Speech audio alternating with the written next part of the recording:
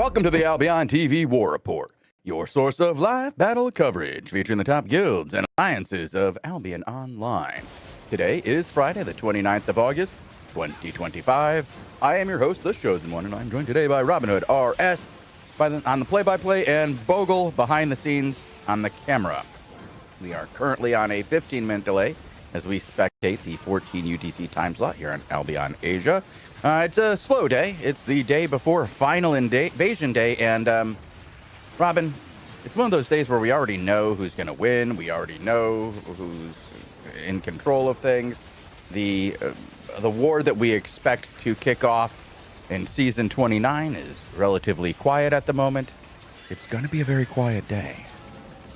Yes, it is. A very quiet day indeed. But we do have Scripsies right here of Western Paradise doing a little bit of raiding just before Final Invasion Day. This is a Titan territory of the Luck Alliance. So a couple extra raw energy getting squeezed from these territories. I know that Zoro is sitting in defense of their territory with Aguila at the moment, making sure they don't get raided on final day, as well as they're guarding 15,000 raw energy in Razor Rock Chasm at the moment.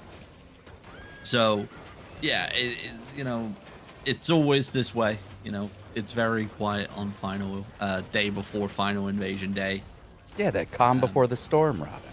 Exactly. And that storm, I mean, it could be something tomorrow. We'll wait and see. I did get sent a video, by the way, earlier on today. Unfortunately, I have not had chance to watch it yet, but it's basically a breakdown about what's happening on the Asia server for Season 29. It's 4 minutes long, but I haven't watched it yet because we did have some news go live today. And that's taking all my attention. So, yes. Yeah, a lot of economic changes here with Patch 5, Robin. A lot of little tweaks to the silver output, the kind of things that players know need to happen, but players never like it when it happens.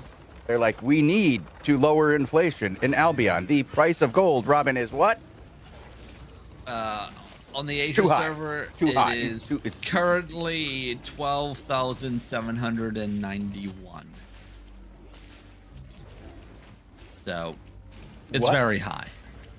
Very high here. It's not as high as it has been in the past. The highest that did spike to here on Albion Asia was 14,460. That was about 20 days ago or so. But yeah, these changes are what is needed. And Obelisk, who is handling all the economic changes and stuff there at Sandbox Interactive, has been active in the creator Discord answering questions, because it seems like there's been a bit of miscommunication or misconception of the patch notes themselves. A lot of players thinking that the depths are actually getting buffed. They're not.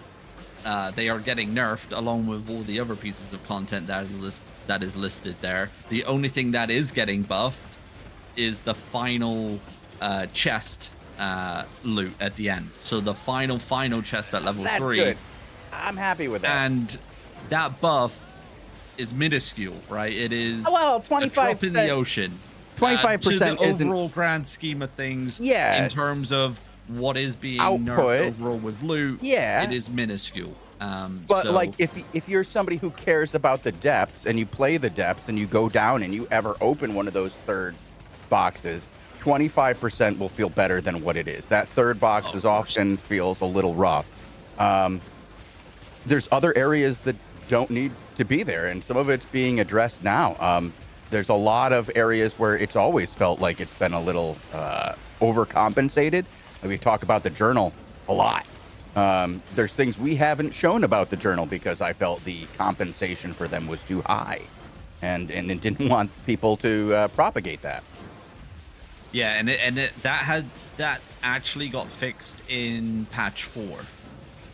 And it's something that Obelisk actually mentions that has been addressed here. If I can find the old image. Is it that one? It's one of these screenshots that I've got here in our notes. I think it's the last one. I'm lost. I can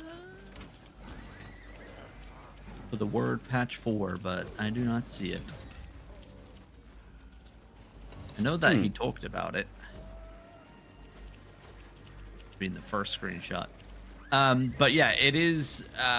It was an issue. Right. That was addressed, and yeah, actually, yeah, it's the first screenshot link that I've got here. I completely overlooked it 3 times upon opening the link. And it says here, because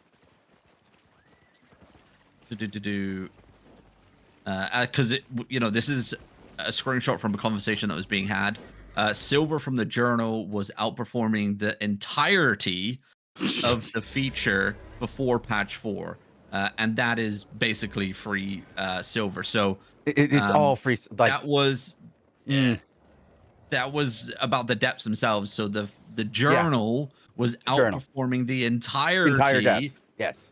of the depths, but that has been addressed now. So yeah, and I'm really glad, because like yeah.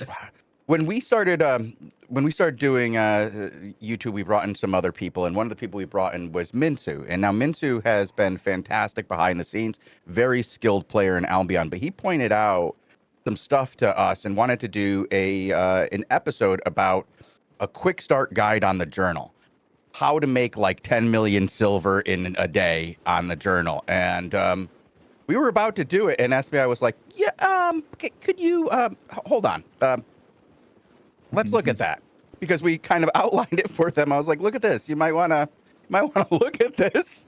Here's what you can do in just a few non-competitive events, going through these early journal markers and just checking off these very achievable tasks, and boom, you're set. You're pretty much a quarter of the way there to premium, and it was wild. So I'm glad to see that getting an adjustment. I still think the journal is a fantastic way to get started in the game. I always point people to it. I haven't looked at the exact adjustments yet to see how much it's nerfed, but dude, they could nerf some of this stuff by 50% and still be good. It's free stuff. It's really, really powerful. Or it was really powerful. There was a lot of things in there that players were finding that they could do in quick succession with brand new accounts and stuff. Yeah. And luckily, the way that the journals are designed, the devs notice that, and they can instantly turn off the rewards for that section of the journal. Adjust them and then adjust them for the yeah. next patch, right? So yeah, it's not too bad, but just putting things in context here for patch 5. I think we should, read it. Okay. All. And then go over what Obelisk said afterwards. I think that makes more sense here. We do still have Scripsies in the background raiding all the territories around here. They did also just hit Sungumbura Woods. They're looking at Firesink Caldera now. So we'll keep that going in the background as well. We may get a little bit of defense sooner or later. If they attack everybody, somebody's going to want to show, right? I mean, would hope so. RVG, I don't know that alliance, to be honest. I haven't seen much of them. Idle has been pushing out and making more and more people, making more and more friends lately, we'll say, right? Like, they've been going out of their way to take a look at what's around them and who they can swing at. And, I don't recognize some of these groups around them. They when I looked at them prior to the top of the hour, I think they had 109 people on their island. That's pretty just for Western Paradise. So yeah, it's a big boy mass today. and they are split up into smaller groups at the moment, raiding other territories in the area. So I'm yeah, not seeing a lot of energy around them, though. We're talking about like 1K in all the territories around this. Yep. If that. And some of them, like, we're pretty far sub 1K. They'd have to. Well, I mean, if they go to River Cops, there's 8K there that they could look Not that timer. and take. Yeah, yeah, it's wrong timer. Yeah. That's 18. Yeah, that's my favorite timer.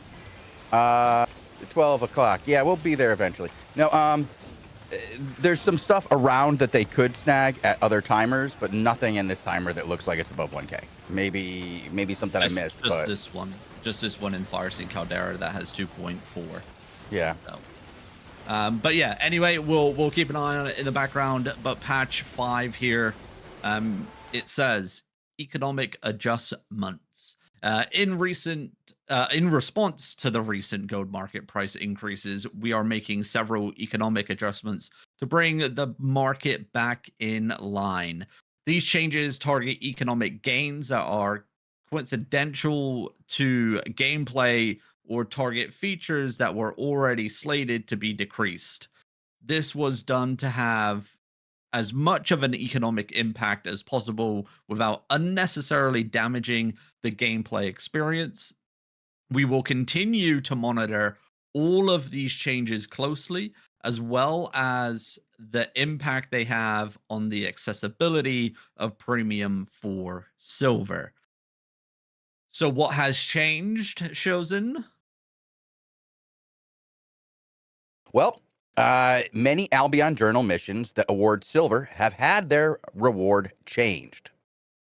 The change that loot is generated from a territory activity chest from activity in local and neighboring regions has been slightly decreased. Roaming mobs in the open world and roads of Avalon now take slightly longer to charge up into more powerful mobs. The loot region modifier for high quality Black Zone now increases by 20% instead of 30% from quality 4 to quality 6. The price of Conqueror's chests has been increased from 5,500 favor to 6,750 favor. Chests in Avalonian dungeons in the roads of Avalon have had their loot decreased by 10%.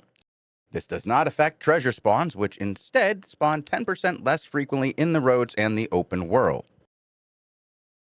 Rather than reducing the value of boss lairs, lair maps instead spawn 25% less frequently.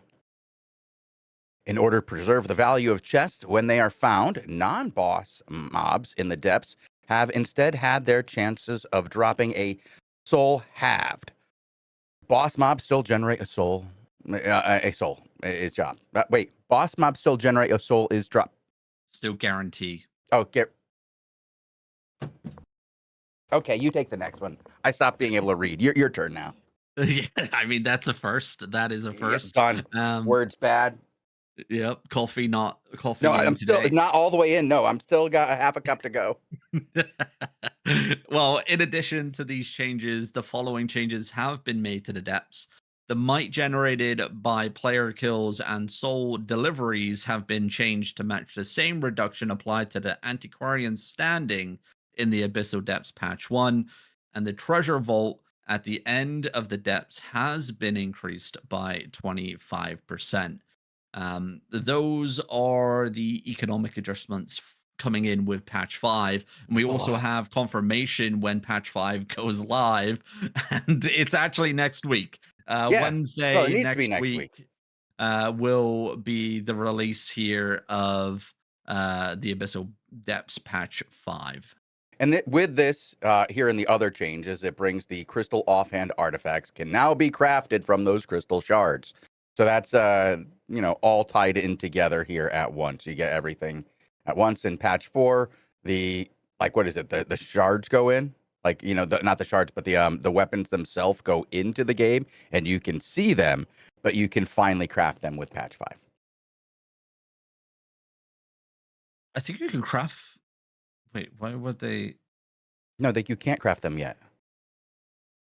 You can see them now. Yeah, you can't craft them. Yeah. Yeah. Okay. That's how Yeah. it is at the end of every season. You know, that patch right before we Yeah. get that little teaser. We Yeah. always Yeah. go out there and grab our weapons, and sometimes like we can't even see what they do yet. Like remember, like you know, they're in the game. We have the icons. We can see what they look like, but we can't see the skills. With this one, Mhm. you'll yeah, everything will be in. So when this one goes on testing server, you would conceivably be able to test their skills, but it's offhand, so it's not like they have any abilities. Correct. You just see their stats. Yeah. Alrighty. And some other fixes, spell fixes, freezing wind on the frost staffs, fixed issue where enemies could be rooted after less than 1 second inside the area. Ooh. And the blood ritual for the demon fang now correctly deals 20% of the caster's max health as true damage to the caster after the third cast. And other fixes for mobile, fixed issue where attempting to enter the depths would display an error message.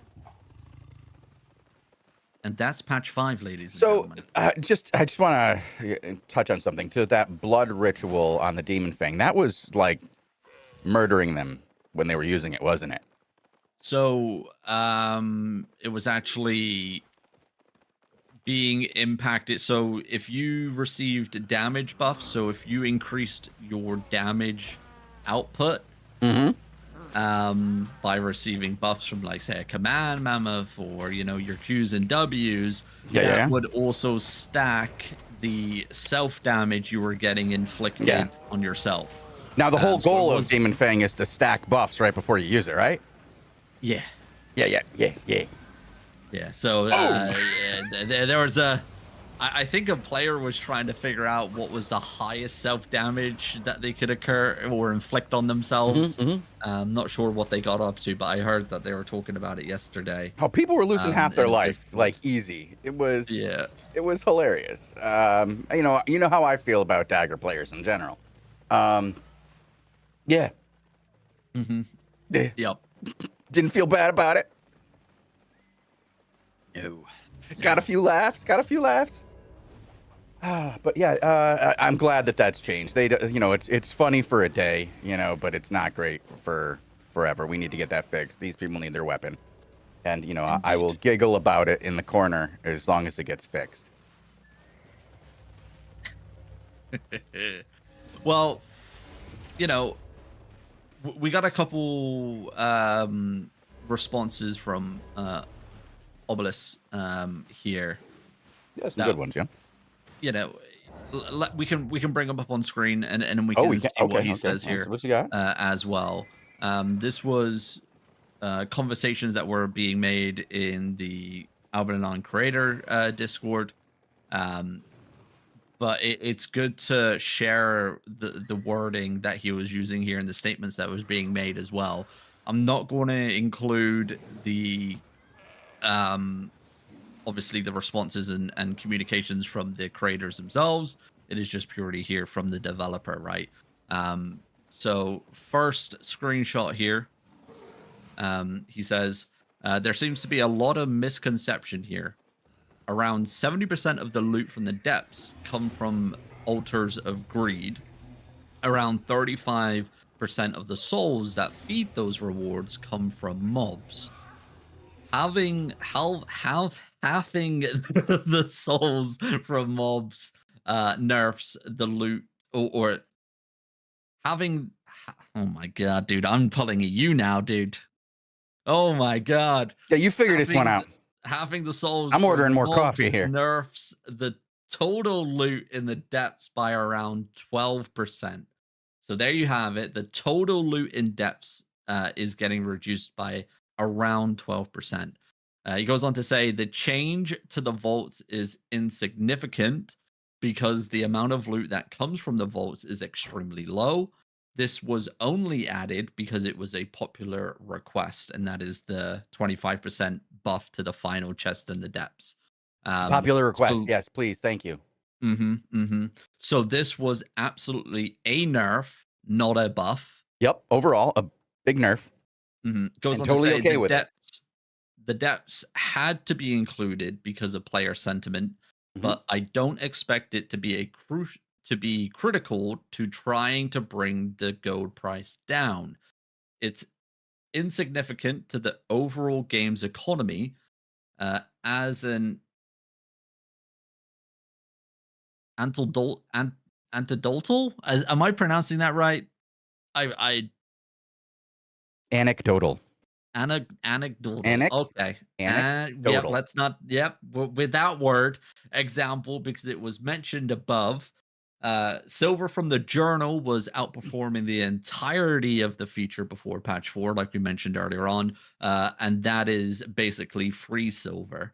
Uh, it's clear that the messaging of the notes is leading to some confusion about this, Mhm. so I'll see that this is addressed in the next few hours. Yep. Um, so, like we mentioned, it was, the journal itself outperforming the whole of the depths. The It's depths a are lot. getting a nerf, even though the patch notes may read that it's not. It's definitely getting a nerf. Um, he goes on to say here with our secondary screenshot, um, this is definitely the end goal. Obviously, remember this is a screenshot taken from a conversation, and we're not sharing the wording from the players involved in that communication. Um, he goes on to say, sorry, this is definitely the end goal to balance features relative to others so they're all in a good spot. But the first step is to get things under control. I'd like to buff things too, but one of the biggest complaints we're getting from players is the gold price. Yup. Um, and then the final statement he makes here, um, it is, as you can see here, a response to two of the creators. Where is it? So the first one was actually talking about solo players in the depths and especially in like 3v3 depths. Mhm. So putting some context into this reply here. This is on the list and will definitely come in the future, but wouldn't have a large impact on our immediate goal of trying to make premium accessible. So was put on hold to keep the patch small. So potential changes coming in the future there with solo players being able to enter into the depths, maybe 3v3, maybe 2v2 as well. We'll wait and see. Um, and then secondary response here. Um, he goes on because T-Banj is. Uh, wait, you don't have a third image? Yeah, we do. Yeah, it's in it's in our notes, It's in Bogle. our notes for Wait, today, Bogle. I'll link you it. Hold on. That one. And we are here, Bogle. It's very I rare got that you. I know what's going on and Bogle doesn't. I know, right? Right? Oh my god. It's weird times. It's weird times. We're gonna have to mark this one on the Um, calendar. yeah, write that down. He was going to pipe up there, and I heard him He was unsheath his thinking about it. dagger. He was thinking He was about it. going to take a He's stab, gonna but type he it. He's thought gonna about type it. it instead, It's just gonna Yep. come out and yeah. That's Well, where the sword is sharpest behind those keyboards. well, let's transition back in here. Now Bogle has the image to bring up on screen. Thank you, Bogle. Um, Hio's responding to T-Banj because T-Banj is a Rhodes player. And obviously this was a conversation about the roads being nerfed. He goes on, for the roads and the open world, so much of the daily silver output comes from them. So from them, that we couldn't not include them and have any hope to be effective. As lethal open world, they absolutely should be the pinnacle, outperforming others in brackets. But currently, they may outperform others a bit too much, and this is why. So that is why that nerf is coming in. Mhm. Goes on to say, as for how, I think no matter where we targeted, we would end up with criticism. But the reason we targeted roaming mobs in the open world was in part because it didn't kill objectives or the amount of content that generates PvP, but also to try to address the feedback where we've had that in general, the mobs in the open world can be a bit too OP. Mhm. Mhm. So another potential hint there about what's coming in the future. Maybe some changes there to the open world mobs and their strength. We'll wait and see. Mhm. Goes on to say, we definitely want lethal content to always feel the most rewarding. And I'll say that again. The developer from Sandbox Interactive of Albion Online we says we definitely want lethal content to always feel the most rewarding. And Yay! honestly, never like making nerfs. Um, Who does? but with But you every have to. update, the global output goes up a little bit more. So we Mhm. have to try to keep things sane. I'm hoping to make this a more rapid fire process to get the game in a healthier place over time. But if we're going to get there, it will take both increases and decreases. So this is just a first step of changes to come, it seems like. And as said in the patch notes, the devs are going to be monitoring the changes closely. Um, we'll see where it goes, right? I hope it makes a change, right? I hope we see a reduced, gold price. But, as a player, we've seen attempts before in the past that have not worked. Um, so I hope it does work. And it makes a change because the premium prices, I gotta say, like, I would love to know how many newer players get scared and pushed away when they open up to see, because obviously they knew that Albion you can, buy your 30 days of premium with in-game silver, and then they go to look at it, and then if they're say on the Asia server, they see the big number of nearly 48 million silver for a single month, and then they're earning, a couple thousand silver a day because they're new players. I wonder how many just turn it, get, just stop playing because of that. It, Hmm. it I They just it's see the cost and are like, "Nope." Yeah. It's like, how is that even like viable, feasible? You know? I don't know. It's not. Like, that's the problem, and I think that, like, we've been hearing, people from SBI, wanting to fix this for, I feel like years and years and years. Mhm. Like, this is the worst it's been, but there's been other times where we've seen bubbles and blips, of, like, increases, and then it never quite went down again. And I think pretty much, like, I wanna say the last 3 years, we've heard this come up in almost every, like, public conversation with the devs, that they want to do something to bring down the inflation, right now, because there is inflation, and this game was designed to have minimal inflation. However, a number of factors have caused it to become more similar to other MMOs than it originally was conceived for under this economic structure. Like, it was designed so that there was a loop of acquisition and destruction, but destruction has been incredibly limited at the end.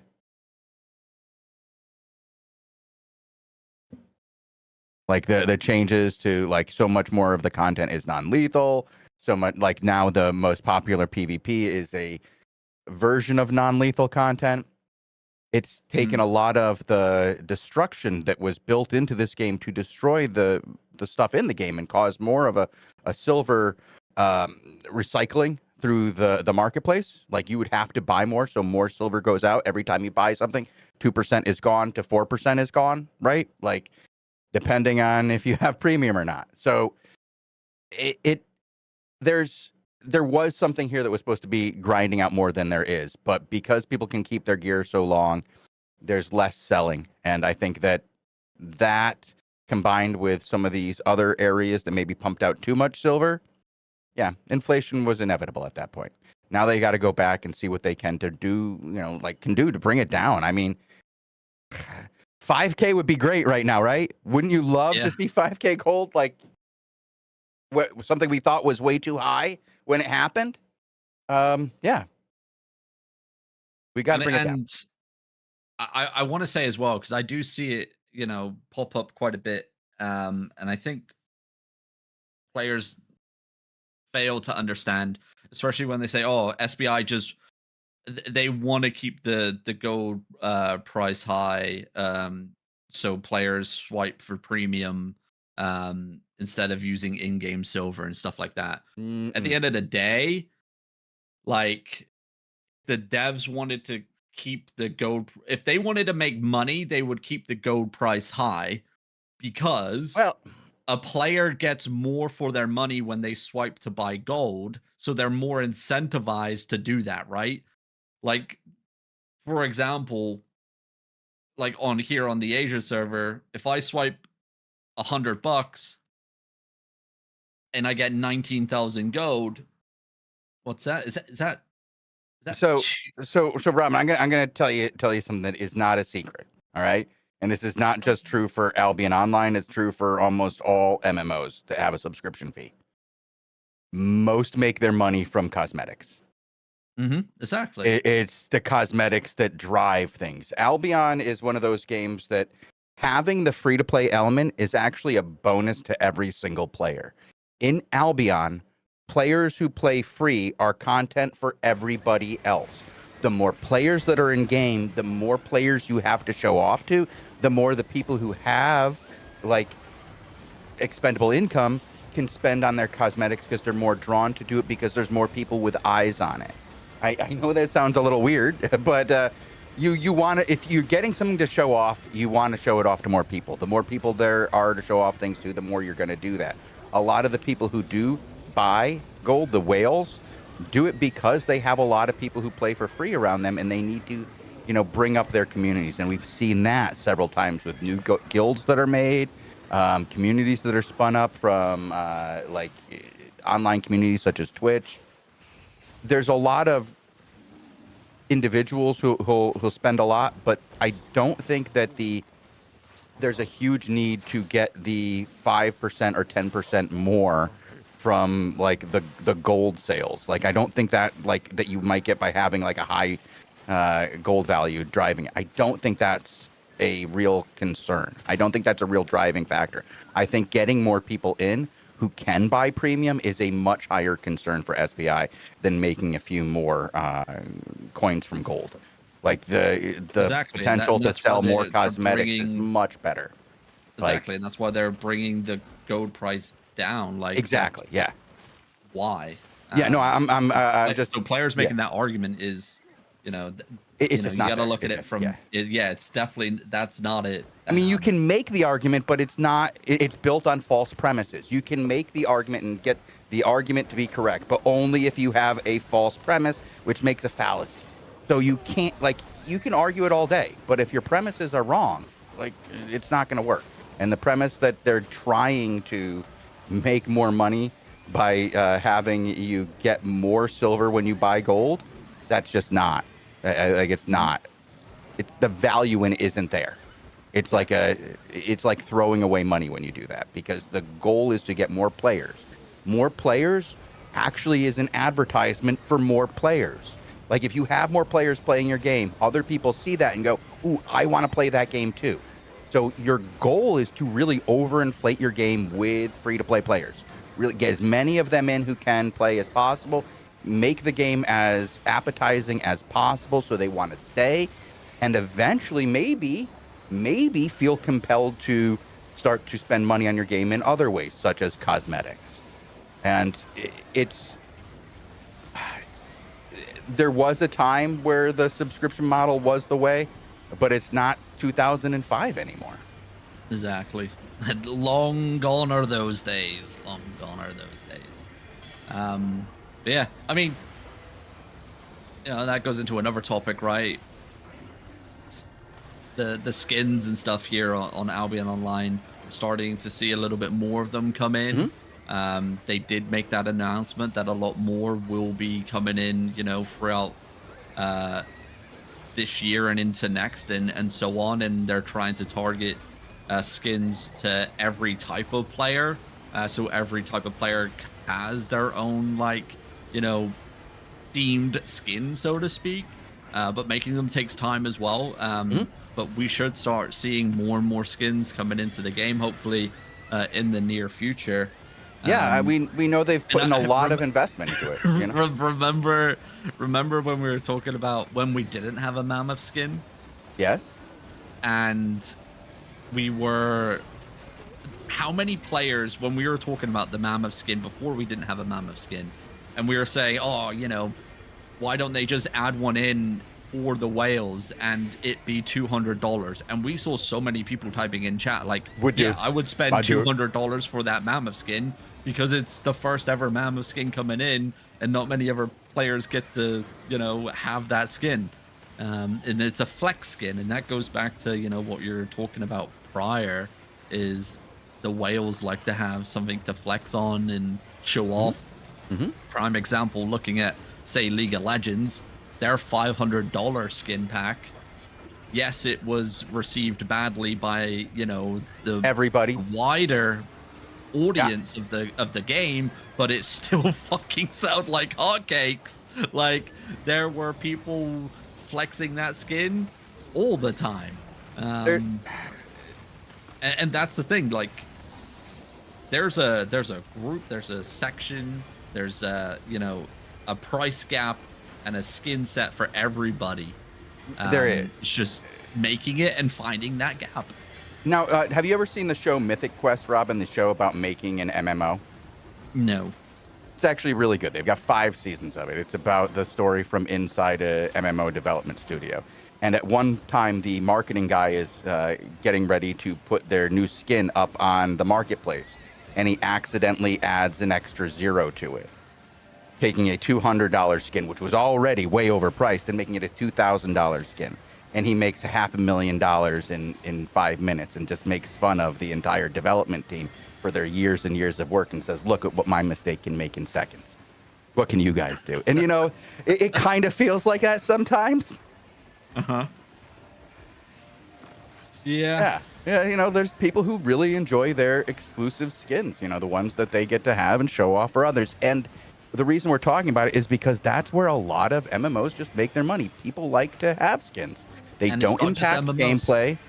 Yeah, like that's what I was going to say. It's not just MMOs. It's other game too. Anything that you can play with other people, people like to look different and be special. And stand out. And yeah, they want to be able to show off. Now, some places have taken that too far. Some places have Nicki Minaj. Beavis and Butthead in a shooter. I don't think. But hey, they wouldn't even be drafted, folks. They couldn't even be drafted. If you look at that company's profits, you can see why they're doing it. It works. Yeah. One thing I wanted to see, you know, we always talk about the cosmetics in Albion. I think one of the cosmetics that people would pick up in a heartbeat would be emotes. Like if we had emotes that people could do, like different dances. Somebody on death upon killing them. You've talked about what was it? You wanted a emote that was you know, the victory emote. So that a victory emote is what happens when you kill somebody in lethal content. You get that special emote that you get from Twitch that allows you to show off that you've killed somebody, right? Like the tombstone, the hammer, the lightning bolts, the grave, you know, the hand that pulls them up. You wanted a nice old-fashioned English teabagging where the teabag came down from the sky and plunked down onto their corpse. An actual teabag.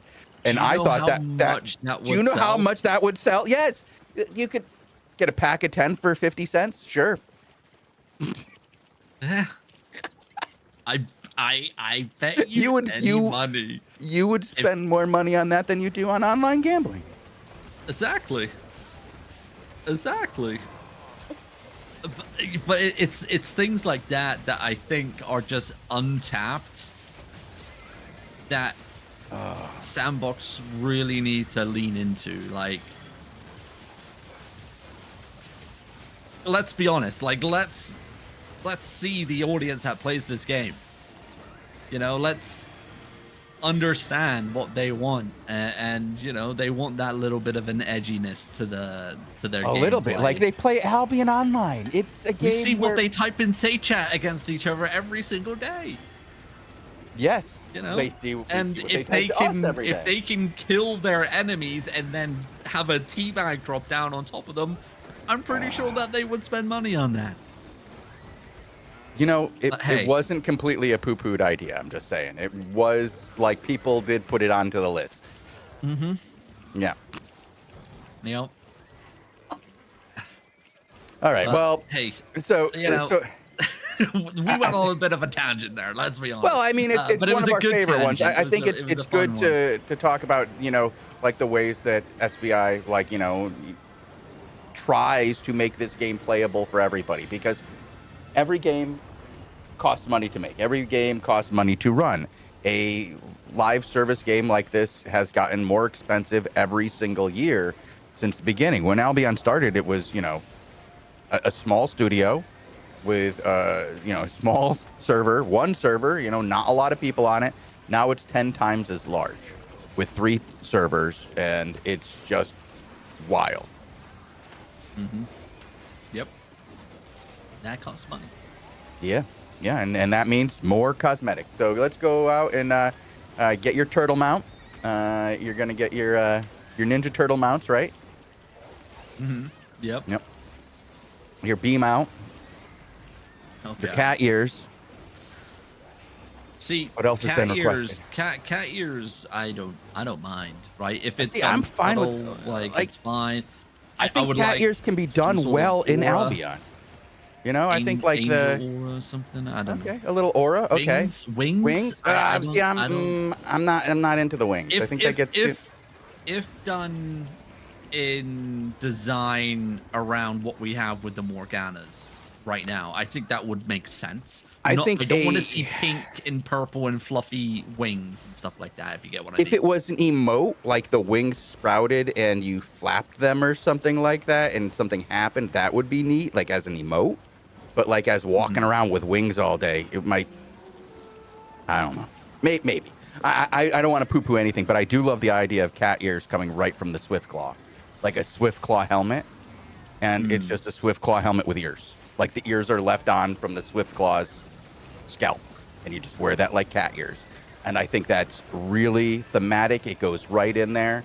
We can, you know, just drop it right on your head. Maybe a little like not so clean. Great.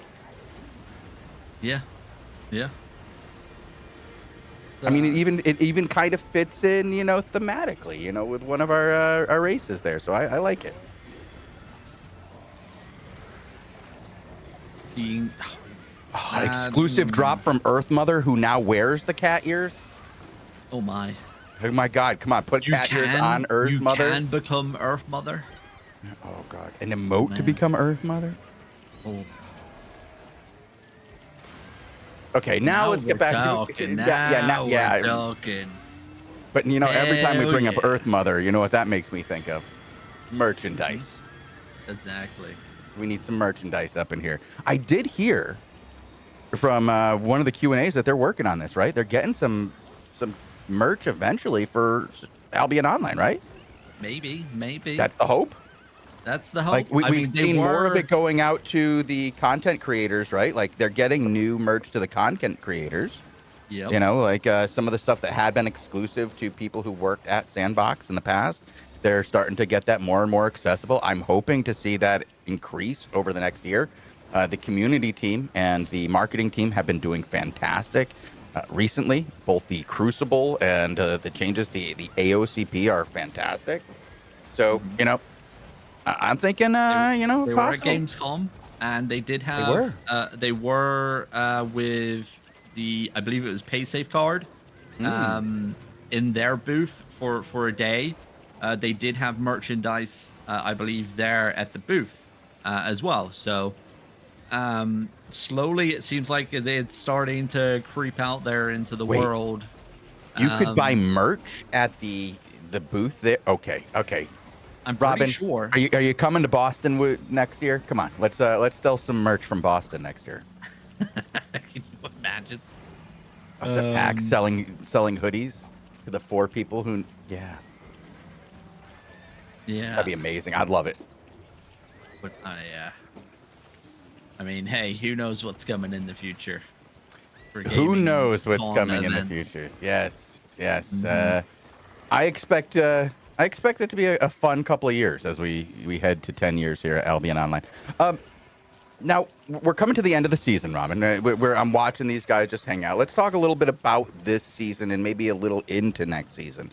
This season, we've seen some kind of changes in politics. We saw this Foo group, the hand holding going on there with Sunset and Peony Flower, and how they kind of been controlling everything. But they've been keeping their skills sharp. We saw them fight against each other daily, pretty much, right? Like almost every day. Somebody was fighting and keeping their skills sharp, and that has paid dividends because we've seen Foo, specifically the Sunrise Sunset group there, doing quite well in the open world against others. Yeah, the friendly fighting, the trading day in day out, definitely paying off for both of them, right? Doing a phenomenal job, and it kind of showed when the real fighting began, and the other groups that weren't doing that, kind of getting steamrolled for the first, I would say, week or two. Yeah, it was like people were rusty, right? Exactly, and they're now noticing that they also need to do these friendly fights between each other, and they're now doing the same thing. So they are getting prepared for what is coming in season 29, and that is going to be that massive war. We've had 3 guilds declared that they're going for rank 1 next season. We've already had coalitions being formed as well. Fu and Jin will be working together. And then it will be 555 Alliance working with, let me scroll up to see my list. Is it 555 Idol? We don't know if Idol's working with 555 100% yet. But it does seem like from what we've been seeing, that will be a factor. Well, they're gonna be a factor no matter what they do. Idol. I got it wrong.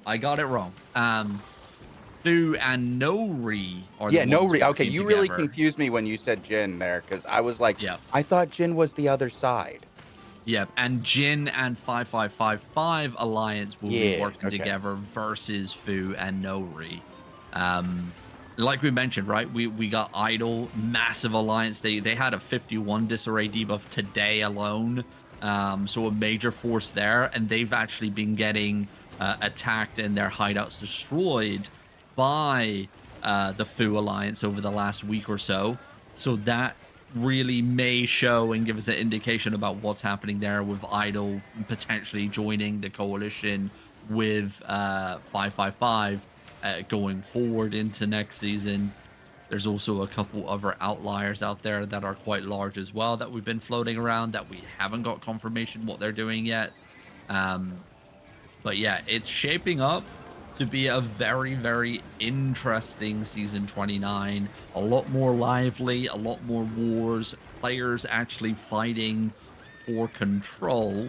Now, I say that doesn't mean that we haven't had wars here. We haven't had fighting here. Here on the Asia server, we had that week-long war in first place this season, way back in the beginning, and that pushed. Oh no, that was last season. What am I talking about?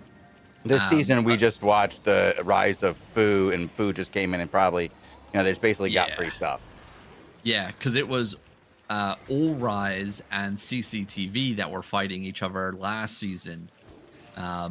And they were neck and neck, and they had probably one of the most expensive wars that we've ever seen here in Albion Online. Considering how short it was only a week-long war, but estimates put the value of that war when converted from silver costs to IRL money, about 335,000 United States dollars worth of gear was lost during that war period of just 1 week.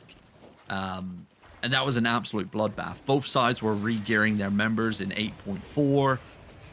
There was 1 point in one fight alone. 4 command mammoths were lost in one singular fight. In one fight? How much is a command mammoth going for right now? Just to remind the audience. I think it's like 400 mil.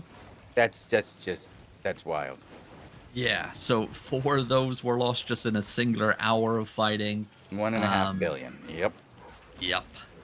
So, it goes without saying that these wars do happen, but here on Albion Asia, it seems to be very short wars. Now, hopefully next season, because there's 3 different groups declaring that they're going for rank 1, that may actually spur on a season-long war. We're going to have to wait and see. We can hope, dude. I really hope we do. We've had some great wars here in the past, but you're right. They don't always last that long. Sometimes it feels like they're over just as soon as we start to figure out who's on whose side, and that can be very, very difficult. Indeed, it can. It can. But yeah, looking forward to that. And obviously, like we've been mentioning, this is labeled as a war report here today. Hmm. But tomorrow is final invasion day. So the day before, very, very quiet, not much going on. We've seen a couple raids happening, shall I say, as guilds look to snag some extra energy for their towers for tomorrow's point payout day. But yeah, we're going to be here tomorrow at 1400 UTC covering that final invasion day. But like we mentioned, season rankings, Sunset going to win this season outright. It's done. It's dusted. Pinoy Flower going to win second place as well. Aguila and Griffin Empire were the question marks about who's going to win, who's going to lose. But it definitely does now seem like Aguila have just pulled it out ahead. Over 100k point lead now between Griffin Empire and Aguila. So Aguila most likely holding on to third place tomorrow. Again, though, that can change. That point gap, it's there, but it's not everything. And we have seen some major upsets in the past with that final point payout day happening. So we'll wait and see. Yeah, it's going to be an exciting time here in Albion. I'm looking forward to tomorrow. But we actually have quite a bit of content today, Robin. We're going to be doing some PvP after this show. You and I are going to go into the depths. Bogle is going to heal us. We haven't done this in a while. We haven't fought together in a while. I'm looking forward to it. We had fun that first week when we did some depths. Going to bring a little extra content here. And then we're going to be back at 18 UTC with another war report, followed by a daily show. Robin will be here for our daily show as well. And then we're going to have an interview with Megs of the AOCP, fellow streamer here. She actually helps us with our 20v20 shows. She helps get everybody organized and involved for that. Really helps us with our community. Big fan of Megs. Looking forward to hanging out with her and playing some depths and asking her some questions about Albion and how she got started in streaming and what she's up to.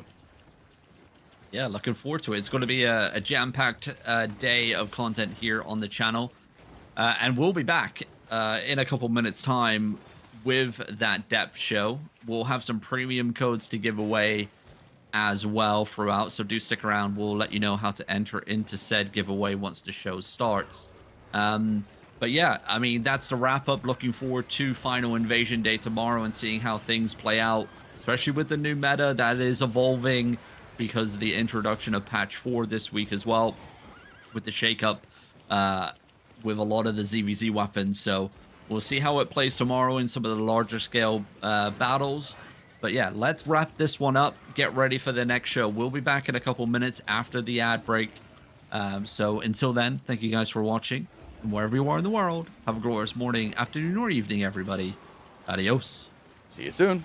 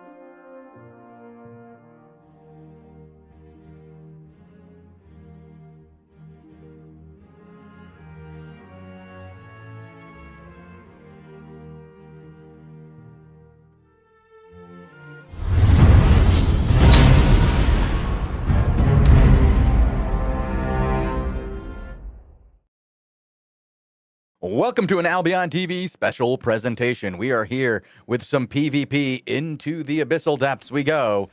I am your host, The Chosen One, and I am joined today by Robin Hood, RS, and Bogle as we dive in as a trio to get a little extra action in between shows. And we're going to give away some premium codes during this show.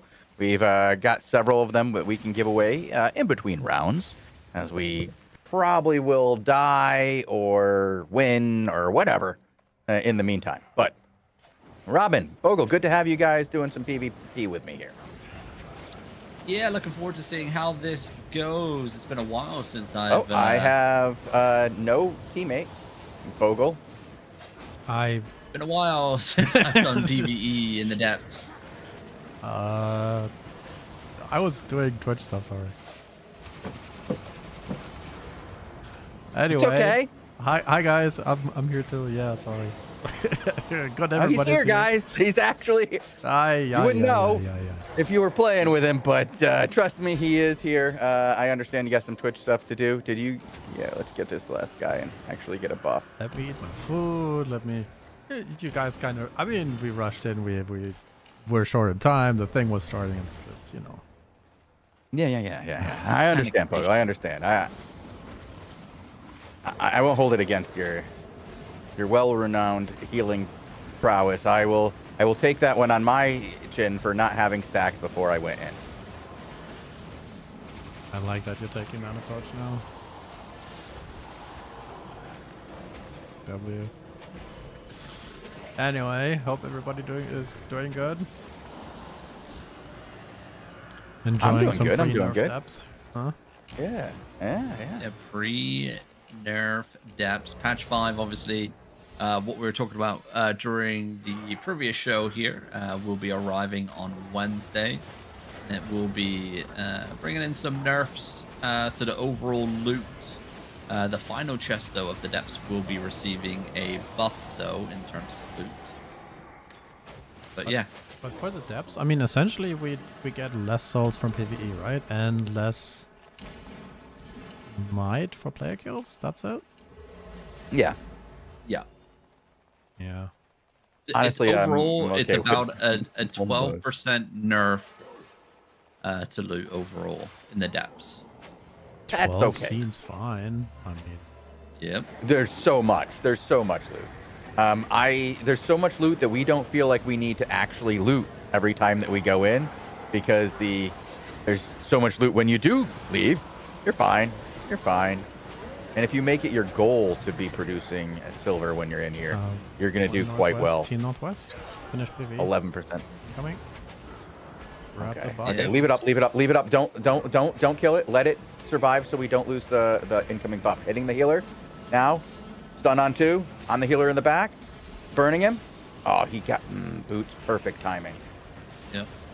Interrupt this just a little bit. Bogle needs to heal me here. 2 seconds and you got you. Shit. He is 100%. I don't know if you're putting enough pressure on that third target to make it viable, but I think when I'm about to have my reset. We have no advantage on these guys right now. Okay. Which way are we going? Back the way we came, generally. Okay. Yep, back this way. I can run and stun. I missed it. Never mind. ouch. All right, reset. Code's coming your way, guys, in chat. Let's right. do a mental reset too. All right.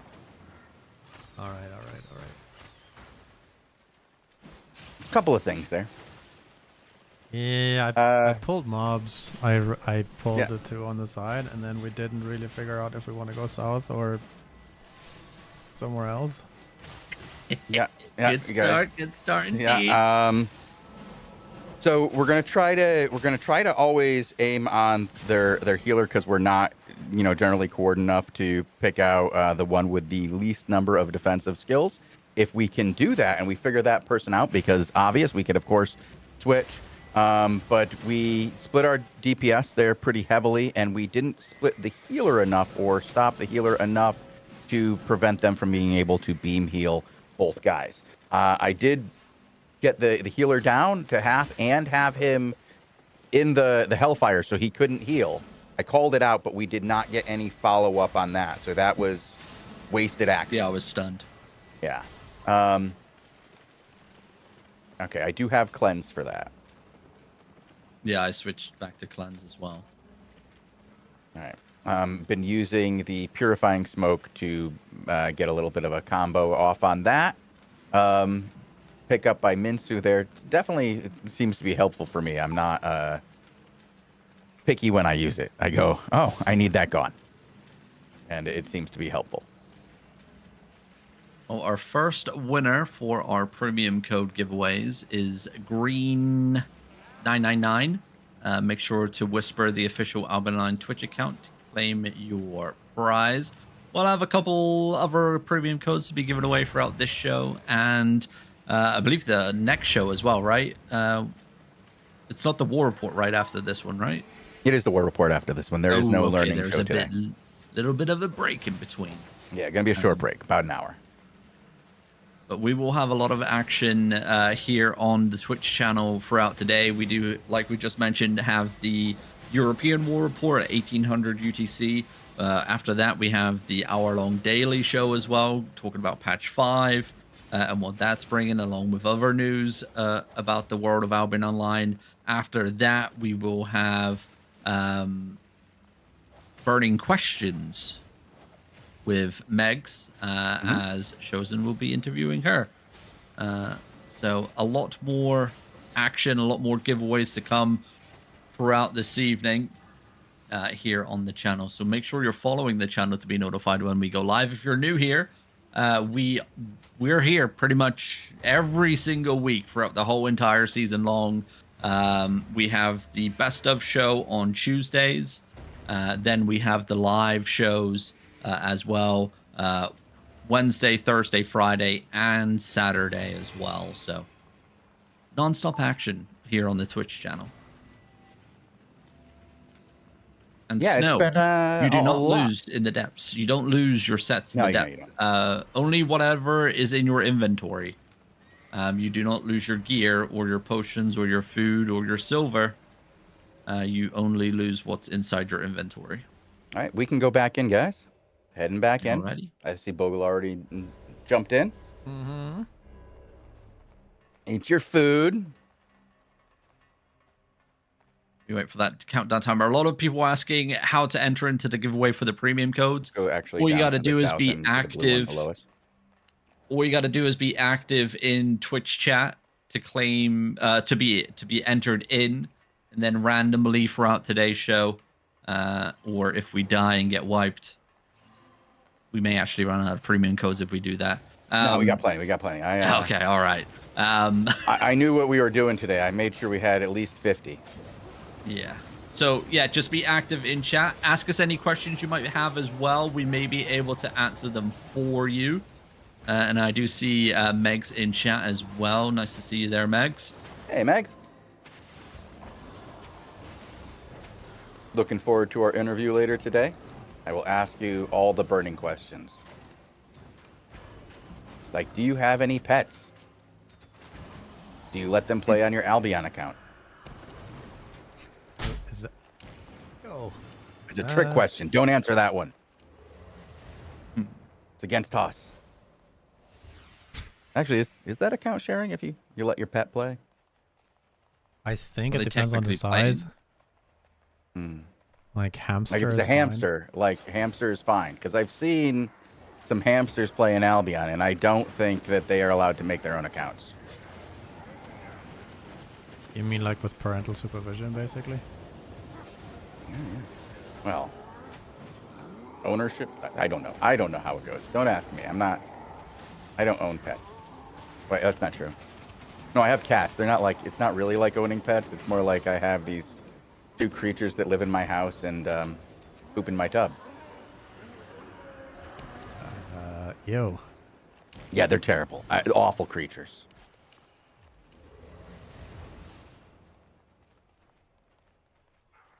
I believe there's one down. Oh, there's a team down to our south. Let's win this time, guys. Incoming sword. He's coming right for us. He's coming right for us. Robin's going up front. Get out of that bow. Yep. Okay, use your cleanse. Oh God, I'm in trouble. The fuck? Oh, yeah, I got slapped, and I don't even know what hit me, Bogle. I don't even know what killed me there. I saved Robin was- and then didn't have enough for you. No, dude, I don't know what hit me for 80%. I looked down at Robin in his situation because I saw he was at half and was sitting in the bow, and I look up and I'm out of the bow, but I'm at 20%. Carving into Badon I'm gonna somehow. hold on. I might have the ability to look at that so I can see what I did wrong. I'm kind of embarrassed by that. This is a rough day. I don't know if I'm allowed to play video games after this. Ugh. For me, it was the I don't know. We could go right back in though. This time. Yeah. How much time do we have? Because I want to look at this 86 seconds. All right, I'm just looking at this replay. It's only going to take 6 seconds. That's all it takes for us to die. Okay, I walk into the bow, pop out. Oh, he runs through me and hits me with a spin, and then the... Okay. Yeah. Just the carving, just it does its full combo on me, and I don't have enough resistance to stop it. Wow.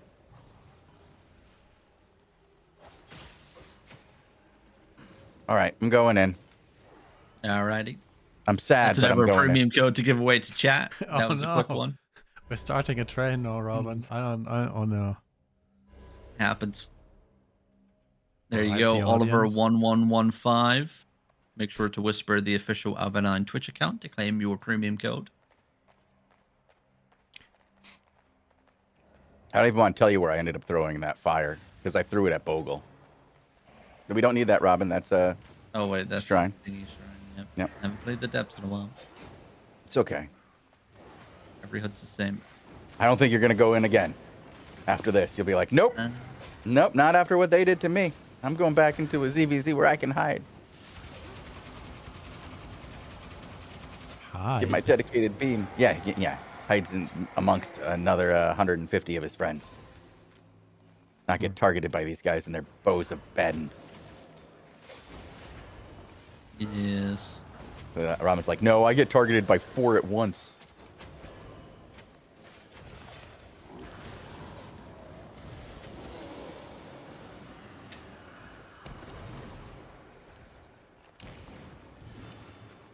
That is Change a buff content, sir. Want to see in Black Zone.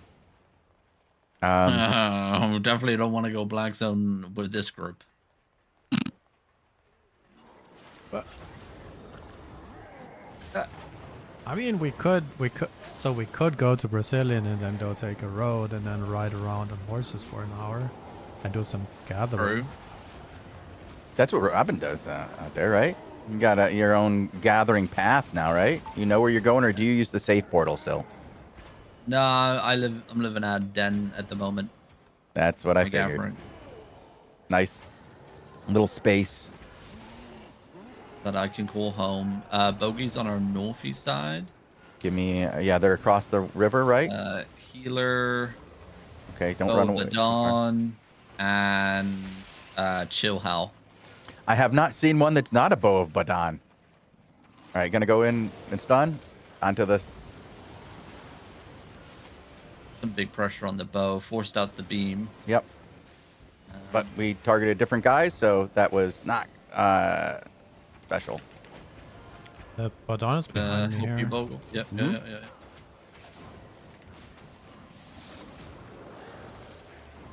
I think we're shifting the PvE on us soon, if we aren't careful. I'm in the frost. Backing up here just a little bit. Well, okay, we're gonna reset then, and they are away. Help. Do you guys want to clear this? Is that what you're doing? Yeah. They're looking, they're We'll coming have them all north. back. They're coming. This is. Go west out of the PvE. No, they're cutting us off myself. Yep. Turn. Just walk around it. Go north around them. Rotate around them. Okay. Take their back line. Gonna focus the bow here because he's separated low. Hit the bow. I'm pressuring the healer. He, bow is dead. He's in the back, dead. Yep. Healer getting pressured now. Going around this firewall. All right. We won a fight, guys. We won a fight. Dignity saved. Barely. I don't know, man. Kinda. A little bit.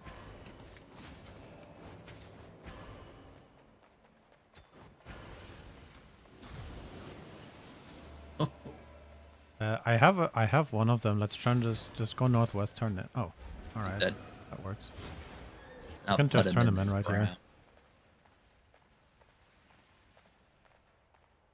We did something, guys. Everybody wanted us to lose because they get premium codes.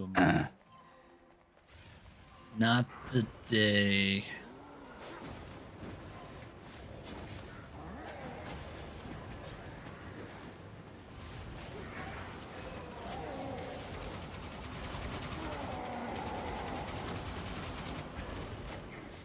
Oh, Robin's well.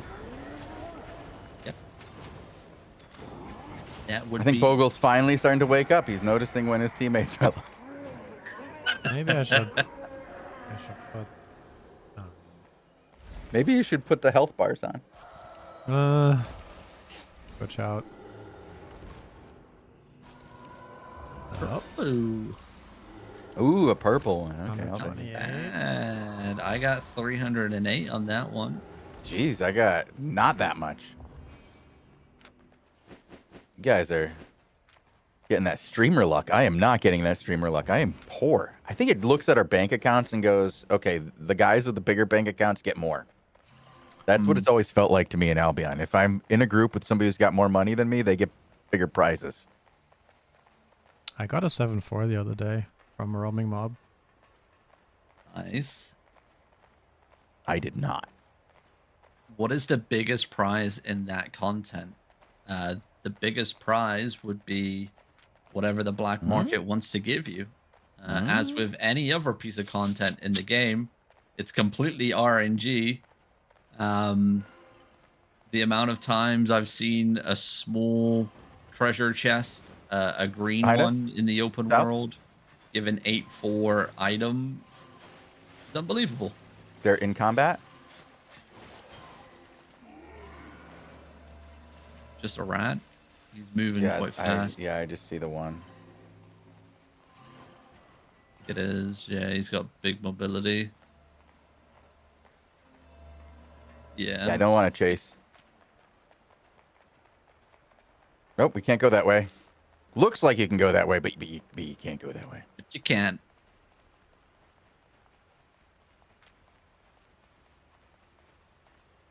There is a lot of rats in this content, yes. It is something that the developer actually highlighted while they were talking about the patch 5 changes. Really? So what are they looking at? Maybe it is something that will be addressed in the future. Okay. With the ability to enter into the depths as a solo player.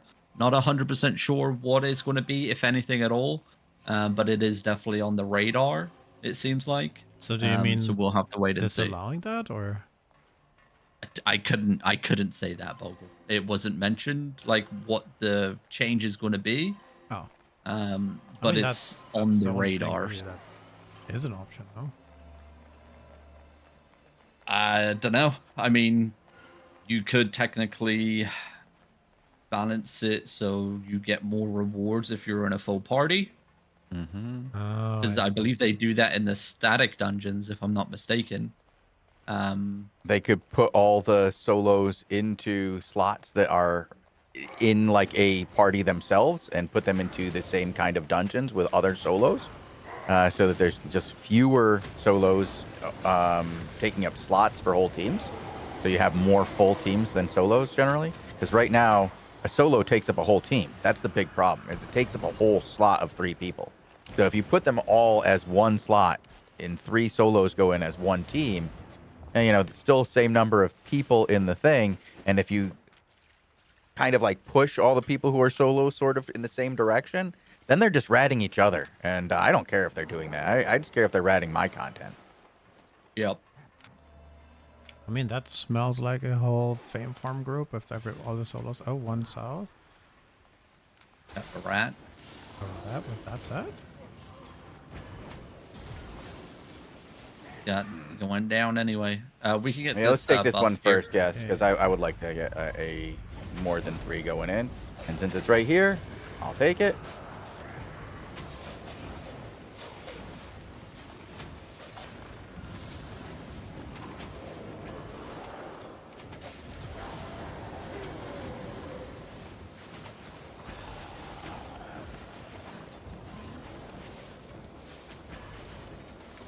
I want to do a missed PvP show these days. Supposedly it's busy. Yeah, I heard after the update, it's a little bit better. Are you funding the 8.4 gear sets, Vogel?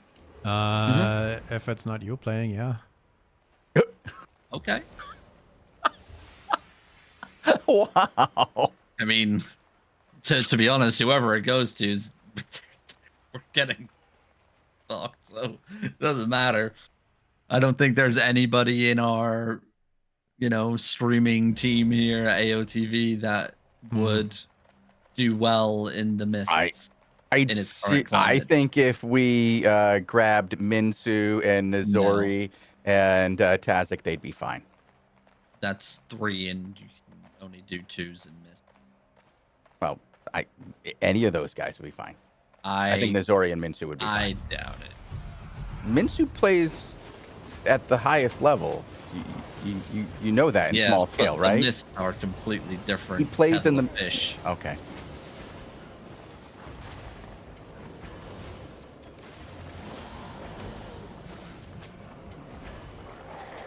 I don't know. Like I feel like people are now complaining that it's tough content now, in a way of rats or something. Have you heard anything like since the change? Yeah, I mean, so unfortunately, the issue now is because the matchmaking's been improved to push people together more frequent.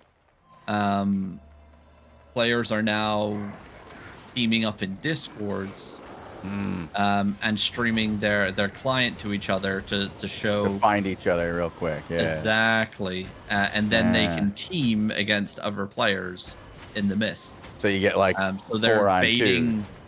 So they're baiting players into dismounting and fighting each other. And then they're like, haha, sucks to be you because we're actually friends. And then they, just use single target spells on the player that got baited in, and then that's what's happening. Well, that doesn't seem like it's fun. No. But on the other hand, it's a very lucrative, very hard thing to fix, I would believe. Very lucrative. Hard to fix,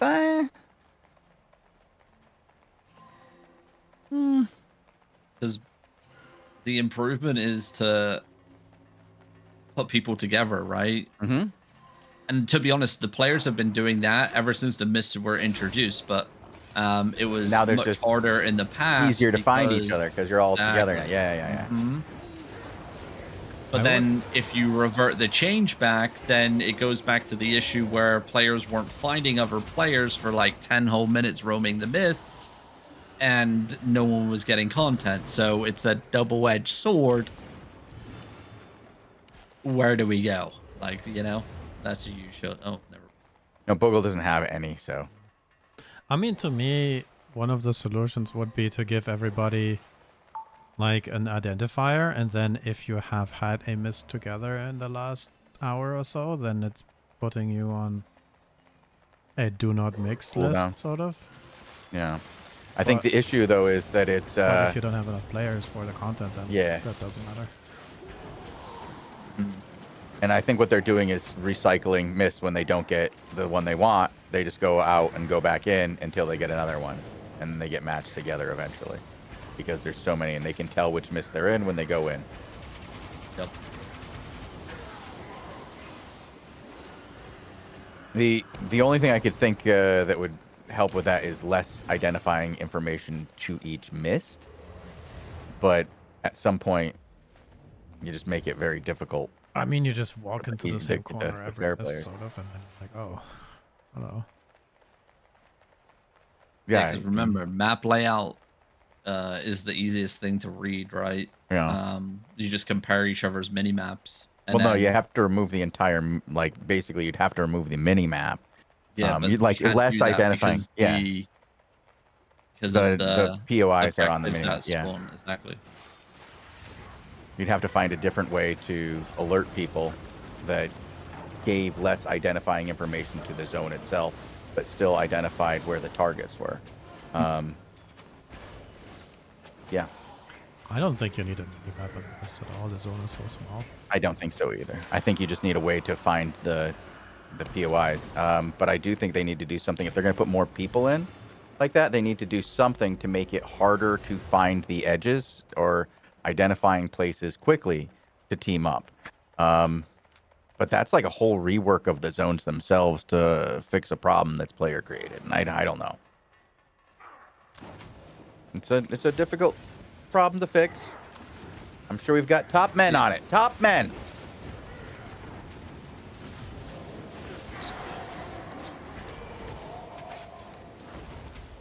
I mean, the solution is you team up with your friend in 8-4 and just farm these guys. Like W.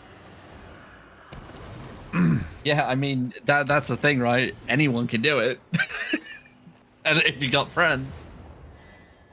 Yeah. So, Wow, guy says he had a 10-person team in the mist against him. Eee. I don't know what to say about that, man.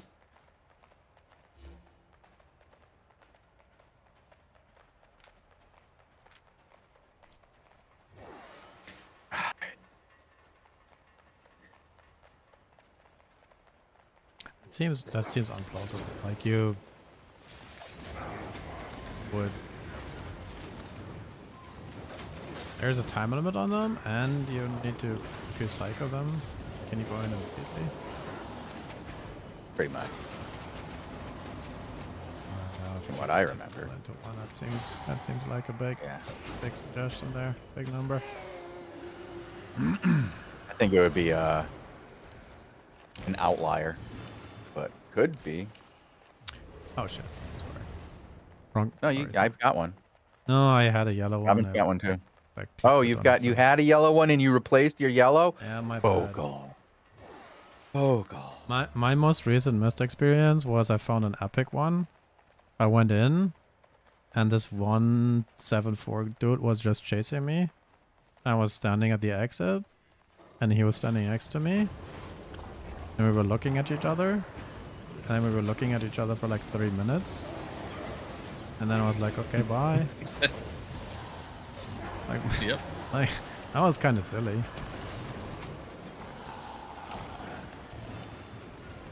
Like, I wasn't gonna. I had to There you gather, go, so Bogle. I wasn't gonna fight him, and he was just like, "Yeah, I don't have any other target."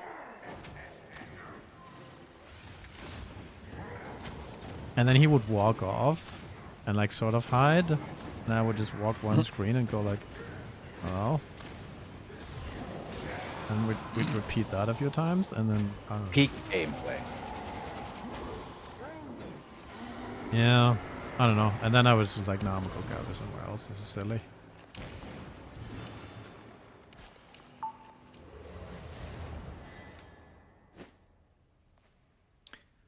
This is silly. It seemed silly. So we have a couple of orbs. Let's just drop them off. We've got 13 stacks. We're not going to be too behind anybody that we meet now. Yep.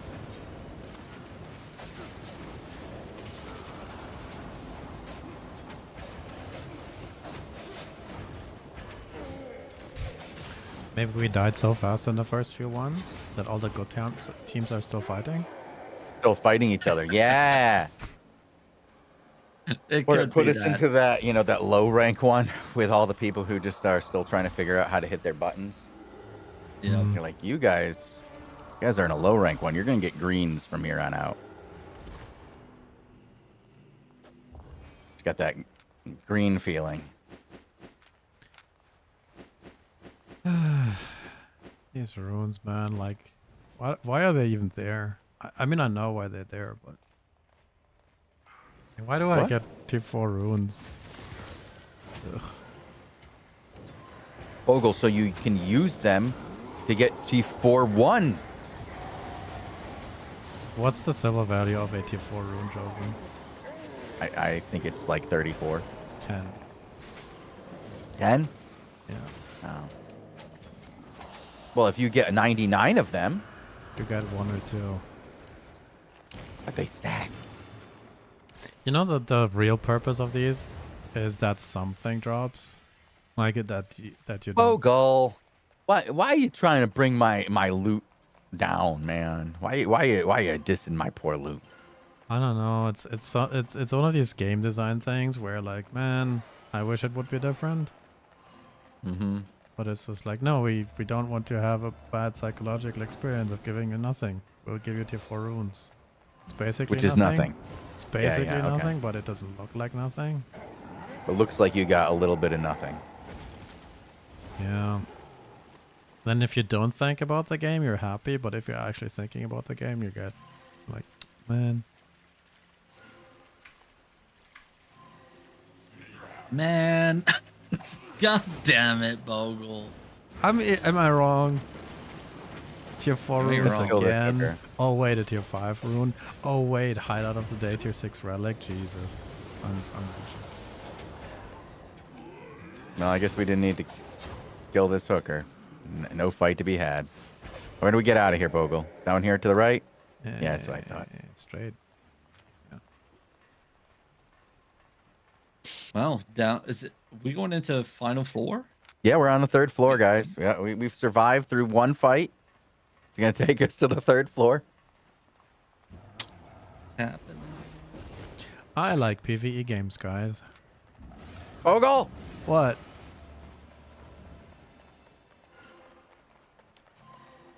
Like, I think we should go into the roads and hunt for aspects. That's like peak PvE content. Yeah. This is definitely not endgame PvE content. No, good sir. It kind of It is is, not. though. I mean, It's definitely not. I did some statics today. That was PvE endgame content. Definitely not. If you mean by end game content is after you do that, you turn off your game. Yeah. Oh Yeah. no. End game content. Ending game content? Freaking statics. Oh. Sorry, I should be nicer to the statics. Actually, it was quite good. Oh, Like glad you had a good time. much better than this PvE. Good. And then we even fought one rat. It was kind of funny. Ah, nice. There you go. Oh, you did group gameplay activities? Yes. Did you do that with the loneliest of men? True. Nice. Yes, I had to actually. I might have finish to my join you conquest guys. challenge. I just don't want to leave my guild to do so. Is there an alliance I could join? Like Vendetta could join the Lonely Men's Alliance. I could like split points with them or something. I don't know. I'll give them half of my season points. Not bad. Oh, the good schlooch. I didn't get the galoots. But we got our 15th stack. No, we didn't. We got it over here, the 15th stack. Yippee. Anyway, what's the weather, Robin? It's cloudy with a chance of clouds. It rained so hard yesterday that I've never seen rain like it. Wait, what? Like during the night. Yeah. New rain? New rain. No, not new rain. It's not that time yet. Yep. Yep. Wait, aren't you from Rain Look. Country? And you're saying Yeah. that's Yeah. new rain? I think we're in trouble. New rain. Yeah. New rain. Like you Like, guys it got was 14 words insane. for rain, right? like Eskimos 3 words for snow, cloud. and what's the north of China? What Genghis Khan? What's the uh The Mongols? Mongols have like 15 words for horse Grass? fur and stuff. Oh. Yeah, Robin has 15 words for rain. Let's go. 10 words for clouds. 7 words for wind. Yeah, it was pretty insane. I mean, I live on probably one of the steepest hills in my whole entire city, and there was that much rain coming down. Like, you know how like when it rains, like for roads, the water goes to the sides for the drainage. It's supposed to, yeah. It was half the width of the road itself, like just a constant flow. And I saw some of the photos of the people that live at the bottom of the hill. Let's just say the water was like halfway up their house. That's not good. Yeah, we lost a street not too long ago. I think it was last summer we lost an entire street to a flash flood. Like all the houses on that street were gone. Thank God nobody perished in that event, but we lost most of the houses on an entire street. I was gonna make a boat And the road. salesman joke now, but Chosen kind of ruined it. Yeah. Like, have you prepared your boat yet, Robin? No, I live on top of the hill, like I said. I will say, oddly, I'm an inland area with no big lakes around for like aisles, and we have a boat store in town. Nobody's ever been able to figure out why, but we got a boat store. Now we know why. Tax evasion? Oh wait, what?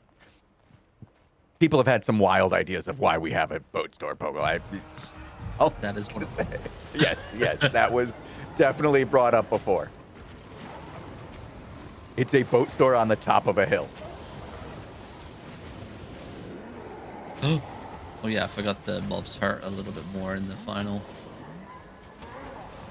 Okay, it's time, boys. It's the box. We can go and see if anybody else is here. They are here because the things have been cleared, so there's at least one That's of true. them. Yeah, we did see here. some clear stuff. Pogo, go and actually, Nice Robin, get stuff. this too. Yeah, Robin, take it. Robin, get that one. Let's go get our keys. Do you want to go get the 2 bottom ones and then go to the go bam bam? Hold on. Bam, bam, bam. Yeah. Bam, bam, bam. What's the box? The box is the final vault, and that allows us to leave the final level with all our goodies that we've obtained along the way. I have 400. Don't ask Robin what's in the box. He doesn't know. He hasn't seen it. Oh, I got that reference, Chosen. Yeah. Yeah. There you go. See? Yeah. Vogel got one. Yeah, I got the reference. Doing things. No, it's about movies, Robin. Ah, Ones that you haven't seen. good, very good. No, not no. There is a raffle, 1 player, and if we live or die, either way, a premium code will be gifted to 1 lucky person in chat. Okay, there's definitely somebody here clearing stuff. I mean, I don't remember clearing all those. So, yeah, they just took one of the keys that are on the. Yeah, there it is. It's moving up on thing. Good. We'll all meet in the center and make life easy. Win or lose, this will be over. We did give a couple of codes away already. 1 player when we I died. drew 2 people, Green 999 and Oliver 1115, but I haven't sent the code yet. I'm playing a game, guys. I'm playing a game. Give me a minute. Playing a game. We'll pull at least 2 more when we're done here, because this will probably be our last run. And then we will be off for a bit before we come back with another war report, guys, Someone's at got 18. Someone's got that key, I think. They're going to that other key. I just saw this one flash, but I could be tripping. Yeah, sometimes go they grab flash it. awkwardly. Do you want to deliver the soul first, and then? We don't need to. No stinking soul. No, Nah. no loot. Okay. Nah. Uh, Like, look how far we have to go to deliver that loot. it's right there, like this room. Oh yeah, it's right there. Okay, let's do it then. No, Ah. never mind. faff. Now we that We're committed to not doing it. I've already dropped my key, man. But now they can see where we are. They Oh, always could see where we are. I want them to see where we are. Crying out. Maybe they'll come and deliver us more souls, and they'll be right next to the soul depository, you know, that we just cleaned. How nice would that be? Or we've just deposited like our own souls, and we don't even know it yet. Just think about it that way. We have either done a good deed for somebody else or a deed for ourselves. That's the way I think of it.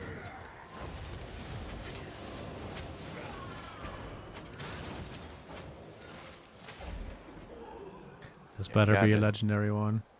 Maybe I'll better Hold be. up, we got another one. The PVE. Oh no, wait. Yeah, well, yeah, we did. Yeah, put the other one in. One at least. Who's not terrible, right? It is terrible. 40K. I got like 37,000 in bags. Oh, Another one terrible.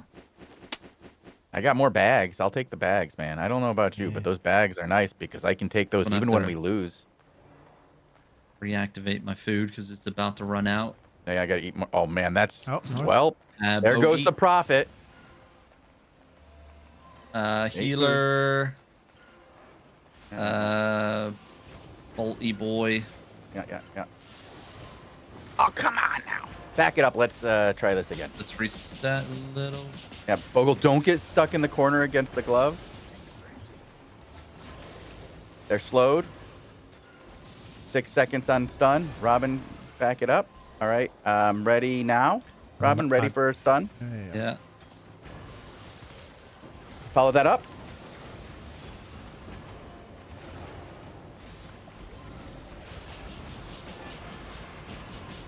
Should have been able to get that. Yeah. Robin, I'm dead. no. How The the fuck did I die boltcasters, so you fast? can't counter them at all. How did it chosen me might wanna run here?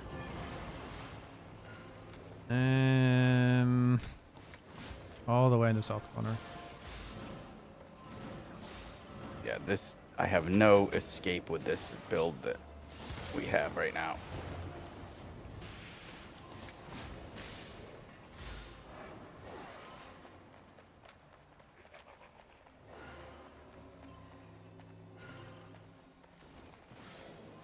I don't know if I can. I should be able to give you enough time. Why are you? No, don't come back. Oh no.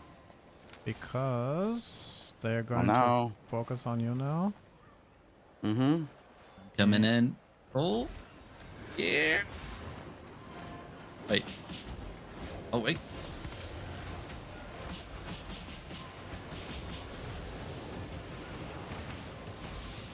We are toast. Shit.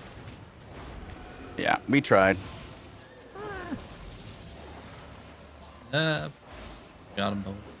I'm out of energy here. Yeah, Bogle's in trouble here. I don't think you guys have gotten much for escape here. Oh, nice use of your bottle there, Robin. You like that? Yeah, I do. No, unfortunately, I think it's only us.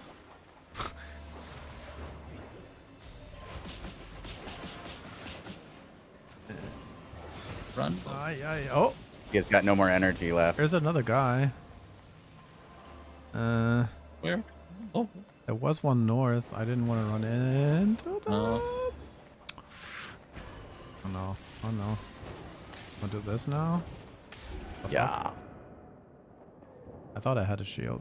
No. No. No.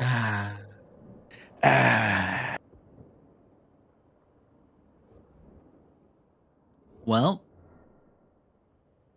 Well, I Premium did get chose to give away. 207 1,000 in silver bags. Now I'm gonna go pay 300,000 in repair costs. First station. There we go. Here it is. That was close, guys. It was close. Let's pull like 3 raffles for that one, Bogle, because since we I don't did know go if it- down to the third floor. Yes. Yeah. Yes. Number 1, Red Relief. Number 2, Martin the Cool BR.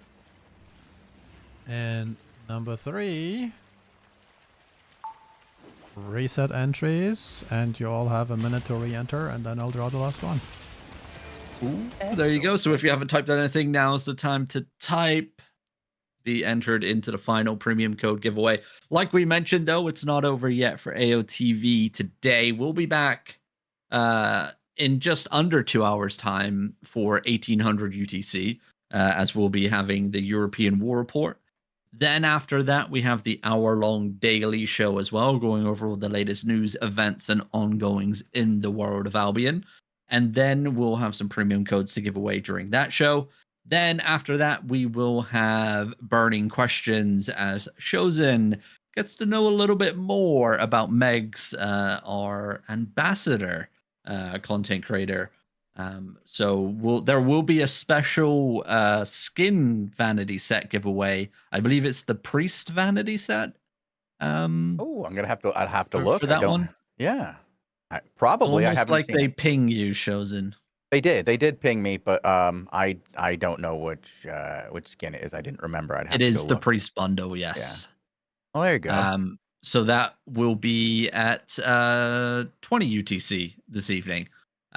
So there we go. So make sure you're following the channel to be notified when we go live. Like we said, we'll be back in just under 2 hours for the European War Report. We'll host off to one of our other creators here in the category so you guys can carry on earning your Twitch drops, as this week is the Noble Chest Twitch drop availability.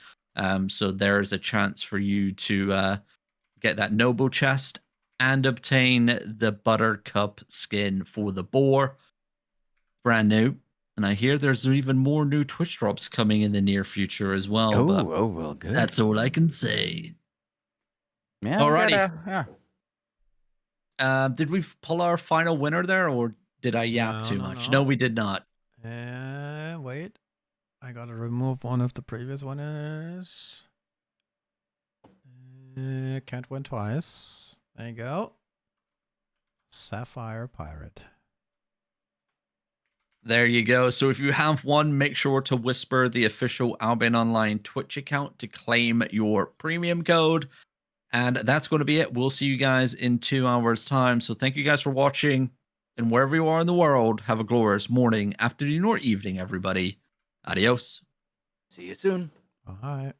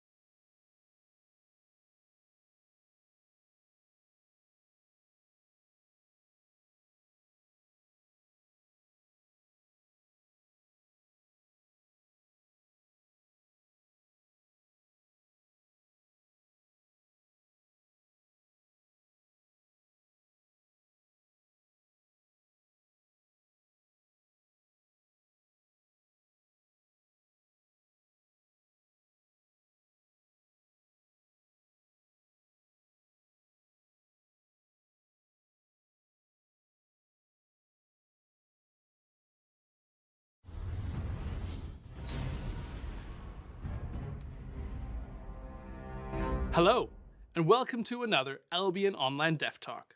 Today, we'll be taking a look at what's next for Albion in 2025. We've got a lot of exciting updates in the pipeline, from reinvigorating instanced PvP to improving the new player experience, expanding faction warfare, and adding additional shakeups for future guild seasons.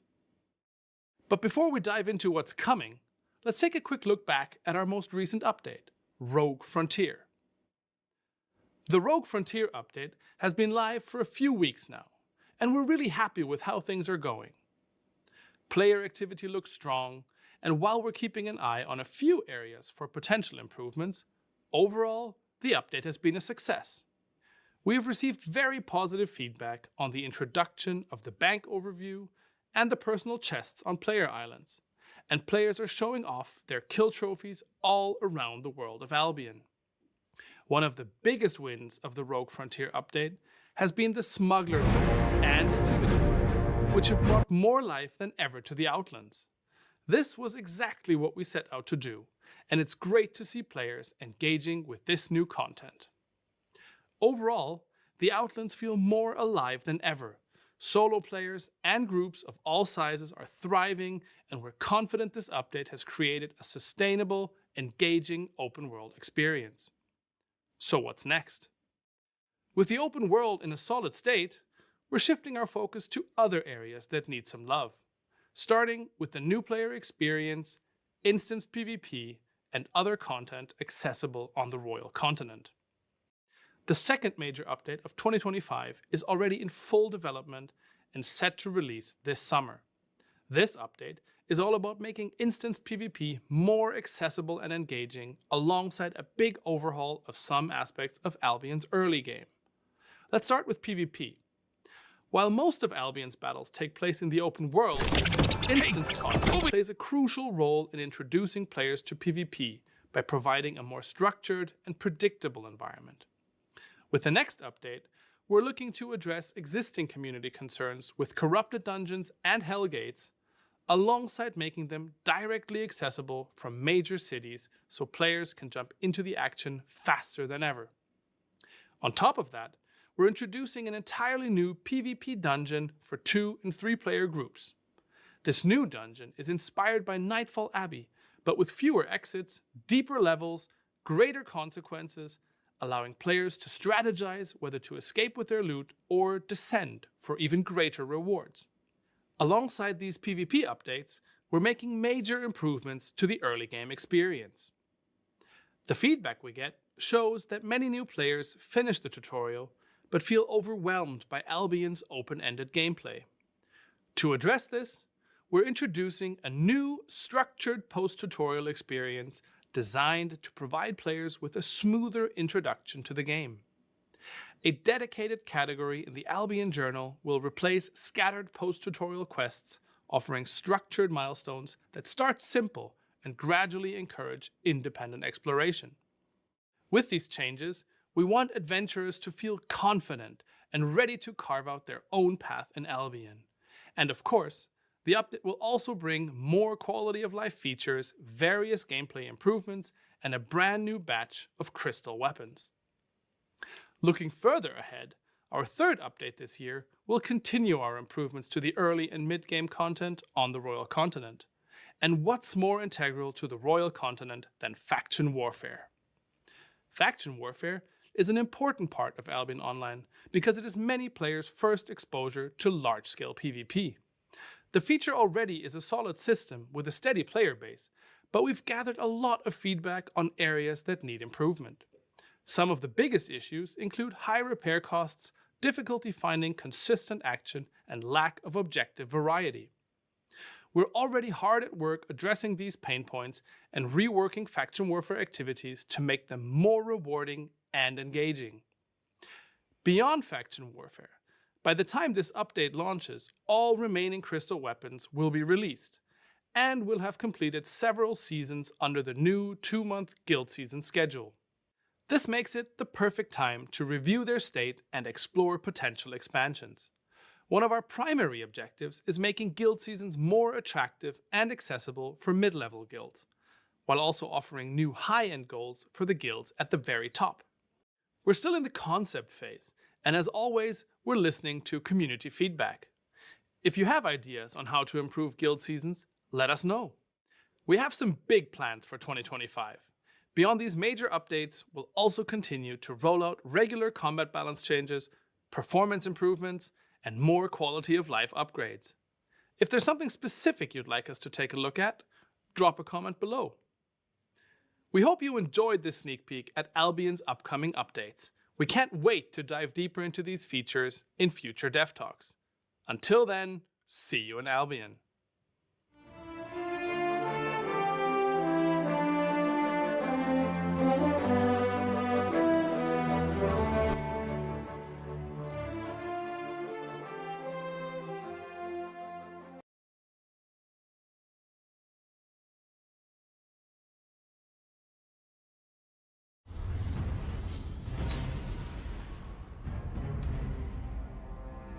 Hi everyone, and welcome to another Albion Online Dev Talk. The Abyssal Depths update has been live for a few weeks now, and we're really excited to see how it's been received. Overall, your feedback has been very positive. The depths in particular have been especially well received. The mix of risk and reward seems to hit the right balance, and we can clearly see them drawing in both competitive and casual groups, which is exactly what we wanted to achieve. In fact, during the first weeks alone, players collectively spent over 100 years of playtime in the dungeon, which is wildly impressive. To date, more than 4 million sessions in the depths have been played, and that number is climbing fast. Beyond the depths, the broader hell-themed content centered around the Antiquarian's Den is seeing a lot of activity. Population in Hellgates and corrupted dungeons is much healthier than before the update, and we're seeing PvP fights happening across all the different modes of both features.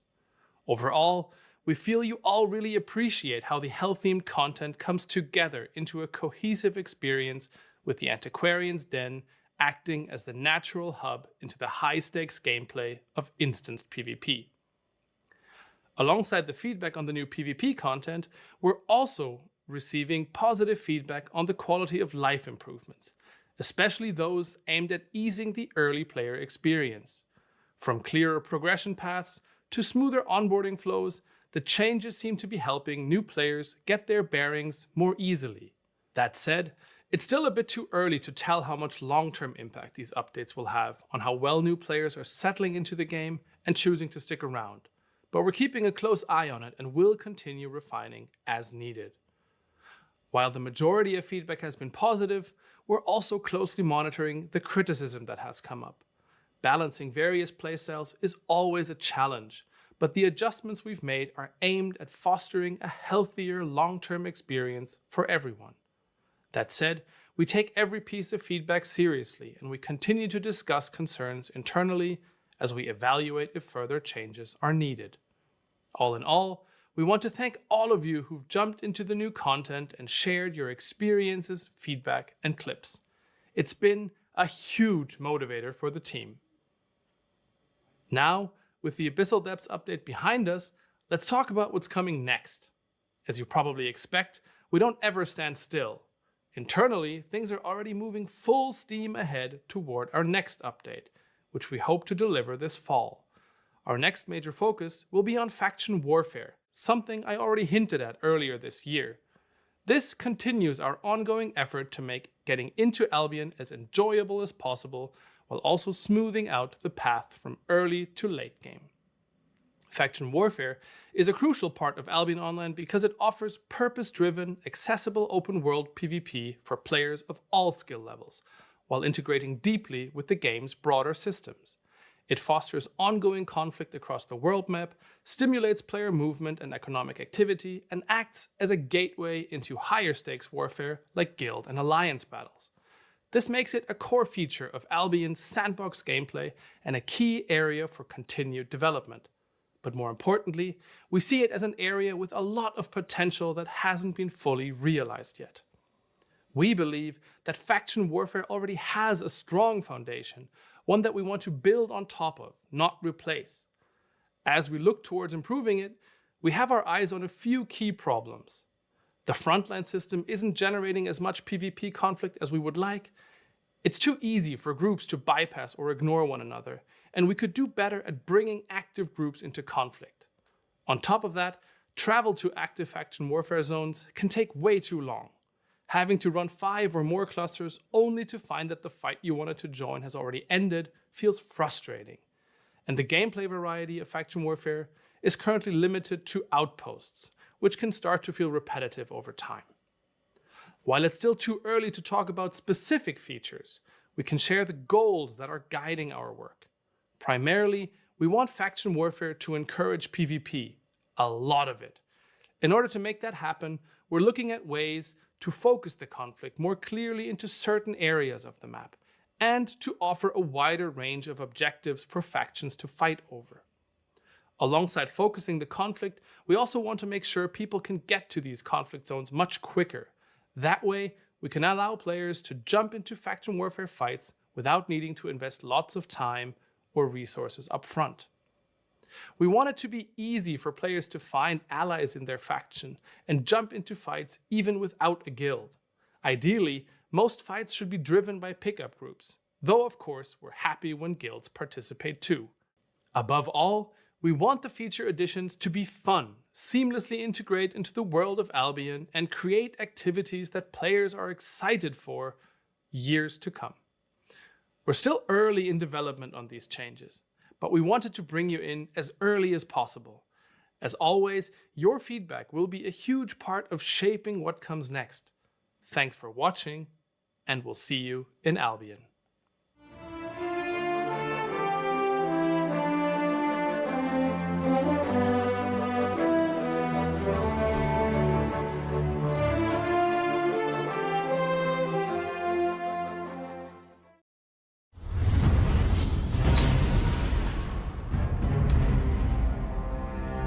Hi everyone, and welcome to this Albion Online Dev Talk.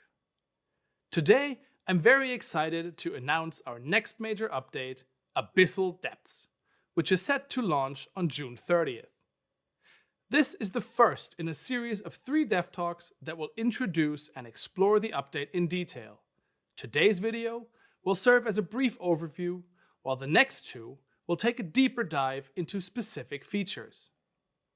Let's start with a bit of background. With features like the Smuggler's Dens, safe portals, and dynamic encampments, the last few updates for Albion Online have been focused heavily on improving the open world.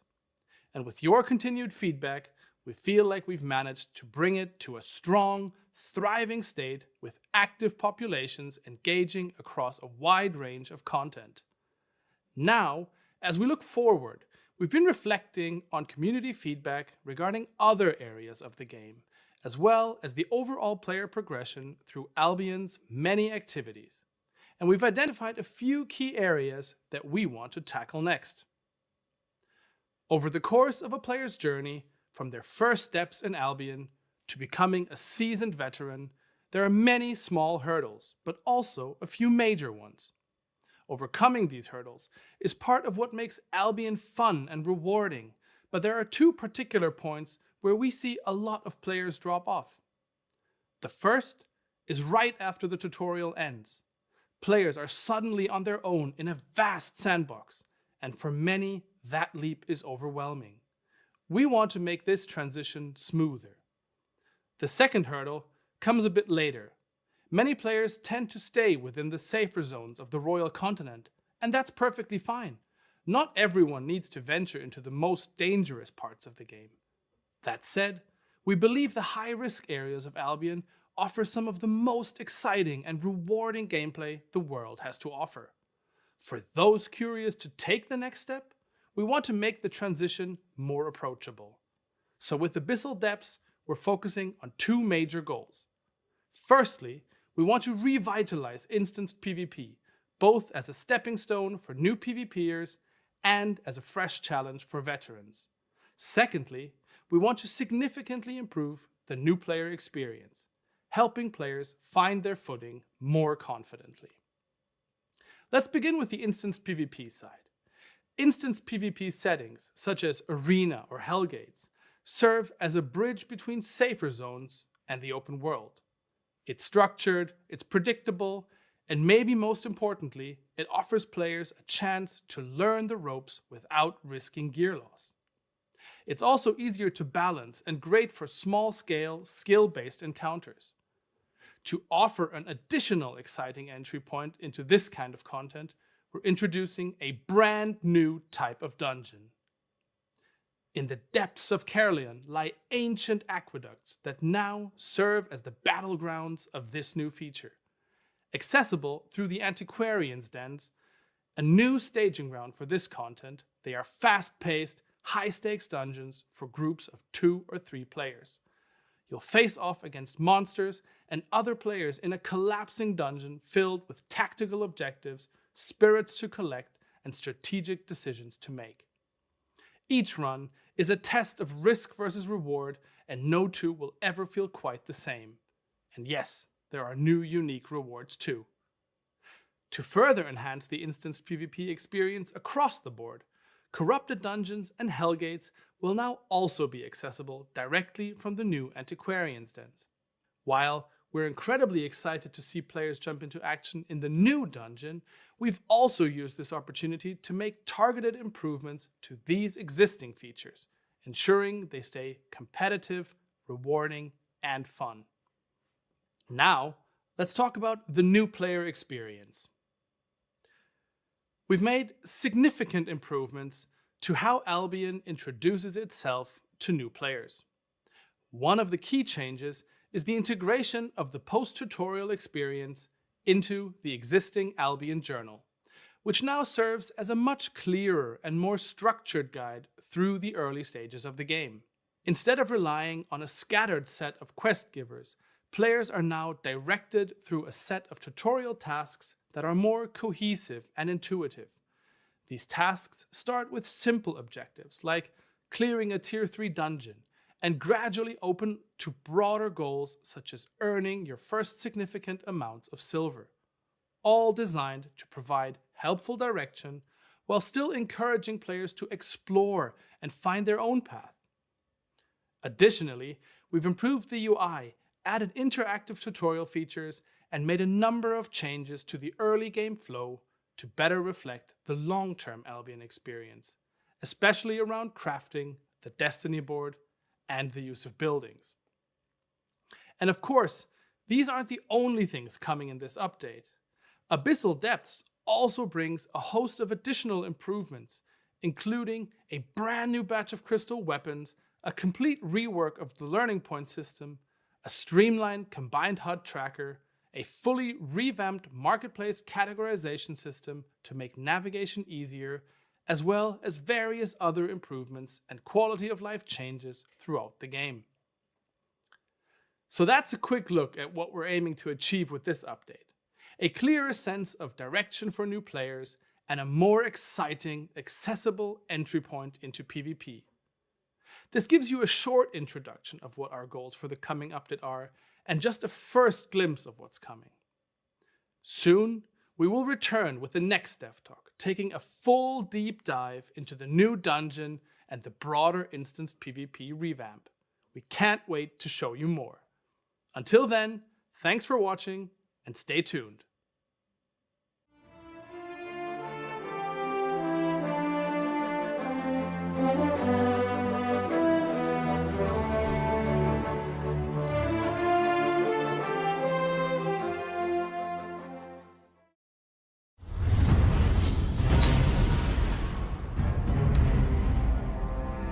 Hi everyone, and welcome to this Albion Online Dev Talk. Today, we are back with our second Dev Talk in the 3-part series introducing our upcoming Abyssal Depths update set to launch on June 30th. In our last Dev Talk, we gave you a high-level look at our upcoming focus on instanced PvP content, a way to deliver intense, small-scale encounters with better structure, matchmaking, and rewards. Today, we're diving into the fire, quite literally, with a deep look at the Antiquarian's Den, the revamped ecosystem of hell-themed features and rewards, and the new content available. Let's head straight underground. At the heart of this new update sits a brand new PvP dungeon type called the Depths. These are instance dungeons for 2 or 3 player groups, so risk-seeking solo players can enter alone if they dare.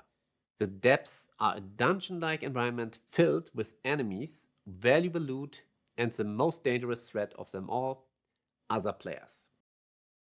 Players inside must balance risk and reward, deciding when to push deeper for better rewards or when to escape with what they've already collected. Ultimately, success depends on surviving long enough to extract safely with the loot before being overwhelmed.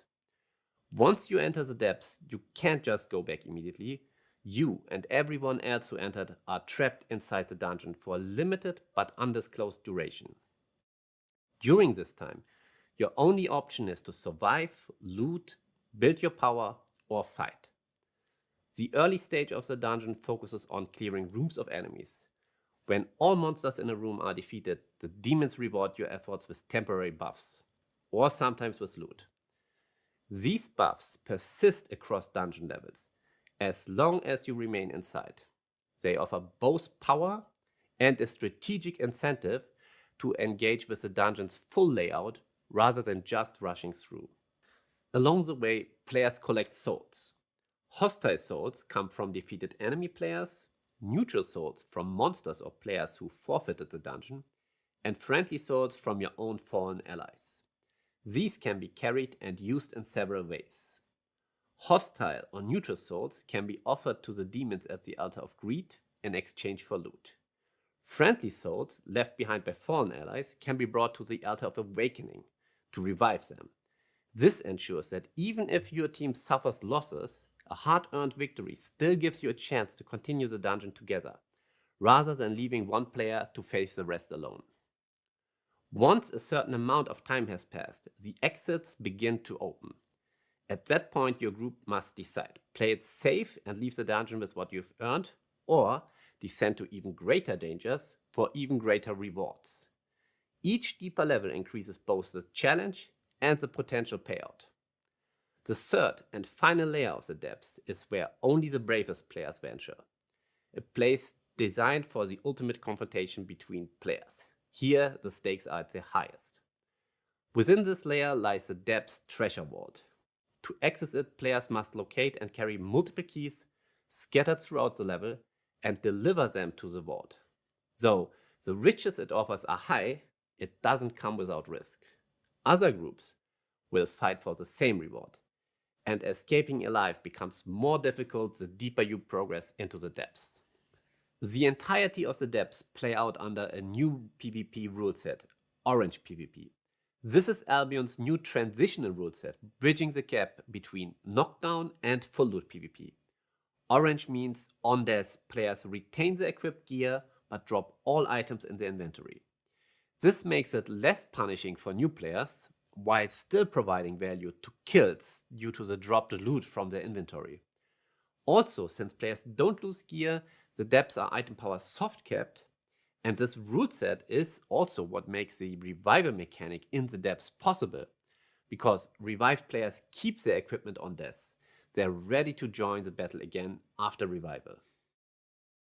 With the depths offering instant PvP encounters and meaningful loot to find and protect, Orange PvP creates the perfect environment for learning Albion's risk versus reward PvP.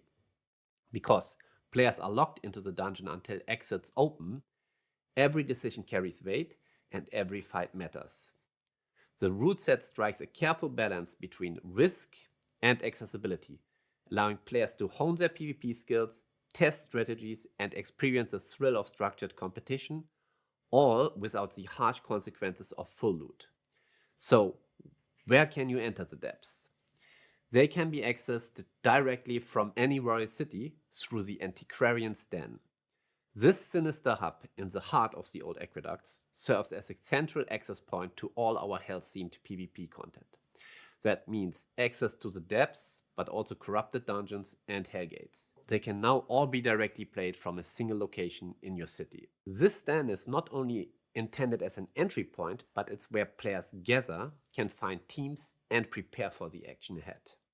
Whether you're forming a group, gearing up, or re-gearing after close call, and they also offer a local bank connected directly to each player's city of origin. This location is built to support quick and efficient entry to your PvP content, directly accessible from your city.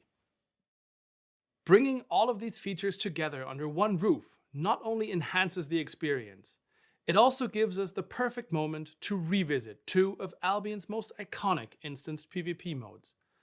Hellgates and Corrupted Dungeons have now been fully integrated into the Hell-themed ecosystem, and with that, we've taken the opportunity to address some of the most common player feedback.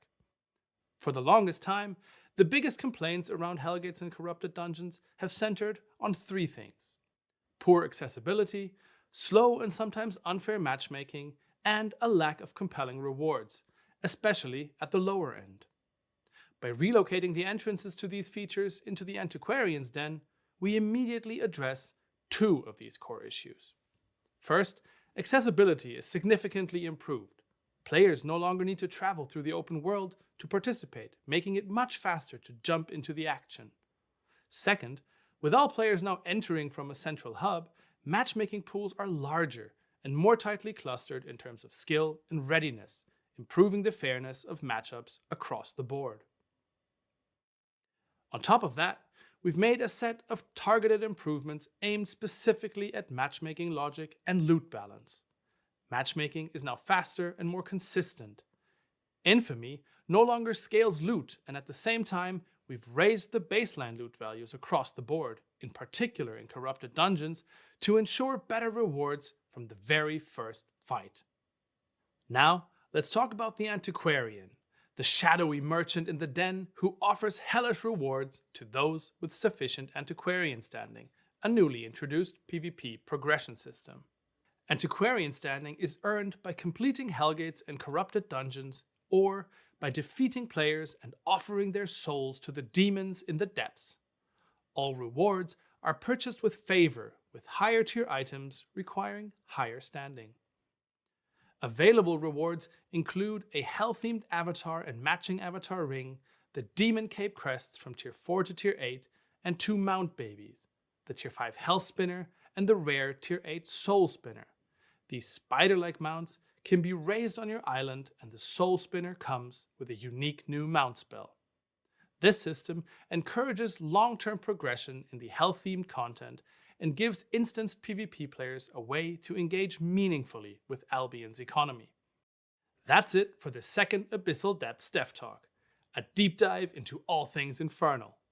We're incredibly excited to get this content into your hands and to watch how you tackle the depths, build your strategies, and make these features your own. We can't wait to see what you do with it. Next time, we'll wrap up our 3-part series by talking about the changes we've made to the new player experience and some of the other features included in Abyssal Depths.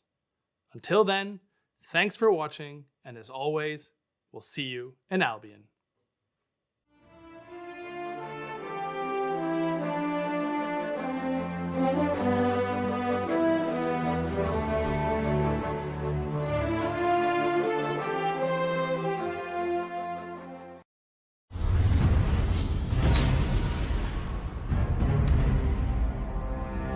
Hello and welcome to the final dev talk in our series about the upcoming update, Abyssal Depths. In our last video, we gave you an overview of the Antiquarian's Den, the revamped ecosystem of Hell-themed features and rewards, and the new content available there, the Depths. Today, we will look at the new player experience, UI and quality of life improvements, and crystal realms. For Albion to thrive and grow in the long run, the new player experience is very important. While our current tutorial has a pretty good completion rate, we do lose a lot of players after they finish the tutorial and are left alone in the sandbox with only a few quests. To significantly improve the post-tutorial experience, we are introducing a brand new category in the Albion journal called First Steps. This acts as the main guidance system directly after the tutorial. This category lets players choose between 3 distinct paths for PvE, PvP, and Gathering. Each path introduces the basics for its respective activity gradually. It acts as an extended tutorial providing clear direction with hints and visual guidance. bridging the gap between the linear quest structure of the tutorial and the full open sandbox. To not overwhelm players, the full journal is not yet available at this stage. Only once a pass has been finished will the journal open up completely, together with a guide on how to use it to find new activities and a list of first step milestones. These milestones are intended to help players learn the ropes and gradually explore what the game has to offer. Additionally, we looked at where we can introduce players to activities earlier when possible. The biggest change here is the addition of Tier 3 tracking mobs in blue and yellow zones. We also added a showroom island that players can visit without the need to buy an island, so they can check out what the feature has to offer first. And we reduced item power requirements for regular arena and Hunter Corrupted dungeons. We also went over the existing tutorial to reduce the amount of gathering and crafting, to make it more clear that the game has more to offer than just these activities.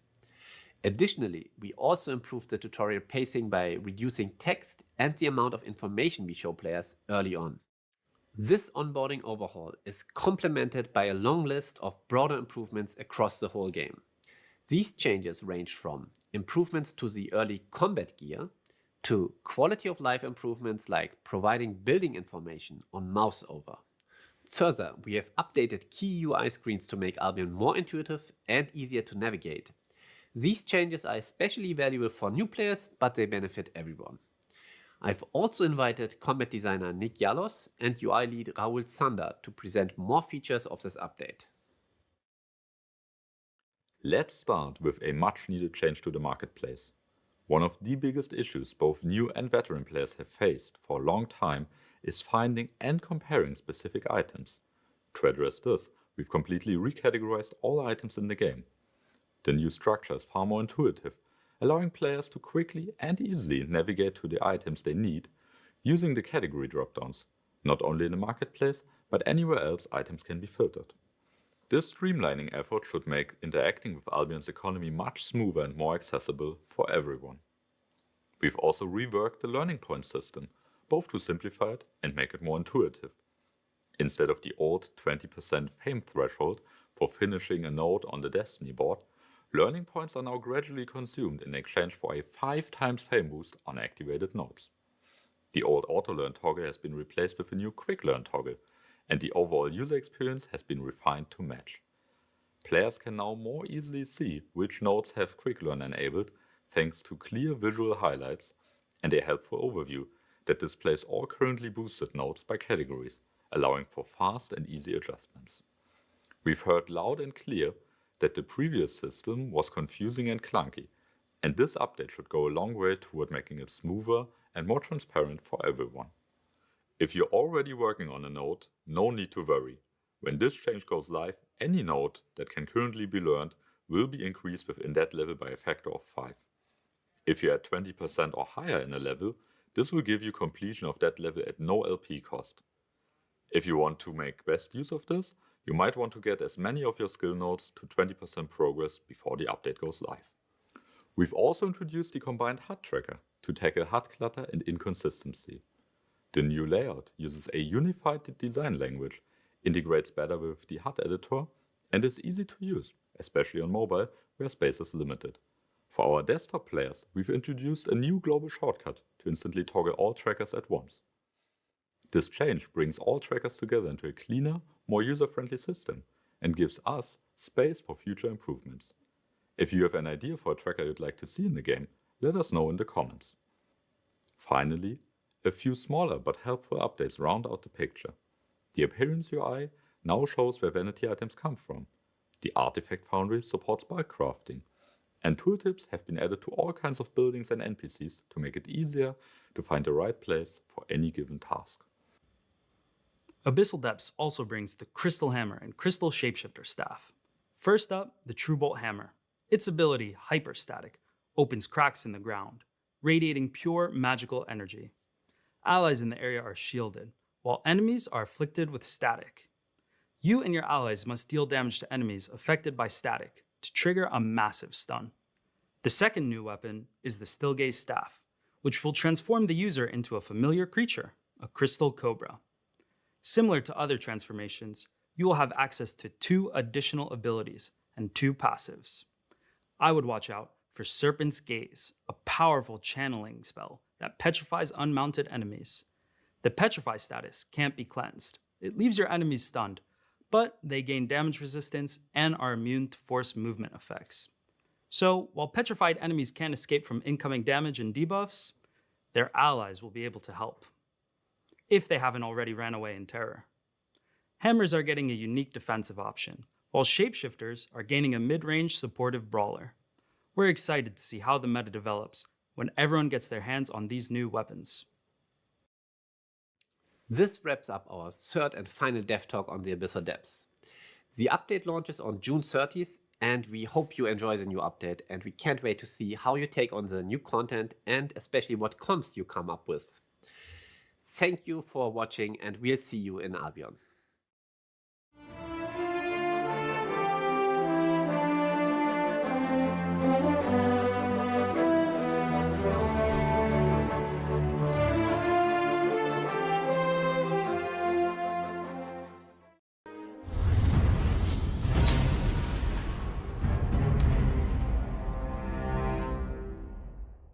Hello, welcome to Albion TV. I am the chosen one, and today Bogle and I have the great honor of hosting a live Q&A with the creative directors of Albion Online, Graymo and Retroman.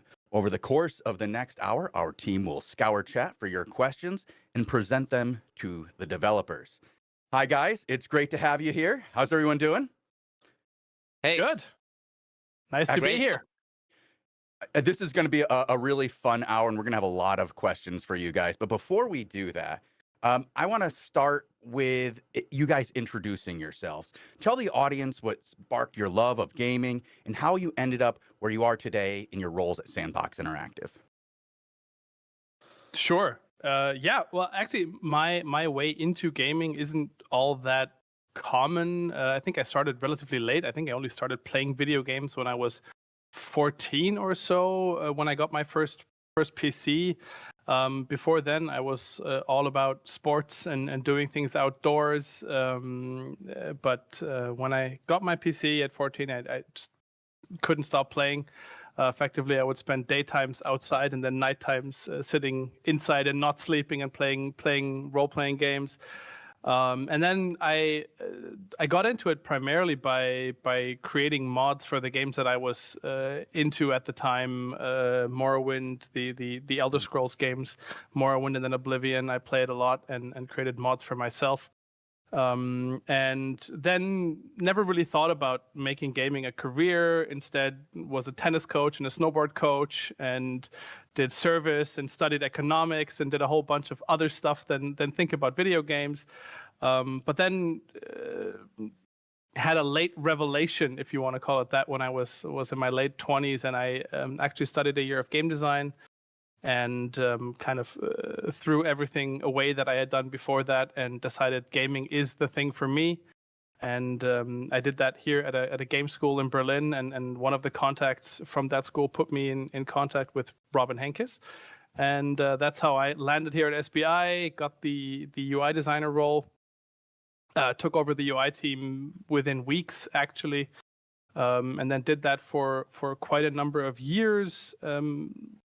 From which I then moved into the production role, also more or less because the position opened up here in the company and there was need for it.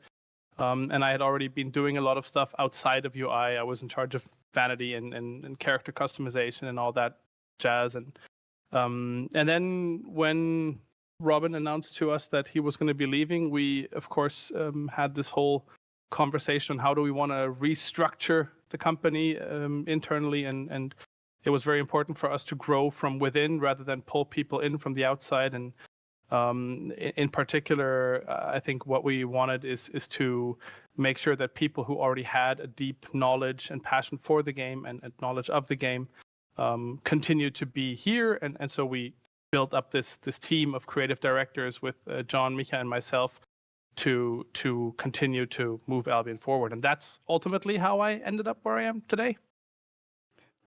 That's awesome. I love that you have this like period of time where you move through Albion Online and Sandbox Interactive, and you find different places where you can use your talents.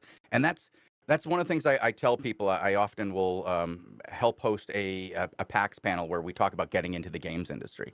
And there are so many people from different areas of life who have these talents that transition very well into the games industry, and people don't even realize it until they're about to do it or until they're doing it. Yeah. Yeah. I mean, for me, it's always been primarily about teams and leading people and being with people. That's always been the thing driving me, and so that's kind of how I got into this role. But Micha, you go ahead. Yes. So carrying on with what you said, Chosen, yes, there's a lot of ways leading into the industry, and I think I have a very different story to tell than Mo. I was very obsessed very early with games. I still remember on my, I think it was the 6th birthday when I got my first Nintendo Entertainment System. So the very old NES was still the 80s. And already at that point, there was something that fascinated me so much with these the gameplay aspect, especially like that you can be part of something and that you can master it. I also really liked difficult games, also like this era, because I grew up with this. And even back then, when I was at first grade in the school, the teacher asked, "Oh, what do you want to become when you get older?" I said, like, I want to make computer games. And then the teacher said, "Ah, yeah, sure, the stupid child dreams. You also want to fly to the moon or build a rocket on Mars or something." Yeah. Was the earliest was very not heard of, and actually because I was always talked down so much, I actually stopped talking about it. It was like kind of my hidden treasure or my hidden passion that I didn't talk about, and I still couldn't give up the dream. Right, in secret, I still believed in it, and I still wanted to get into this industry, but it seemed at that point it seemed impossible. It seemed so out of reach, and I also came a bit from a more poor neighborhood, so private schools, anything out of this like that were completely out of question. But I still tried to make like smaller. I made a lot of stuff on paper first. Bought like board games and card games. I drew little Nintendo cartridges first, and then later, when I got my first PC, which was when I was a bit older, that I had the money to buy one finally. I started with these, like you get to the simple editors where you have just with a mouse point and can click together with some game logic, can use variables, and was very much trying to learn the stuff on my own. Right? It was still not so common to have many tutorials online. And I dropped off at school. That's a bad thing. That don't do that when you want to get the game industry. It's definitely easier if you follow. But because I didn't feel like I get much support there, and I didn't believe really in the teachers and everything, so and as a teenager, I was also a bit stupid, so I dropped out there. But later on, when I was like a young adult, I got my degrees back. So I tried to slowly work myself up again. Was a bit up and down, and then I got my first internship in the game industry. That was at a different studio for a third-person shooter back then, and that was for QA. It was just an internship for the internal team for QA, but that one single moment changed everything, because once I set the foot into the industry, I noticed what you said, like you see so many people from different backgrounds and different talents.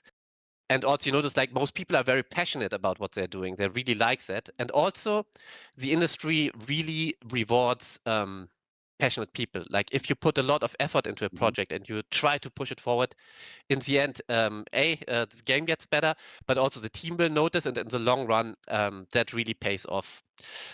And yeah, I stayed a couple of years there, and then also made a smaller game with some friends that made absolutely no money, but we published it. And at some point, then at 2015, I applied for Sandbox Interactive back then. Was still very early, very small team. We're like 20 people-ish, around 20, I think. And I remember also the interview when I applied and I got the interview. Back then, actually, Robin Hankes interviewed me together with the prior CEO. And I was also I was quite nervous because the project seemed really cool. They really wanted this position, and I had prepared a small portfolio with like stuff that I have worked on, and a lot of most things were stuff that I did in my free time, which I think helped me a lot. And Also, one thing I know that the old CEO really liked is that I'm personally was a big fighting game nerd. Mhm. And I also organized like smaller tournaments with friends, and I was really into the details with like the hitbox has to be like this and the delay of that and stuff. And he saw something and he said, "Oh yeah, what do you think about like combat in games?" So he had already that in mind a bit. Maybe that could be something useful. That was, I think, the one thing that helped me getting the position. And the second was I had like a nice game book that I made. It was like fully printed. It's like choose your own adventure type, so you can always choose if you want to do go to that page and so on. But together with like a small card game for the combat, and that was super polished. I noticed that. I think these two things really helped me get this job. And in the beginning, also, I had still a smaller role first. I also had a bit with QA in the first beginning, and then very quickly transitioned into game design. And my first big task was then for the preparation of the first beta to overhaul the all player items and spells for the combat to make the Yes. PvP more interesting. Oh, I remember that. That was a wild time. That's and that's a long time ago, a very long time ago.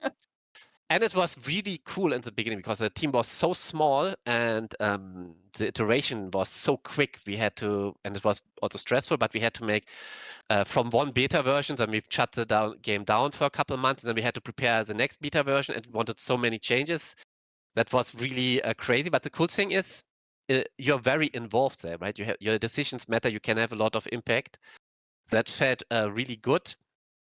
And I stayed quite a while in combat for the most part, and then over time, my responsibilities slowly started to grow. So every time there's a new topic that then I inherited, or we need, I don't know, GVG guild seasons. Okay, then now this is a topic I have to take up. Oh, the GVG system. Okay, now the fights and so on.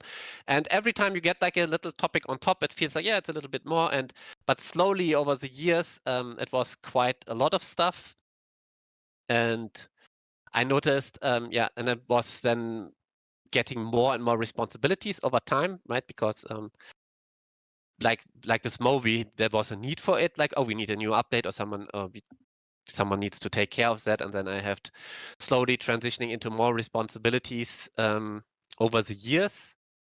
And like Mo already mentioned, then recently when Robin was already looking for who can take over the company, he also approached us three together, and I'm very, very grateful to be in that position and working on a game that has been growing that much, and also where you can really make an impact. It feels like we can still develop the game even further, and we have such a good foundation now that feels really nice to be here. You have a great team there. John is fantastic. I think the three of you guys are doing a fantastic job.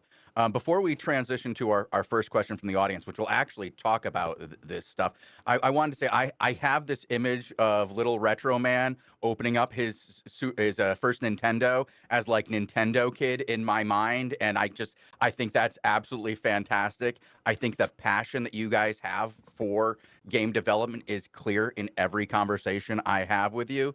And I remember like one of our first conversations, and I saw that you had the little Gradius symbol as the ship as your your icon there, and I was like, man, that was the hardest game I played as a kid, hands down. I can tell something about this guy and the way he loves games. If when he was like 7, 8 years old, this is the game he was playing, that's insane and that's awesome. And you can see that passion that you had then still decades later, and it's awesome, and it's awesome. It's really cool.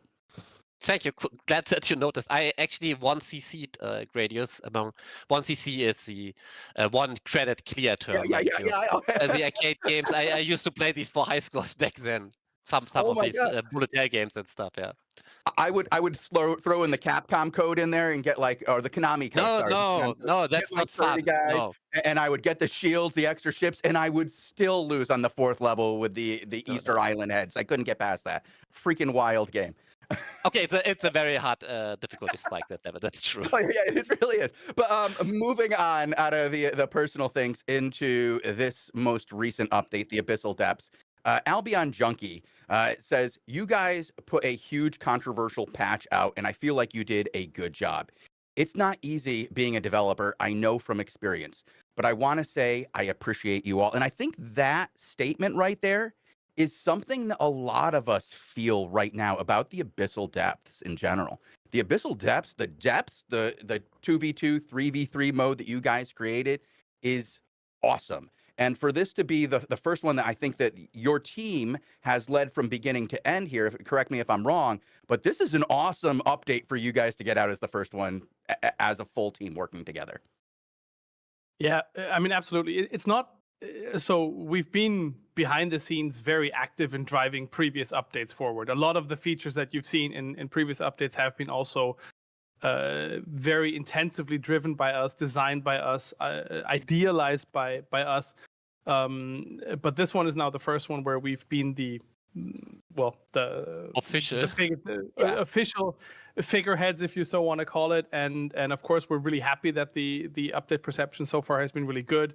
We're getting a lot of positive feedback, and that's obviously what is the most important to us, is that players are happy, and we see the player data that we look at is great. I mean, one of the things that we just had last week was a little presentation on the comparison of player kills in all the different types of content, and the depths are crazy, spiking higher than everything else, and it's just fun to watch. It's great content. Obviously, we watch streams as well. We see streamers playing the content, and that's enjoyable for us as well. So yeah, thanks. I unfortunately forgot the name of the user, but thanks for that Junkie. statement. Yeah, Albion Junkie. Yeah. We are as much Albion junkies as you are. Thanks for that statement. We're super happy about positive feedback on the abyssal depths in particular, but in general as well.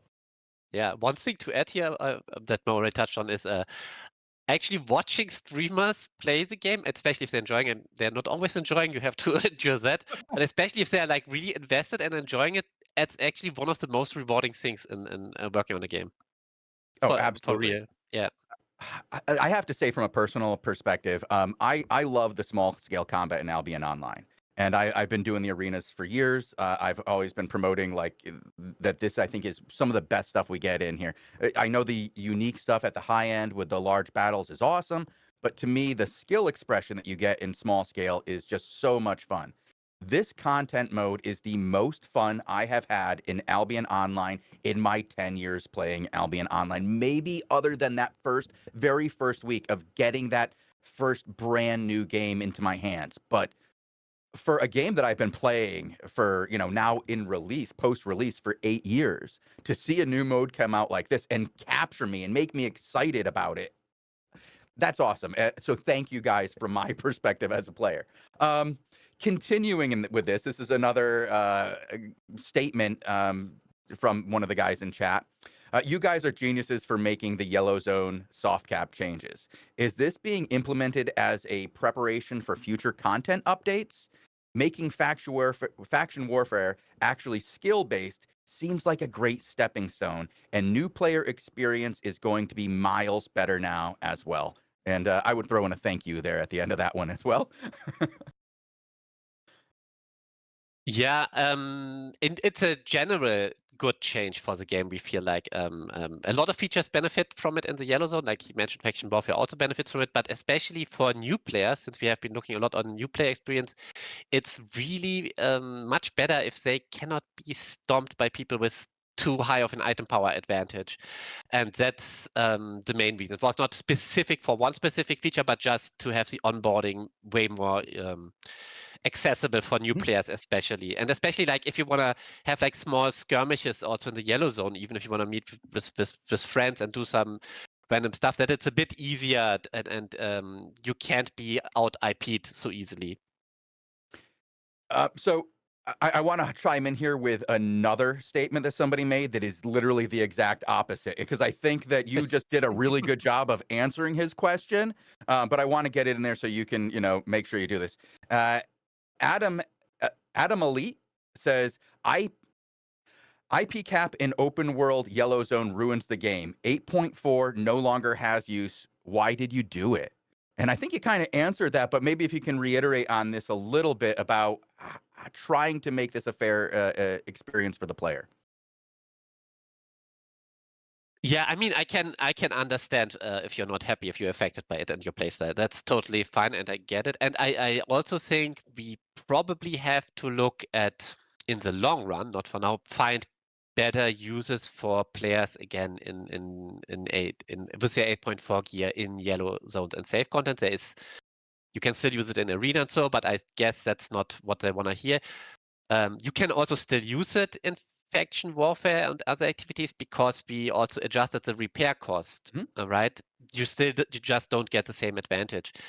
And the main reason is, while I totally understand that it can be super fun and it can be rewarding to get this power rush and defeat someone, it's not that enjoyable for the other side if you're out IP'd, especially if you're a new player. And then that's one of the bigger points. But no, I can understand that can feel frustrating if you have saved up your money and you wanted to get this and you did it for something in the open world specifically, which I guess a lot of 8.4 gear in the yellow zone was used for.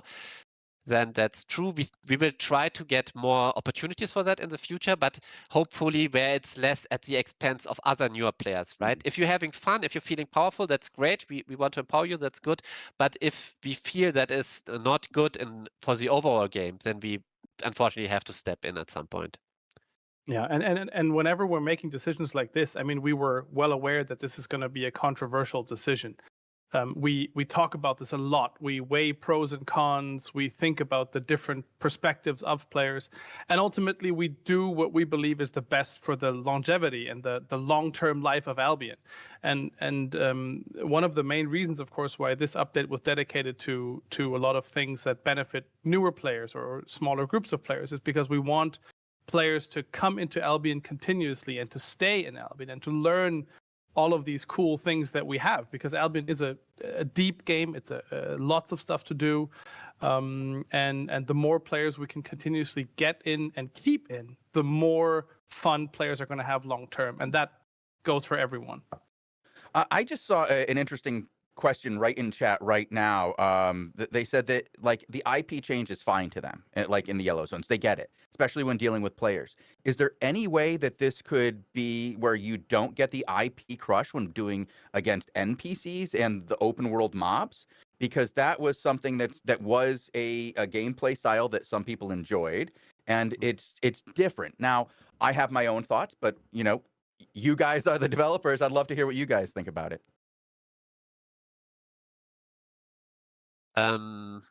I guess there could be ways, right? But one thing that I hinted at as something that we want to look at in the long run, but really long run, to be talking like not this year or something, right?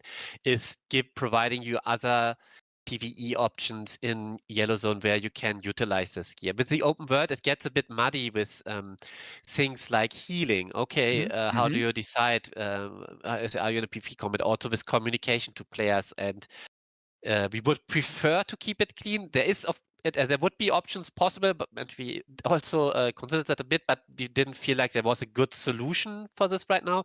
And we would rather have something where you can bring your strong gear without an IP cap, also in safe content, but we have to make sure that this is not mixed with PvP. Very good answer. I like that. Also, we have a bunch of questions about IP, so I kind of want to go through a lot of these at once because they're very good ones. And this one is you just talked about how the IP in Yellow Zones changes, specifically in faction warfare. Now, people are asking, is this the kind of thing that is a precursor to changes in faction warfare specifically? And will we see more changes to faction warfare in upcoming updates? And this is a question from ISOTV. I mean, I think we can safely say that we are focusing on faction warfare for the next update. This is something that we've already said in the beginning of the year dev talk, where we kind of iterated that the past update, Abyssal Depths, would be focused on instance PvP and user experience, and then we would move on to work on faction warfare. I don't want to get into too much detail for a couple of reasons. A, we don't want to make promises that we then can't keep. Development of a game is a rolling process.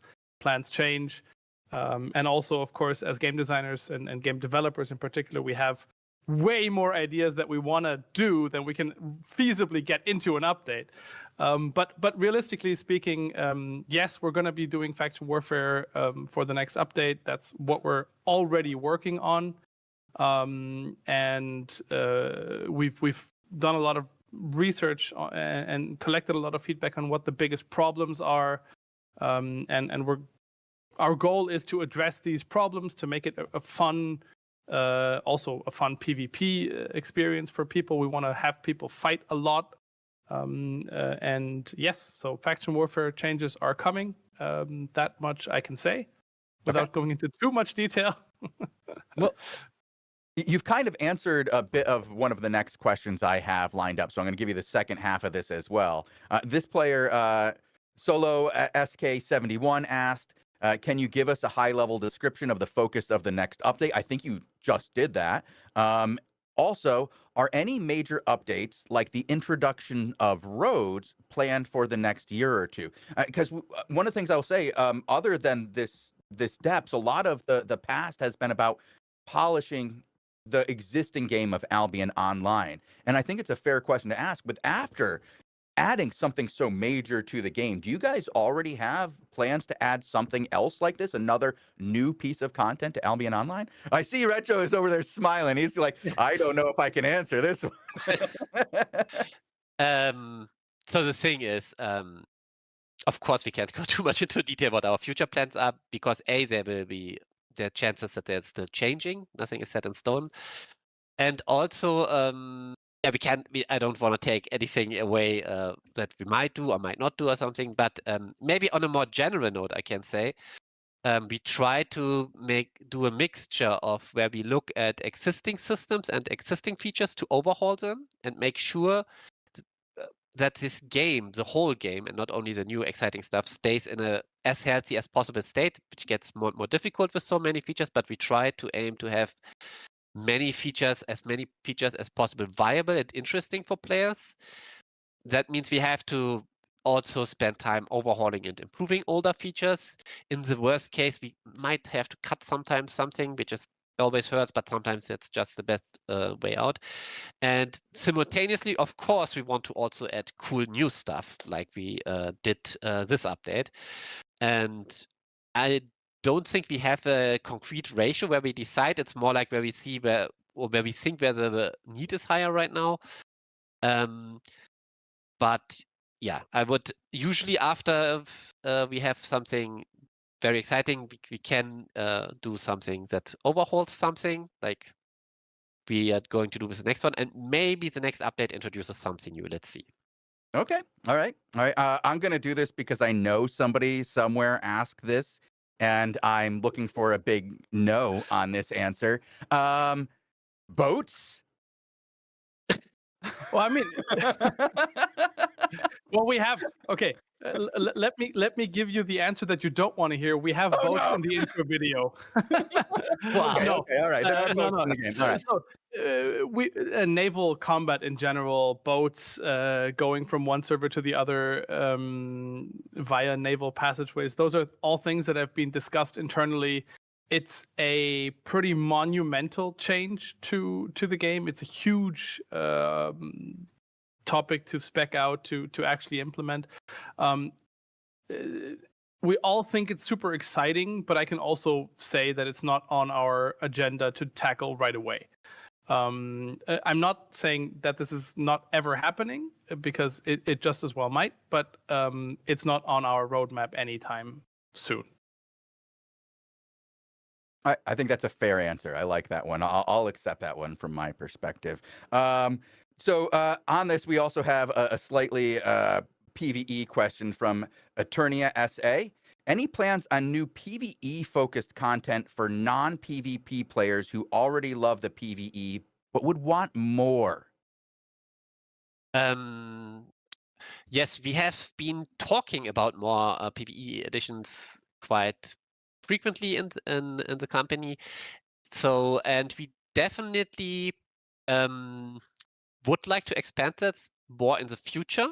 And there's some we are already talking about plans, what we could do. I can't go into any details or anything, but there's definitely discussions about this, and we would like to expand it because we know this is one of our weaker points, and we would like to expand it a bit, of course, without compromising our core of the game, right? We have to stay true to our core. We have to be paying, like, really stay on our whole PvP sandbox identity. That said, we are also a sandbox, and our PvE side of the sandbox is pretty weak, and we really also want to improve this in the future, in the long run. But we're talking a bit further out, where we might do bigger changes. So far, don't expect anything soon, right? We have a lot of other things that we want to focus on first. We have a lot of other ideas and things we want to focus on. But in the long run, we agree, but it will take some time. That will take some time until we get to the point where we can tackle it. But we're already having discussions on this now because for us, always, when we talk with you about long-term or something, we are talking for even several updates or something, right? Yeah, That's the like scope a for year us, out, right? 2 years out. Like it takes 6 months for the current update to get finished, and people only see that phase for the last 3 months of it, really. So these things start much, much earlier than players see them. Sometimes even a whole year out when it's a larger project, because so much has to be done to integrate it into multiple aspects of the existing Albion Online. And you got to be careful. There's some spaghetti in there. You got to make sure the meatballs don't fall off the table. And it's a hard thing to do with some of these really large things. So yeah, you guys often things are a year out, 2 years out down the future. But one of the great things about Albion Online is it's going to be here for another decade or so. This is a great game with fantastic systems and a fantastic core. We have another question from one of our longtime viewers, great player here. Jaden1212 asks, is the market coming to the den? If so, when? Not the market that you might know, but we're gonna add marketplace support to the dens. Yes. Okay. That's something, of course, that we've seen the feedback, and it was something that we've also heard already before we released the depths. Wasn't a full shock or surprise to us that this feedback came, but yeah, we're going to be tackling that feedback, and I think this is one of the things that players can even be looking forward to relatively soon. Awesome. That's fantastic. I'm looking forward to that. Like I said, I've loved this content, but the only downtime I'm getting in it is when I have to empty out my bank. I've got so many tabs, they fill up very quick, and I don't want to leave all that T4 gear on the ground. Why would I do that? All right, another one that I think is kind of connected to the depths. This is where I started to see some people talking about this, but this might be specifically in combat. Mikuli asks, any thoughts on allowing players to change gear while in combat, perhaps using loadouts? And this, I think, can be separated into a couple different answers: changing skills and changing gear, because those are two very, very different things, but they might have the exact same answer. This is not tied to the depths, but in general. I think that that we can even sub-answer this in the depths with people saying, can I change my gear in the depths specifically? Because I've heard that question. And I think this is like multiple things out of this one question. Yeah, then maybe let me split this. So let's talk about the depths first. So for the depths, if we allow you to swap gear, we highly encourage players to bring swaps, which you would lose in your inventory. And that's something that we don't want to encourage, because that makes it very expensive, especially for players that are not so experienced. And really good players might be very successful with that, make it even more snowbally in a sense. Make it too hard for the other guys to even catch up, because the guys who have that ability to read you, press Y real quick, see what you're wearing, go, oh, let me counter this. Those are the guys that are bringing the 8-4, taking the IP crunch. They have full, 120 specs across the board, and they're like, let me go and have the absolute best chance of winning, because I only lose 1 out of 100 matchups, and it's always against somebody just like me. We had a similar problem in the very, very old Hellgates, where there was this meta on the, I think it was 2v2, the very old, where you could run around in circles, and people brought a lot of swaps, which is cool that you can counter someone, but it makes the cost of your gear so high and makes it so harsh for newer players to join in. That's why we don't want to repeat that behavior here in the depths. As for in general, we don't want our players to also play the inventory or the menus outside of the game. We really want you to focus on the combat itself, and don't, because as soon as you allow it, it becomes a very, very important and very powerful skill. Yeah, it that you becomes have something to master. you have to learn this. You It have becomes to do part of the it. meta. Yeah.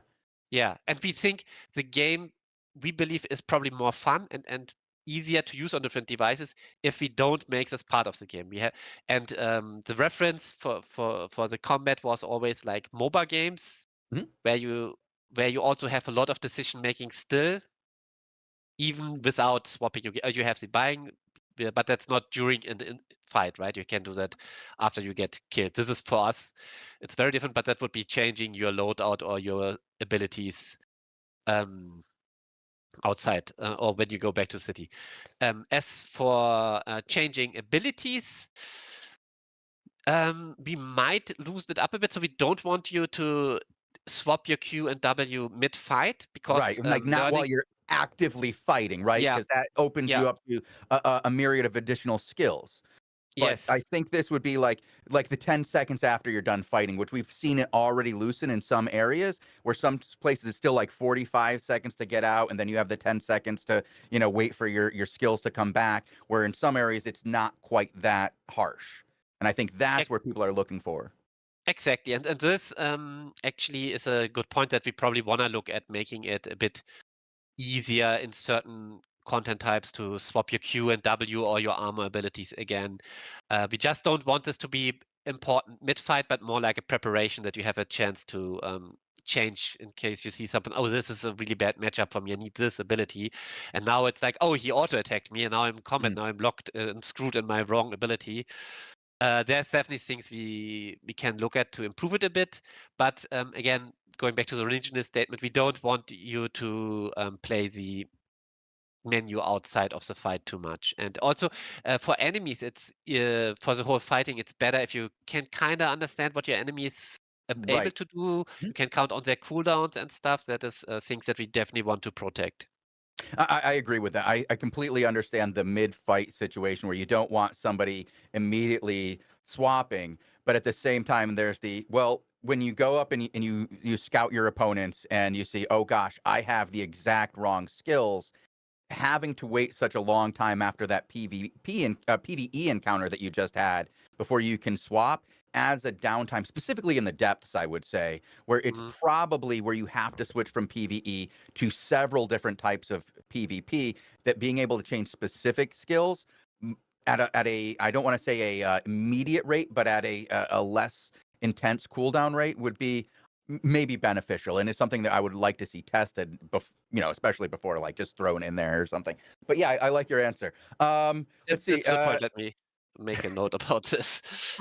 Actually, let me write that down, because I think that's a good point. We should probably follow up on that. Awesome. See, things are happening, guys. It's working as intended. We're getting things. It's done. I love this. So while you're doing that, I'm gonna ask a more generalized questions here, and this one's from Cows with Guns 73. Great name, by the way. Great name. Yes. And I'll also throw in for our guy Robin Hood RS there in the background. It's a one-word question. Dragons. Well, I mean, dragons are exciting. Nothing we can put on the menu right away. Don't want to give too much away, but ultimately, at one point, we want Albion to have dragons. Dragons is one of the pinnacles of fantasy games. It's exciting, and sure, there's we think about it, but no very concrete thing I can mention right now. Okay. All right. Follow up for Retro Man on this one. Retro, have you ever played those old school games where the entire screen is taken up by the boss and you're just a little dude fighting against the entire screen? Yeah. Okay, that's the end of that question there. Moving on. Okay. Okay. Just Sure. giving the audience a little red meat to play with, where we don't answer any questions. I like doing that a little bit. Bogle, are you here in the background? Do you have any questions that you would like to ask before I move on to our next batch? I've been reading chat. There's so many questions. I don't think we can answer all of them. I do have one, and it's generally about the depths. But before I ask that question, I want to tell chat really briefly that we do have 2 giveaways today. We'll be doing some vanity sets for the preacher set in the background. So fire away with your questions, and we'll draw that in the Twitch chat in probably like 10 minutes, and then one at the end of the show. But for the question, I'm just curious generally about the depths. We had one specific question about the descent into the depths, that it's quite a long session. If you play a full session, it's like 40 minutes or something, maybe more.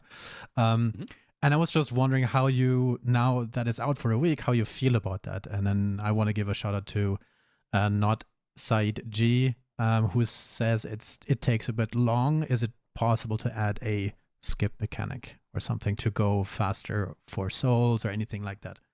So it's a 2-part question. What do you think about the depths now after a week? And then I mean, some of the feedback that we have received has been that in particular the first level feels relatively long.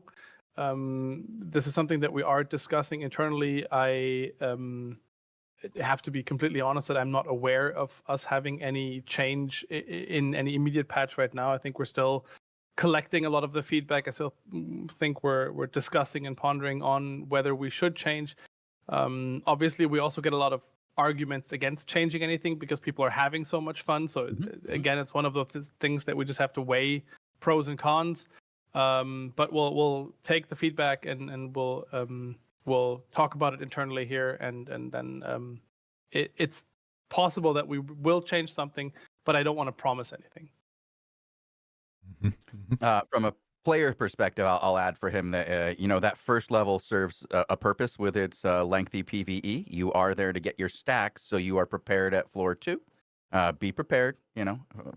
I would say So, the stacks are very important. There's also the side effect that players collect loot, and there's more stuff to loot for you, so the When you get dungeon to feels more valuable.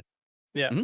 A quick question. This is just from me personal on having played a bunch of the depths. One of the most painful things I found while playing the depths is going to a shrine and getting a green chest out of it and not getting a stack. I don't care about not getting the buff.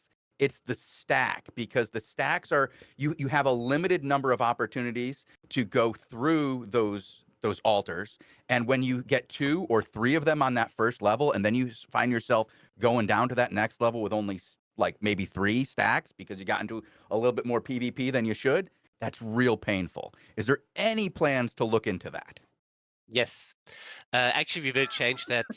Chests give you a stack, because you're right. It's not the best, and probably in the next patch, no promise guaranteed, but there's a good chance. Fantastic. Love to hear that. That's going to make all my runs a little bit more fun. All right. Let's see. Bahi2 asks, could we get a crafting fame added to the fame leaderboards so that the leaderboards represent the top crafters? I don't know if they want this separated out into different types of crafting, because I think there is fame for Bogle.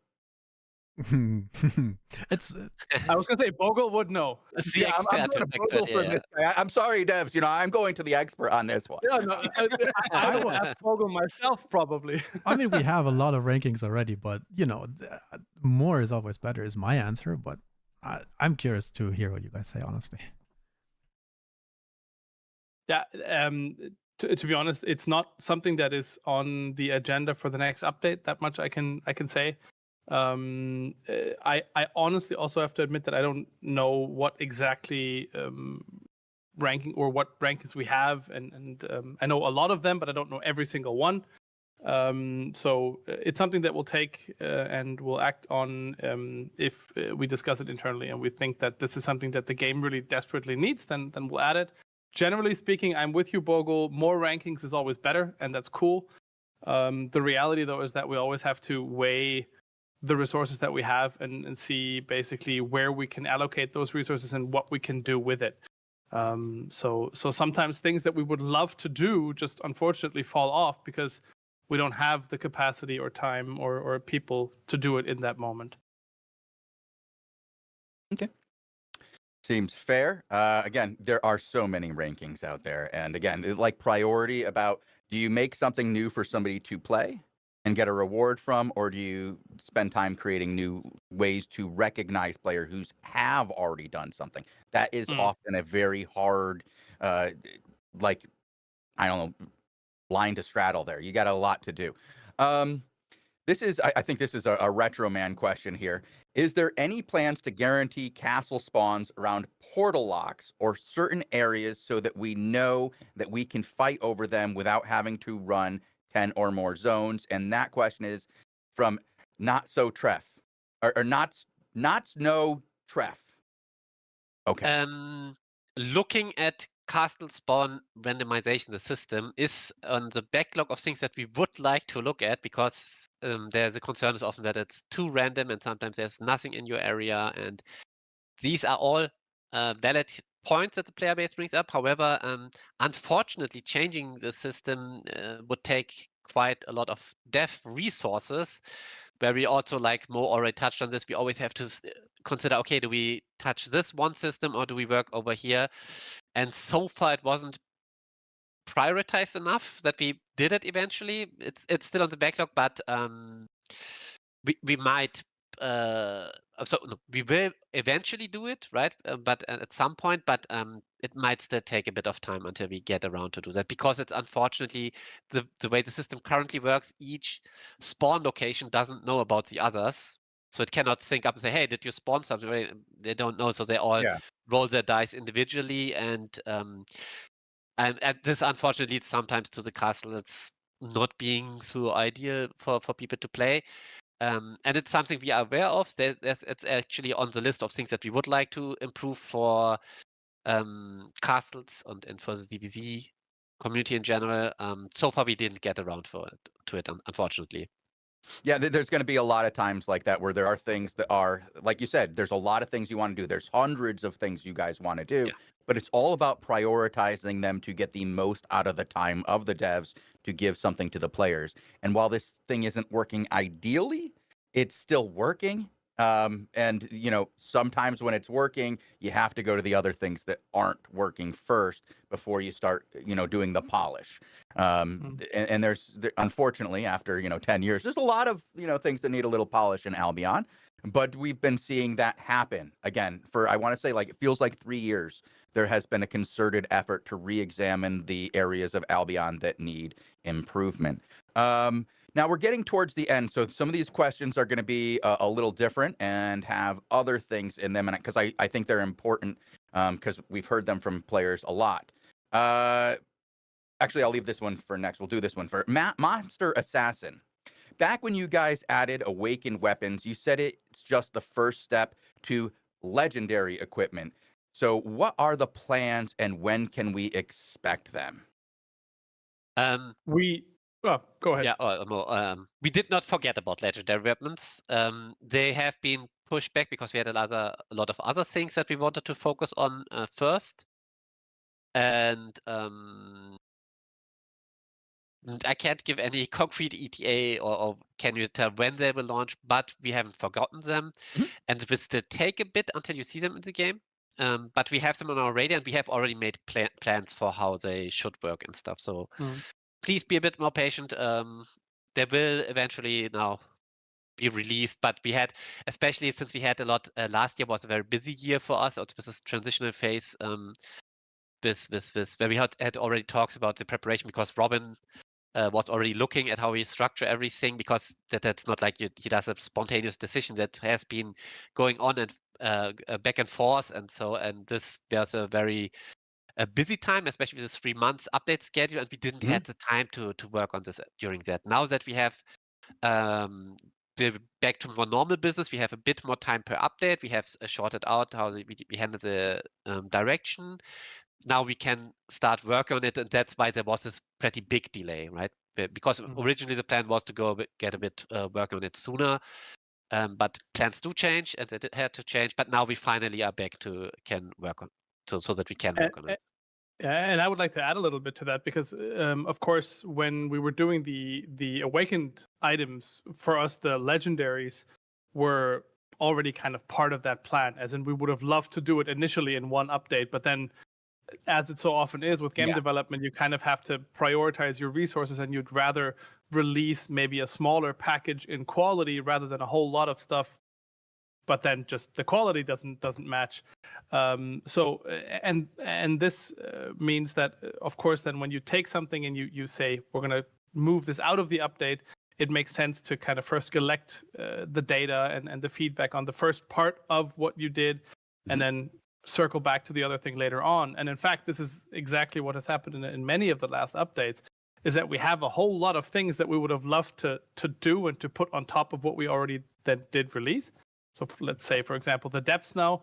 I think the depths, when we initially had the design on the board, it was 3 times the size or even more than that of what we now released. So all of those things that we sadly had to move out of the update along the way just because we didn't have the internal resources to do everything at once, that is not forgotten. We're going to circle around back to that at one point. And introduce that, and we hope that all these changes for all the features that we have are going to be just as exciting as the initial release was when it came around. Can we get any hints as to what that might have been for the depths? Because again, this is some really, really popular content right now, and I don't know if we can. I don't know if we can. You can always just say no. Oh, I mean, I think there's a couple of things in there that are no-brainers. We wanted the depths to have more different mobs. We wanted to have more room types. We wanted to have more objectives. We wanted to do more with souls. All that kind of stuff. But then ultimately, and this is generally true for our updates, you have to take all of those cool and wild ideas that you have on the board, and you have to turn that into something that the team can actually pull off. And so a lot of ideas that we have, some of them might not at all be feasible. Some of them are just not feasible in the moment because, we also have to do this on the side or want to do this on the side. In the end, we do a lot of organizational work, making sure that our team is productive, but we also don't want people to go through intense crunch. So we really make sure that we work on it. We don't always make sure, but we work on getting a manageable package both for the team, but also one that is exciting for the players the way we release it. I think that's a great answer that fills a lot of topics there. I really appreciate going into some of the decision-making strategies that you guys have and how it really is a situation where you really have to pick what's most important for your time. It's not an easy thing to do, and I think that's something that the players, not all of them are aware. They're like, just do it is the most common thing I heard. Just fix it, stupid. Oh, yeah. I love that. It's like, come on. I love those posts where it's like, you just have to do this. That takes literally 2 hours. But then you forget that we have to build server and client versions. We have to submit to all the different platforms that we support, and all that stuff takes weeks. We do try. We really, really try, and we desperately want to, because we're also players ourselves. We want to get fixes to some of the things out there that are really egregious and are not fun to deal with, and we do it as much as we can. But the reality of it is that there's a lot of organizational effort and a lot of kind of pipeline planning going into all of these things, and that's work, and that takes time. Mm-hmm. Absolutely. I think Bogle has a question for you guys next.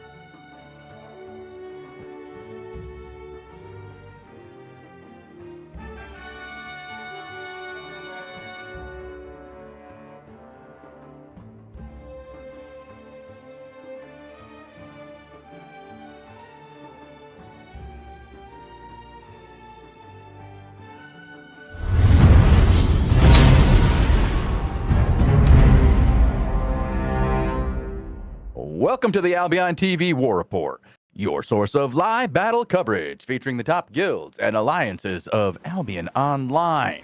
Today is Friday, the 29th of August, 2025.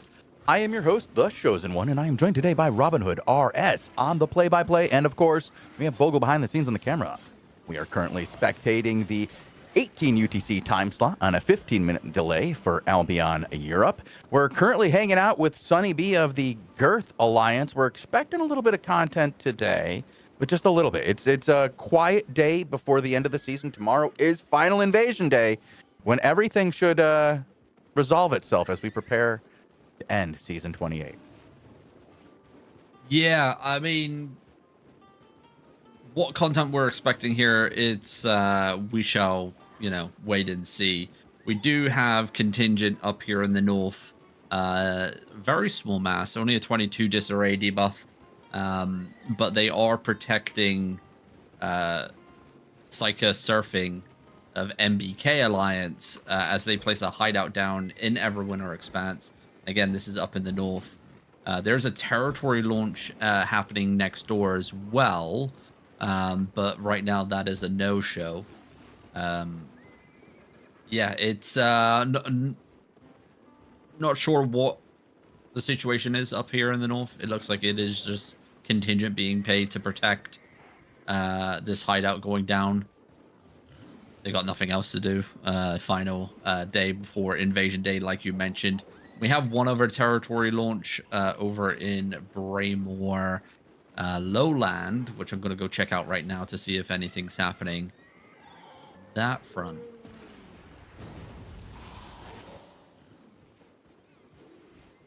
Okay. We don't. No. No, that's Gank Squad. No. Okay. A little bit. So yeah, going to be a little bit quiet today, potentially. See what happens. Unfortunately, no sieging of territory, shall I say, from Gur today. But Sorrow is masked with crumbs. They are finishing off, or at least finishing another shield, shall I say, on that Just a Brawl hideout that were members of the King's Alliance, but no more. They are not. Well, we keep saying we're going to have very little content here on Albion Europe, that we're just not expecting much. And every day, we seem to get a little bit of something. And it does seem to turn into something almost every time. Hopefully today, it does. Now, like you said, we have a lot of factors that are working against content today. Not a lot declared. Not a lot really happens before Invasion Day. Generally, people are a little quiet. But there's been such a rumbling here on Albion Europe. People excited for Season 29.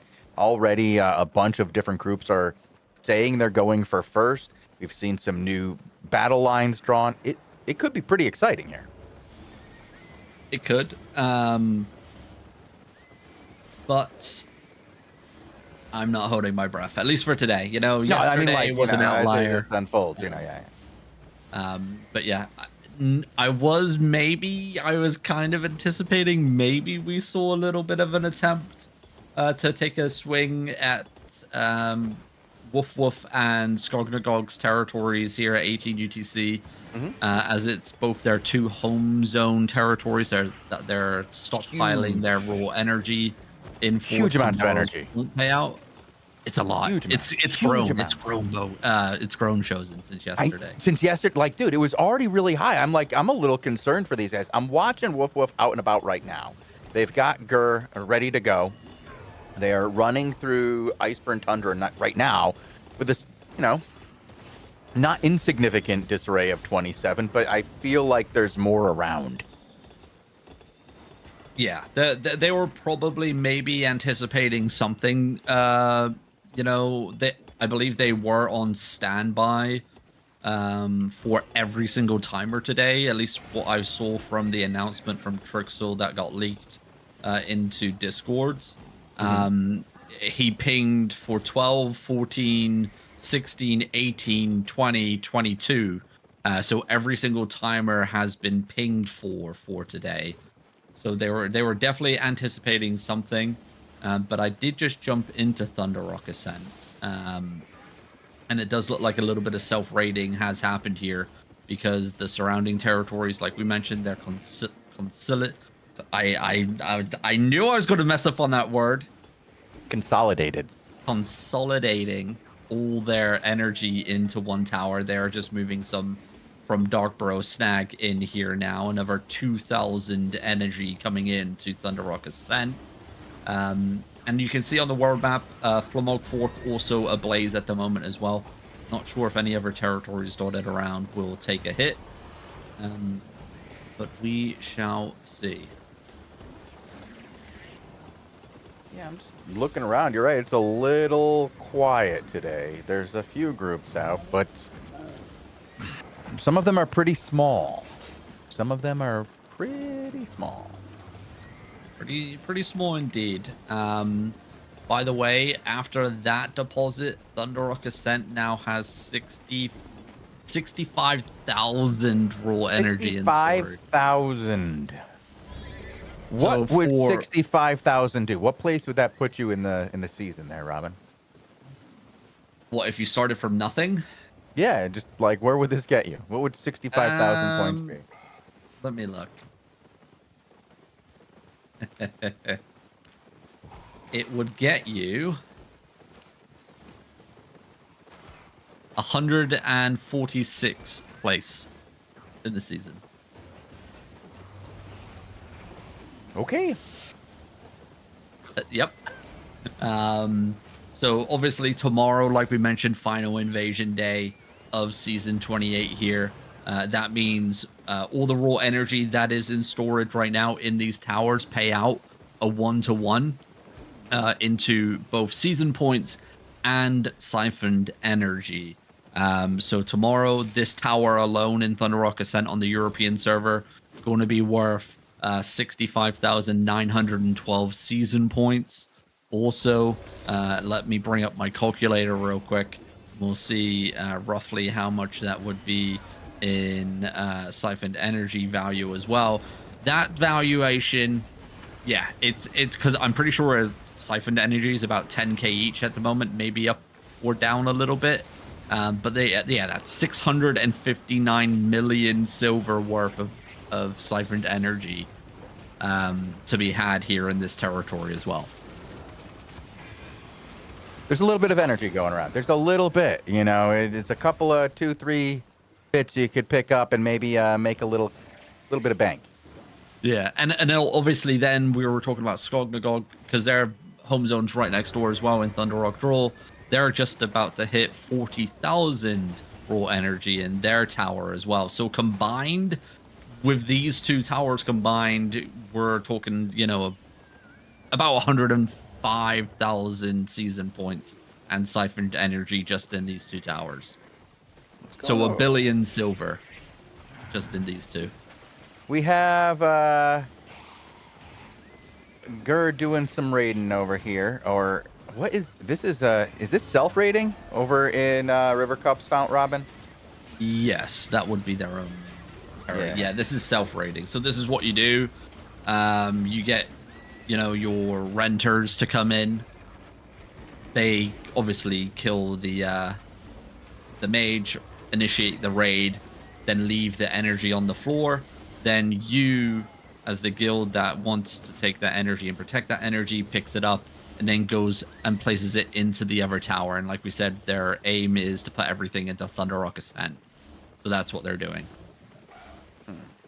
You do obviously get a little bit of a drop here. I think the rate is 30% lost, I think. That's why we only really see it here now on the final day. Before, back in the old days, we used to see self-raiding happen all the time. Yeah. It didn't matter really when it happened. It was just to deny content because there was no real downside to it. Now it's just guilds are prepping themselves for tomorrow. It is the big day. What's the deal with Juicy and Contingent? Are they friendly or not so friendly?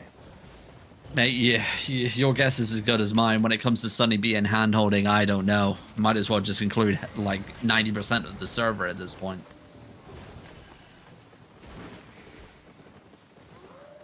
Why are they there? They were, so it looks like there's a hideout in construction here. Contingent is all over it, and Juicy just ran by, and I just wanted to see if there's any chance they would turn on this. Doesn't look like it.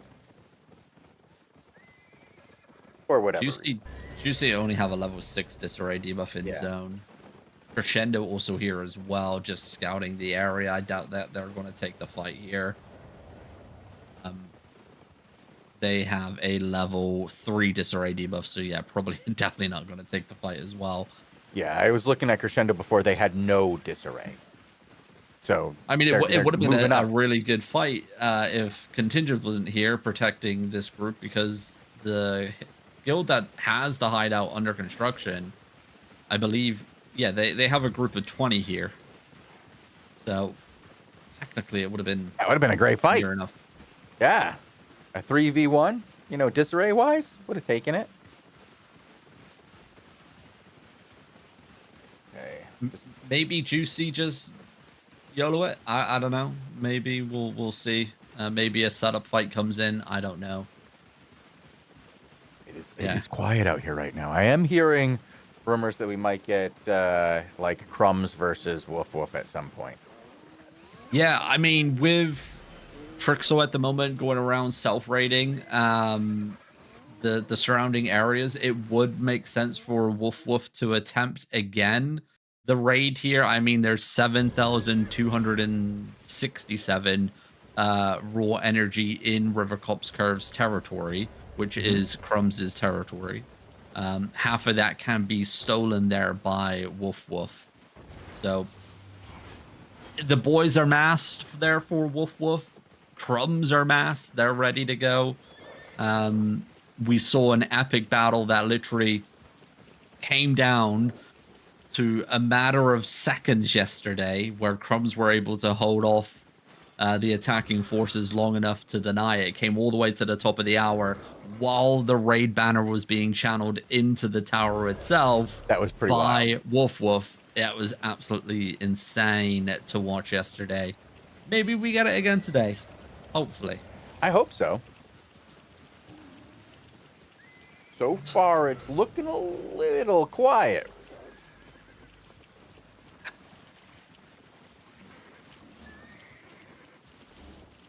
Yeah, it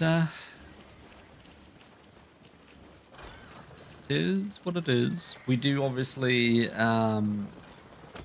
have the seasons to look at the moment, or season ranking, shall I say? Because there is a natural race happening here. You know, there is a reason why GER are consolidating all their energy into singular towers for tomorrow. And that is because there has been a constant war here between GER and GERF Alliance. Just not at other timers here. We obviously only cover 18 UTC here on the war report for Europe. But there has been a constant war throughout this whole entire season. And there is a chance here that Skog loses second place tomorrow and Heralds of Valhalla take it off them. If wild magical things happen, there's a chance that Heralds of Valhalla take first place tomorrow. But Heralds isn't on right now, and Skog Nagara is. Yeah, 18 UTC isn't the timer. I'm just saying they're on at this timer, and they're doing work here now. They're trying to make things happen now. Yeah, because they have to. They have to. But you know, we'll see what happens tomorrow. Tomorrow is the day, right? Tomorrow is the deciding factor. It'll be a Hail Mary of an attempt by Heralds to take first place. I highly doubt that. Right? There's like a 5% chance. I'll give them that. There's a 5% chance because 5% is pretty good. I know what Sunny B can do when it comes to the political side of the game. We've seen it in the past here on the European server.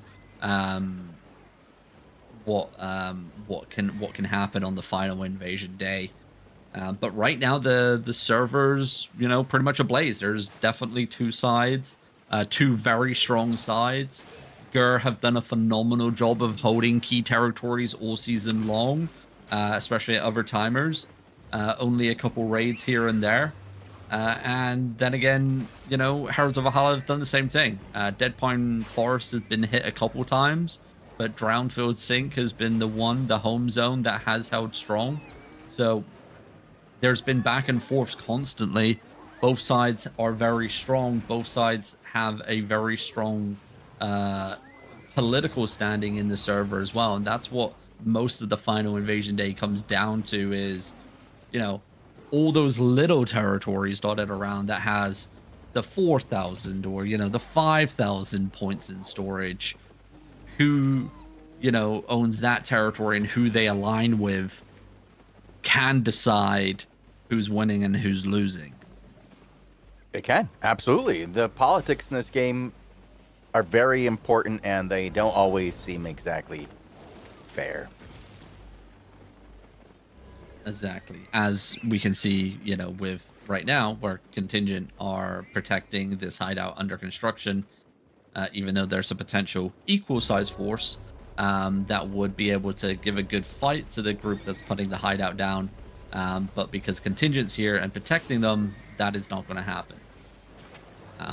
You know, that's the way the cookie crumbles at the moment. We do have some interesting castles up for grabs here. I'm looking at Drick right now, already in the defensive posture for a legendary castle in Shaleheath Steep. So that's where Contingent's heading to right now. We might get some content then. So they're in the zone next door. Good news. All right, keep an eye on it. We'll switch to Drick for our POV. Actually, no, Drick isn't shot calling. Who's the shot caller for Drick? Infernal. I mean, for M3R. Okay. Ooh, Infernal? Yeah, that's not... What? Okay. And who stands out? I think maybe I'm Snoop. For M3R, it looks like he is the golem. He isn't a juicy golem, so it looks like it's going to be that. Yep, he is the crown. Okay. Snoop it is. The blob Let's see coming how in he as does well. as a shot caller here today. Yeah, legendary castle here. Wouldn't have mind attending the CTA because I still haven't got my final crystal chest unlocked. Oh, really? Albeit, you know, don't really. I just haven't had the drive to actually get it unlocked. And everybody knows why. Because it's just not working. But there may be a chance that over the weekend I grind it out a little bit. Well, you gonna attend the final Invasion Day? Yeah, most likely. You know, it's a big one. It's you know, there's actual war happening between two forces. You know, there's, you know, something to attend and enjoy instead of just riding around and hand holding.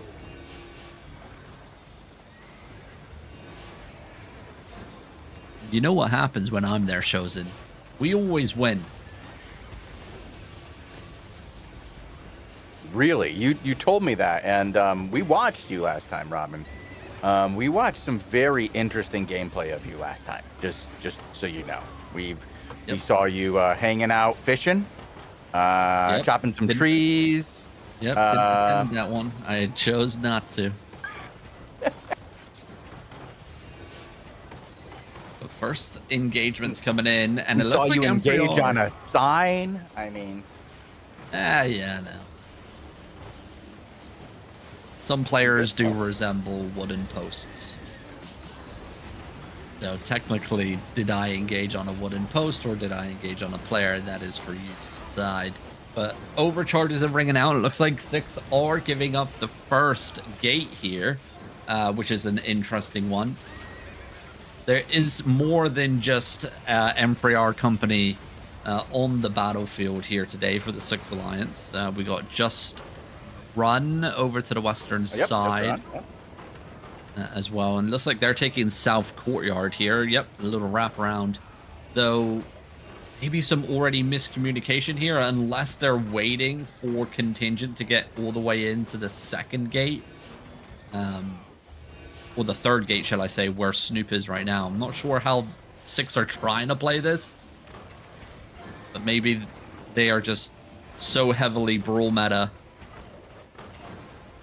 that they just want to wait until all the gates are down. And I believe actually Contingent have switched to brawl meta as well. I don't know if they're running it this CTA, but over the last couple of CTAs, they are faux brawl. Interesting. Now, we do see a situation, both these groups are pretty low on the disarray, Robin, you know, for the groups themselves. Like, it's not low, but for them it is. We're seeing a 28 from 6. Generally, we see them in the 30s to 40s. And Contingent, 23 over there for Gert. Yeah, I mean, a lot of people know, you know, CTAs on this day are normally a nothing burger. People normally do take today off of attending because of what is, you know, asked of them for tomorrow. So yeah, a day of rest for some, a day of content for all the others. Yeah, you know, tomorrow is going to be a very interesting day. Like you said, we have a couple of things on the line, and it's been a spicy end to the season, and we're expecting another spicy season in 29.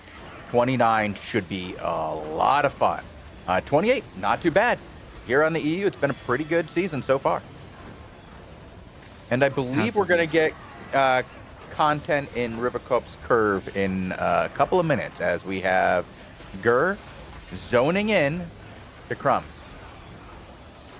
Alrighty, well, maybe this fight will end quickly enough once this gate goes down that we can full screen that one and switch on over to it. But for now, the tickles back and forth are continuing here. I'll let you know when this one actually does get to a demount and a fight stage. They are currently in movement stage at the moment, so we'll get there eventually. Alrighty, well, the gate has fallen, and here comes the initial clashes from both sides. Only tickles there onto the front lines, and Six are choosing to play off the western gate here. Remember, they can step in and out of that gate. Gurf, on the other hand, can only step out through that gate. They can't come back in. Here we go, though. Just Run was a little bit of a ruckus there. M3R Company just holding back to seeing if Gurf take a return engagement, and they do onto the frontline tanks that were literally a mile away from the actual Zerg. Positioning, guys, that positioning was incorrect. Yeah, you got to have better positioning than that one there, Robin. Speaking of positioning, it looks like this the position of this No Fear, No Death hideout is going to have to change because it's been deleted by Gur over in Thunder Rock Upland. So they dodged the guys over there in Crumbs, went to Upland, smashed the hideout. Now we will see where they end up going after this. Back to you. Well, over here, it's a bloodbath for both sides. Key players going down. Looks like Six are choosing to try and walk in right now. They have Gurf very low, and this could be a full wipeout here for Contingent. Members still falling. Astro staff pumping that DPS out. Six, though, getting hit heavily in the back lines, and that's going to sway the momentum here, and it could actually sway the whole entire fight. Gurf know it, and they are flooding in all the way deep west, and another major hit, as you can see by the kill feed. A return clump comes out, though, onto the combat looters. A couple kills actually secured there on that return. More members falling. Looks like Gurf don't have the sustain to keep that group alive way out in the front lines, and the kill feed just flipping back on its head here. And again, that's the brawl meta. Anything can happen. It is absolute bloodbath carnage unfolding, but hey, I thought it was all over here for Six, and in a blink of an eye, they have restabilized and flipped the fight way back into their favor, but they choose not to put the final nail in the coffin and allow Contingent to reset outside on the east. Yeah, Robin, I'm looking at that kill feed. Swaggy McNugget over there getting some nice kills, and as well as Metal Pocket. Very nice plays over there. You got some murderers row going on. Meanwhile, I did find out that hideout nobody over there on the side there of the Crumbs had any idea that that was going down. Like nobody knew that their alliance was putting down a hideout, and it Smart. got absolutely smashed because of it. So Geeks made a little bit of an error there. They may have forgot to write down their notes, and now Gur takes advantage of it, meeting the rest of Geek in curve now. They're right outside the two territory, or the territory, and in between the two hideouts. We'll see what happens as King Trixel makes his way towards his opponents in Geek. Well, over here, members of contingent still falling. Wakan and Meadow Pocock there going down, way out of position once again. There seems to be a recurring theme here for a lot of these tanks at the moment. Way out of position for both sides. Here we go, though. Frontline engagement coming in. 2 kills secured there onto Just Run. Return engagements, though, coming out thick and fast. The Astral Staff pumping in the back lines. Handled well this time round, though. So far, so good here for Contingent. Will 6 look to keep up momentum? No, they do not. They fall back and reset, but here comes Contingent on the strike back. Yeah, we saw our first action over here as a few members of Gur go down in the very first engagement against Geek. King Trixel just standing here thinking about it for now. It's been a little while. Oh, finally moving again. Thank God. Yeah, it must have been typing.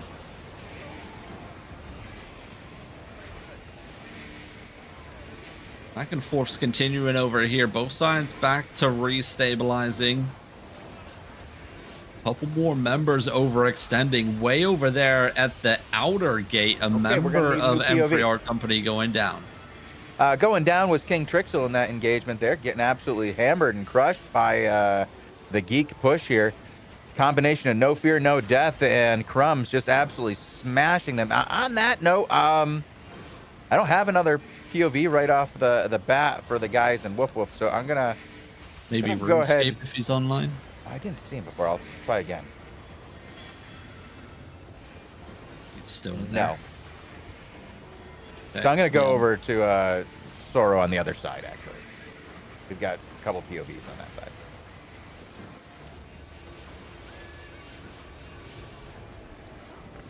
So we are flipping sides over here in River Co-op's curve.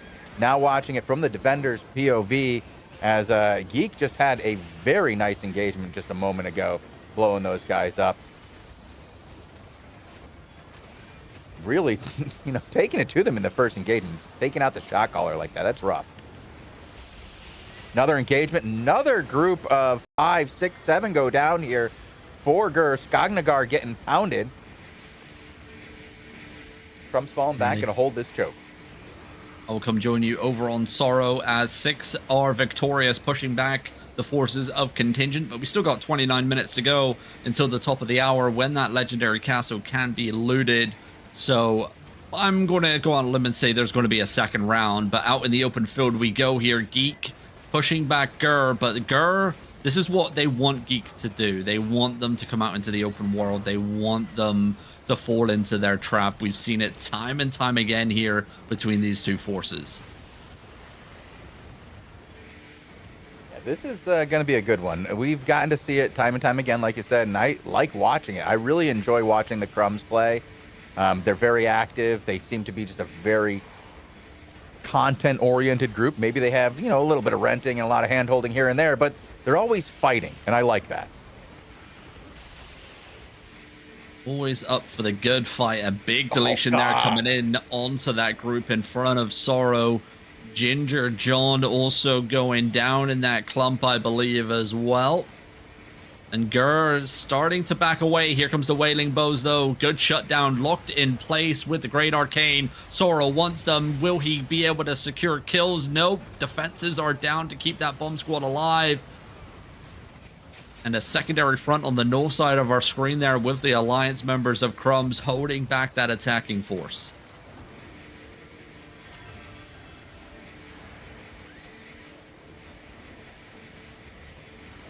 Yeah, we're just seeing this delay of just holding back, getting ready, looking for your next target here, getting full resets.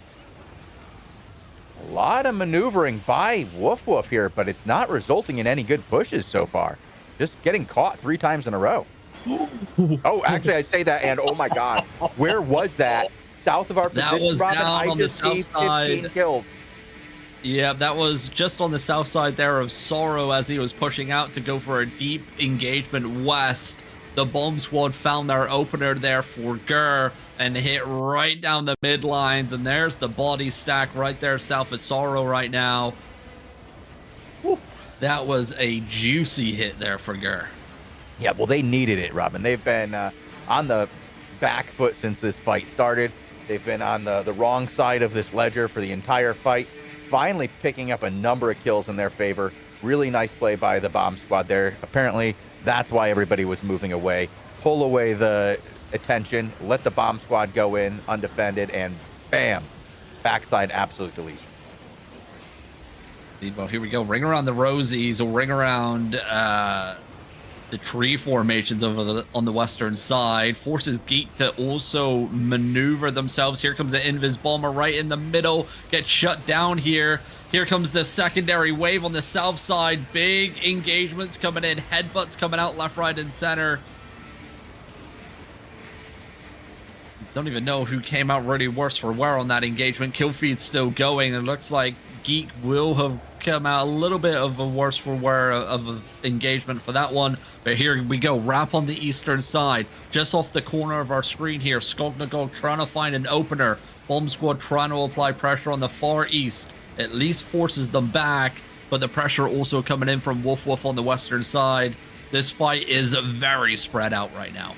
It's also a pretty good fight with 2 large groups that know each other well and have been very active all season. Love to see it here on that final day before the final invasion.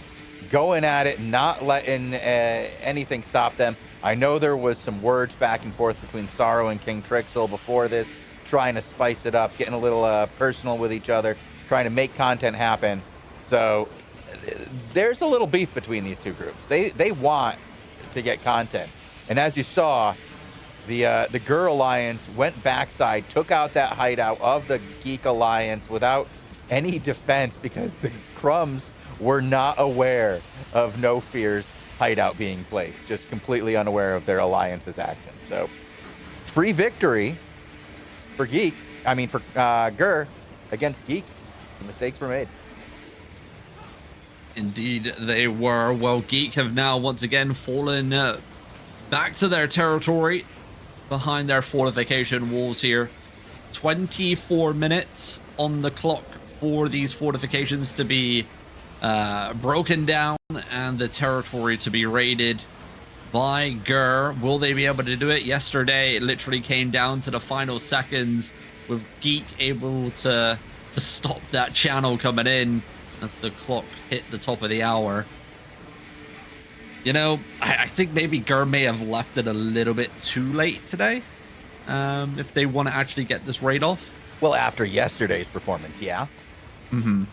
I wouldn't expect to be able to get it off that quick, but I don't think they were expecting to raid today. I think they were more concerned about their own stuff. Yeah, probably just a secondary fault here for them, right? So yeah, like if we can do it, we can do it. If not, you know, we get a fight either way, and we get training. So, yeah. But as per yesterday, just the wave after wave of different DPS bomb squads getting thrown out, main Zergs going out as well for both sides. It's going to be an interesting watch. There's going to be a lot of explosions just happening all over the place, as you can see right now on top of Sorrow. It's everywhere. This is, yeah. Oh, there's a nice hit over the wall as well. More guys getting killed here, Robin. Look at this. Nick Pan. Nick Pan going down on that one. And then another wave coming in here as well. Oh, wow. Both sides losing players, but it's really so far in favor of Gur in the last couple of engagements. They got to step it up here from Geek if they want to, you know, win this fight. They were talking a bunch of trash beforehand. Yeah, I just saw someone in Geek saying in Say Chat inside the territory, we have a mammy, but 0 kills. But they do have Well. kills. Well.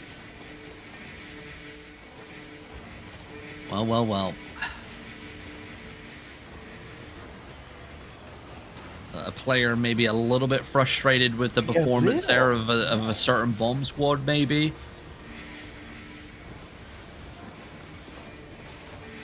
Maybe they didn't like seeing all their guys die in a row and feeling like they should have been able to handle that with the mammy in play. Mm-hmm. Yep, but look at this. Over the wall. It is just insanity here at the gate of this territory. Couple ice blocks, huh? Yeah, a couple in there, dotted around. Yeah, like 7 or 8. Yeah. Wow. Potential catch here. Gonna take 3 members of GER down. Yo, Brandster there talking shit in Say Chat, and he's the one that gets instantly one-shot and deleted. Maybe paying a little bit of more attention. Wait, hold on, I have to put my Say Chat on. I didn't have that up. I didn't have that up. Suppressing your actual buttons instead of talking He's shit been talking in Say a Chat. lot too. Yep. I will learn you something that today. one. I will learn you something today. I don't know actually who that is. He does talk to me a lot when I'm on my personal account as well. Wait, what? He likes to remind me that I am a money guild robber. Oh, well. When I'm on my personal account. Yeah. Hell yeah. That's me. Dude, I never donated when I was in Money Guild. Never once. So Robin didn't steal from me. Smart man. Yep. A little waffler, that one, but most of the time it is in good spirits and good faith. I will learn you something today. And then just get instantly one-shot deleted.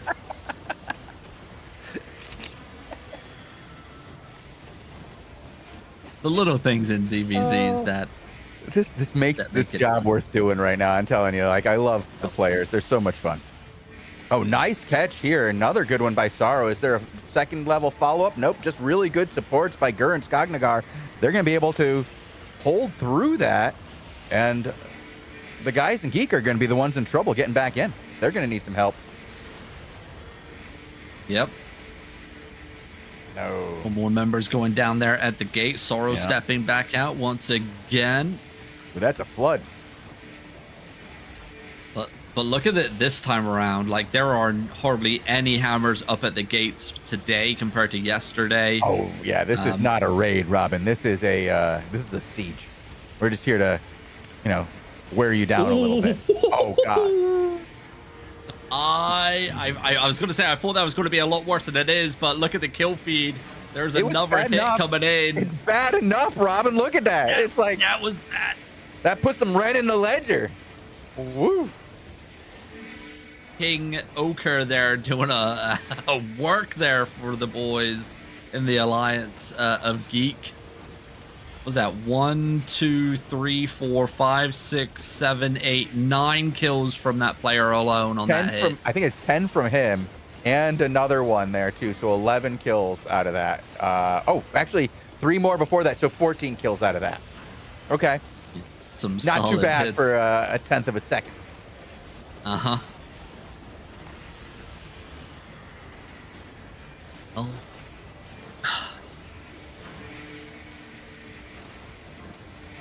It does look. Is that that other blob on the northeast side?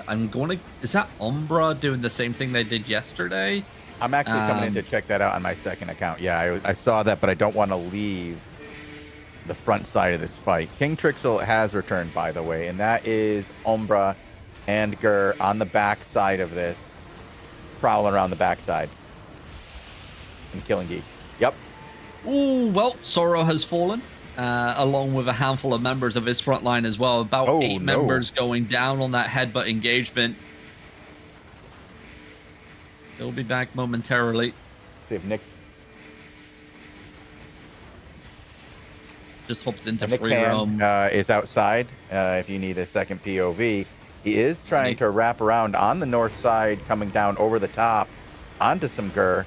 He is running the Hand of Justice today, so he might be able to pull something off. Silly Car is right next to him, which is another shot caller. So we have 3 guys who know what they're doing available for us to grab. Yep. Silly Car Sorrow is telling back. Nick Pan not to, or telling him to stop looting. Nick Pan did get a little Hand of Justice engagement, but Cleric Cow saving the day there. We'll switch back to Sorrow as our main POV here and full screen that bad boy back up.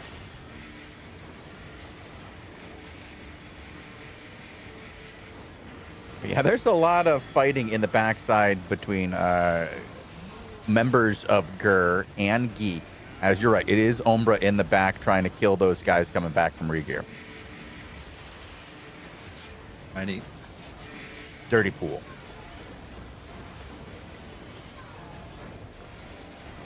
Bogle going to work on getting us some nice shots of this fight here, using some of our additional tools, trying to get some pretty shots. Show you guys a little bit more of this fight. Meanwhile, Sorrow is doing some good work, trying to make something happen here. So does Nick Pan right on the back side of that. As soon as Sorrow pulled out, Nick Pan went in.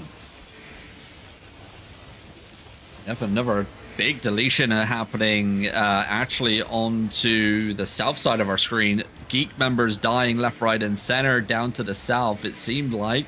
Yeah, I guess that was trying to be a sneaky bomb 6 squad of them, play. 7 of them. Could have been, yeah, it could have been the bomb squad trying to make some dirty plays there and got picked off and deleted.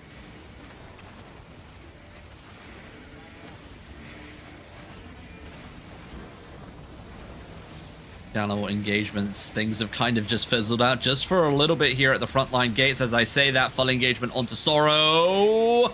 Gets the Arcane Protection Shield and the Innomatic Staff coming down to keep the boys alive at the front lines.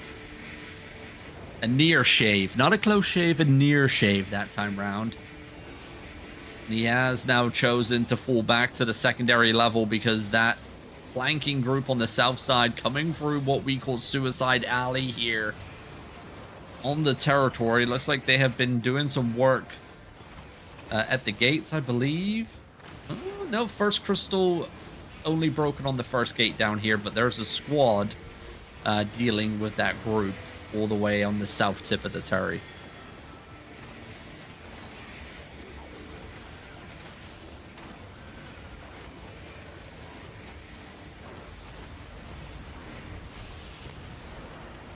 Big headbutt engagement here at the front lines on the gate.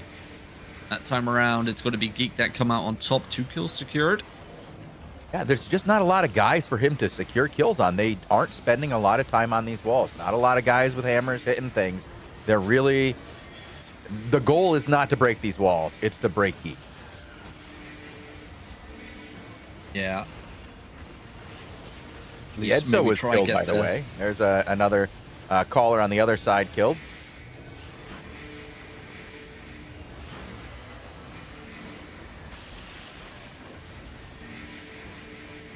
Up there from the permafrost, secondary bomb coming in. Oh, wait. Oh. Little Peking Pigeon healer there getting picked off on the wall there. Misplacement with his positioning. Lloyd Dong going down. Oh, not good to see him go down. But trades coming out. Devil 1G going down on the front lines there. Secondary hit on the same location. Another kill secured. Headbutt, though, coming right back at them, right down the mid lines, but it is shut down and handled Nick well is going here by deep. Geek. What is he doing? Pulling, yeah, nice shot into the bomb squad just north of Sorrow. I don't know if you saw that, Robin. We did, yep. Yep, some nice hits there. Well played. Yeah, he's going north and trying to pull them towards that north corner. You can see the carpet of bones that's building up. Nice hits over the gate, too. Another few members going down. These guys are hitting some nice shots into the Gur front lines. A little bit of a return, albeit one. Yeah. But the body's stacking here Trade at of, the gate. Like 3 to 12, you know, it's okay.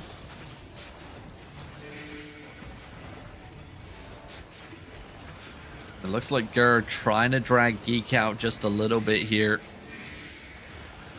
They know that they can't breach the walls. They're seeing if Geek are going to take the bait here. Sorrow steps out. Cleric Cow activated. Brimstone's DPS, late DPS raining down for both sides. Sorrow, no, there's probably going to be a second wave right down that midline, so he full resets back in to the territory we go. Is that eastern side fully broken here?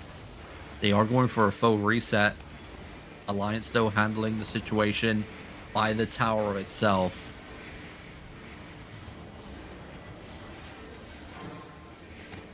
Twelve minutes remaining.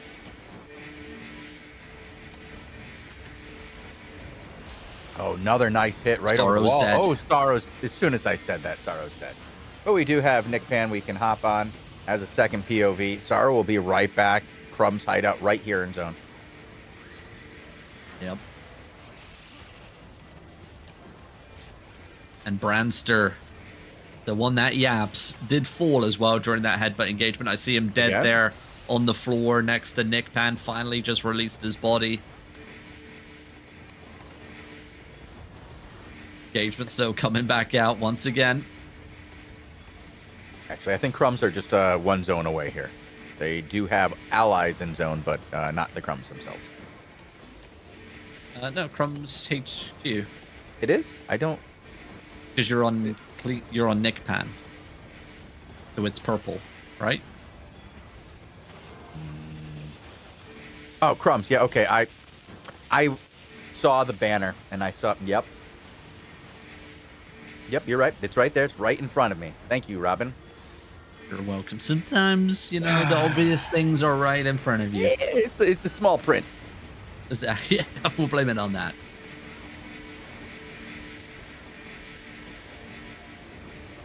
Well, Nick Pan and the boys resetting back inside. Sorrow is back once again. Switch back onto him. Unless Bogo's still doing some free cam action there. A couple members dying again at the gates here. Crumb's looking for a return engagement. Not going to find anything. Nick goes down. Sorrow is back. It's like we're trading POVs here. Now we're going to move back up towards the tower here, Robin. A bit of a reset, maybe. Get stabilized, you know, get things going. Or is it a rotation around to the other side? Look at all those skulls. Somebody's entire team just got fooked. I think Fook that just was... went wild along with Cappy. Yeah, that was Alliance member, maybe No Fear, No Death, or the Bomb Squad from Clean Kill, but that was a full-blown wipeout there of the Geek Alliance squad. I'm going to go find one in Stockton to see who it was. Nick Pan was one of the guys who went down, so Clean Kill went down with that. He was away from everybody else, so... I had to believe. Oh. We're going back to Merlin's Rest. Yeah, that was No Fear, No Death. That's rough. Creepy 13. 9 minutes to go here, Shozen. 8 minutes to go now. The clock ticks over. I don't know if that south side finds a breakthrough. Maybe Gur just faux send it through Suicide Alley and, you know, do what they did yesterday and just flood tower and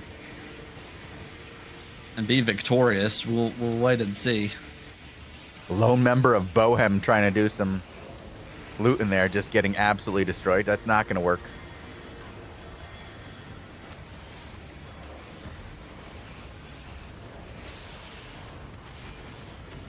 Oh, there's a big opportunity right in front of Sorrow here. Gonna take it back. There is a group fighting over the top.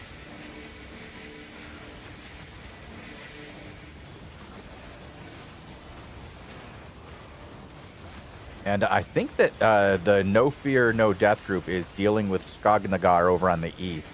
And that's where they're getting slammed. You got Umbra on the north and Skognagar on the east. Both being handled by No Fear, which is really outmanned at this point.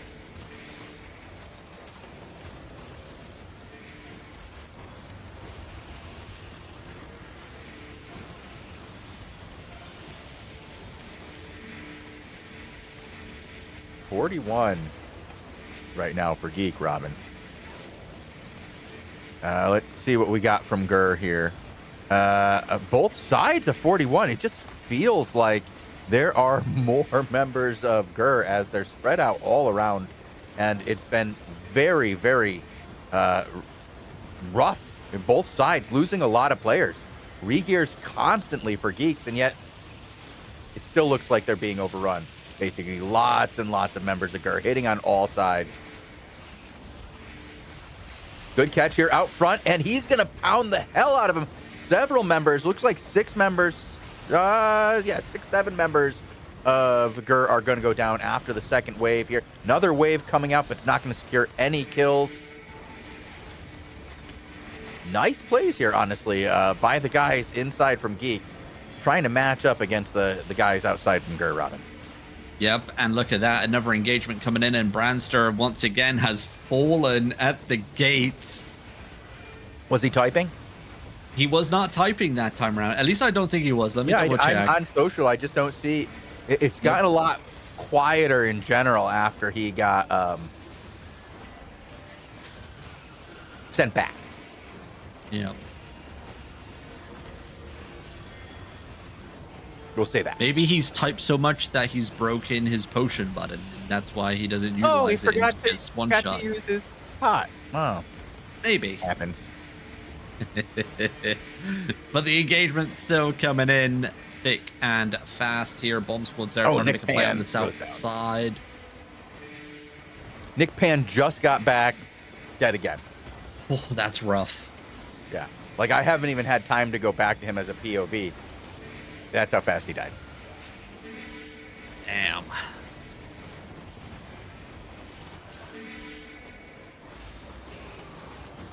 He had some good moves, though. I can understand why they're trying to isolate him, take him down, keep him away. Bomb squad coming right down through. Sorrow. Catch that, Sorrow. Nope, he's caught. Sorrow's caught. Sorrow's bounced and pinballed everywhere, Robin.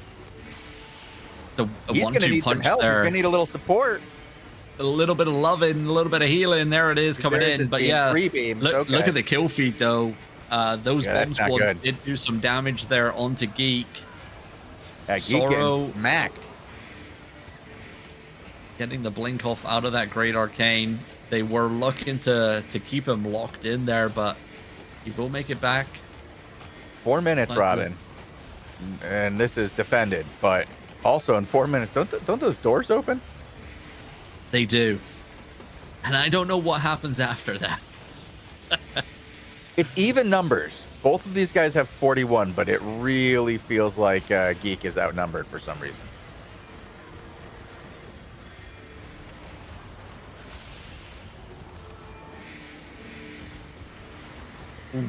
Well, remember, you got that other group on the... Oh my god, that was a nice little hit there. That's Gur too. They're both Gur. Like, Umbra is Gur now. Oh, I thought you said...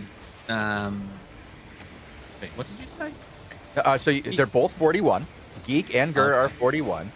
And Umbra and Skrugnagar and... Woof Woof and Meow Meow are all Gur. So they're even numbers, and it does feel like, for whatever reason, that Geek feels outnumbered, even though the numbers are even, based on just the way we see these engagements play out.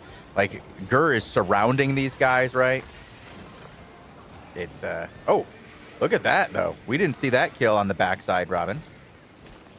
No, we did not. A little cheeky engagement coming in, and Sorrow's mounted, and he's actually going all the way south into the open world. King Trixel, though, will have cooldowns up first, but his Zerg is not going to. Here comes the first little tickles here, but it's going to be a nothing burger. The gates are open here on the south side of the territory. Sorrow getting clumped. No follow-up DPS. Defensive's coming down. A massive defensive wind wall there from Sorrow. Blinked out of the secondary engagement as well. What could have been an absolute bloodbath only turned into 1 or 2 members going down there. Looks like, he lost 5 here, 4 Geek out of that. After a really good push by Black Chakers and Gandalf, 1979. Get out Gandalf.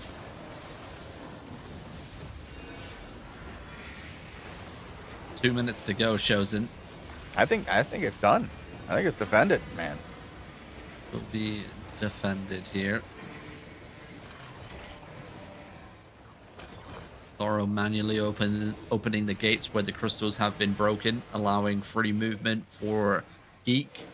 And outside we go once again. Umbra will relay that information. They're stepping up just to draw Prums' attention here, and it's going to force a little bit of a skirmish. Great Arcane locks down Sorrow's engagement. Here comes Umbra's return. A couple tickles there onto the health bars, nothing to sing home about. And Umbra soak up the return engagement just well as well.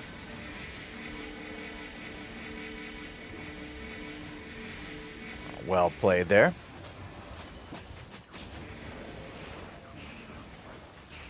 Creepy's got a big wrap going on. It looks like they're going to go out on the eastern side. It looks like we're seeing Geek getting ready to push out somewhere. A lot of purple guys on the outside level right now.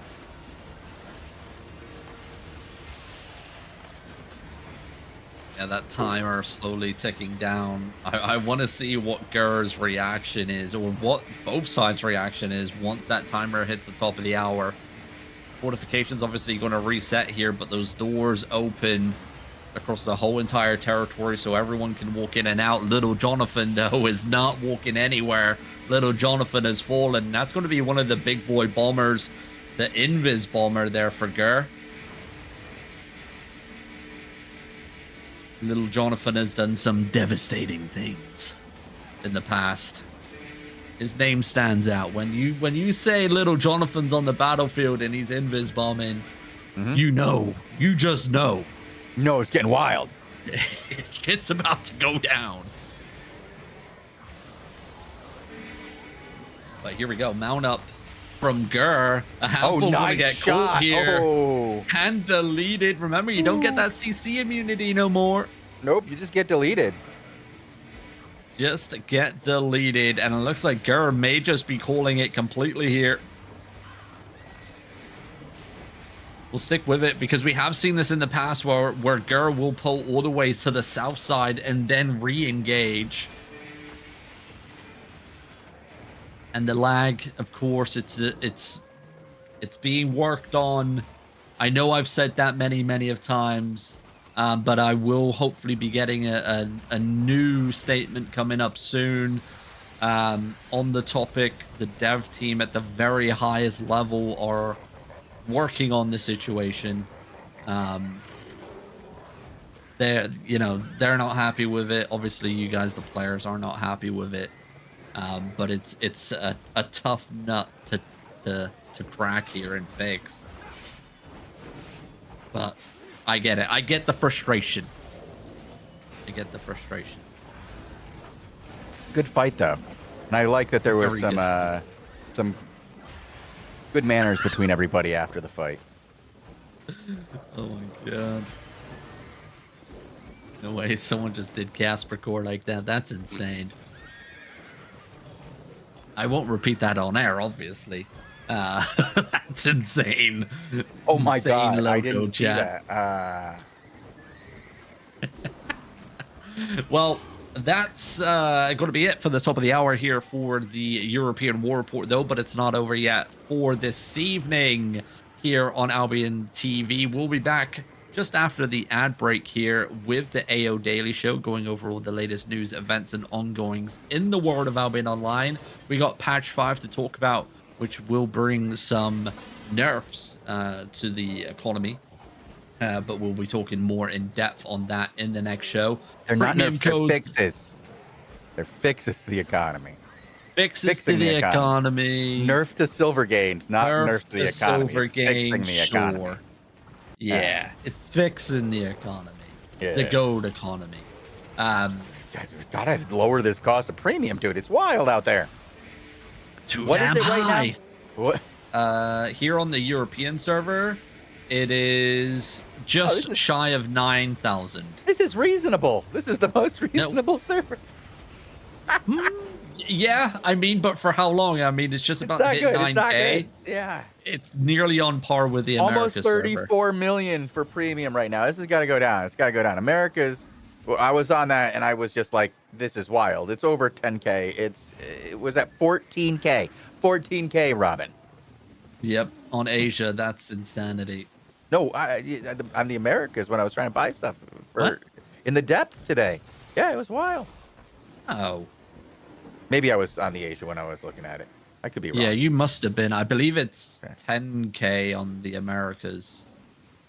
I think it's just hit 10K, I think. All right. I had two but- accounts up at the same time, you know. GM and all. Okay, here we Yeah, go. Excuses yeah. coming in again. I could be But wrong. All I know we'll is one talk of them about- is 14K, and it scared the hell out of me, Robin. I divested from gold a long time ago. I've been losing money to this inflation every single day. Yep. Well, you know, should have took tips from Bogle. But should've on said that no.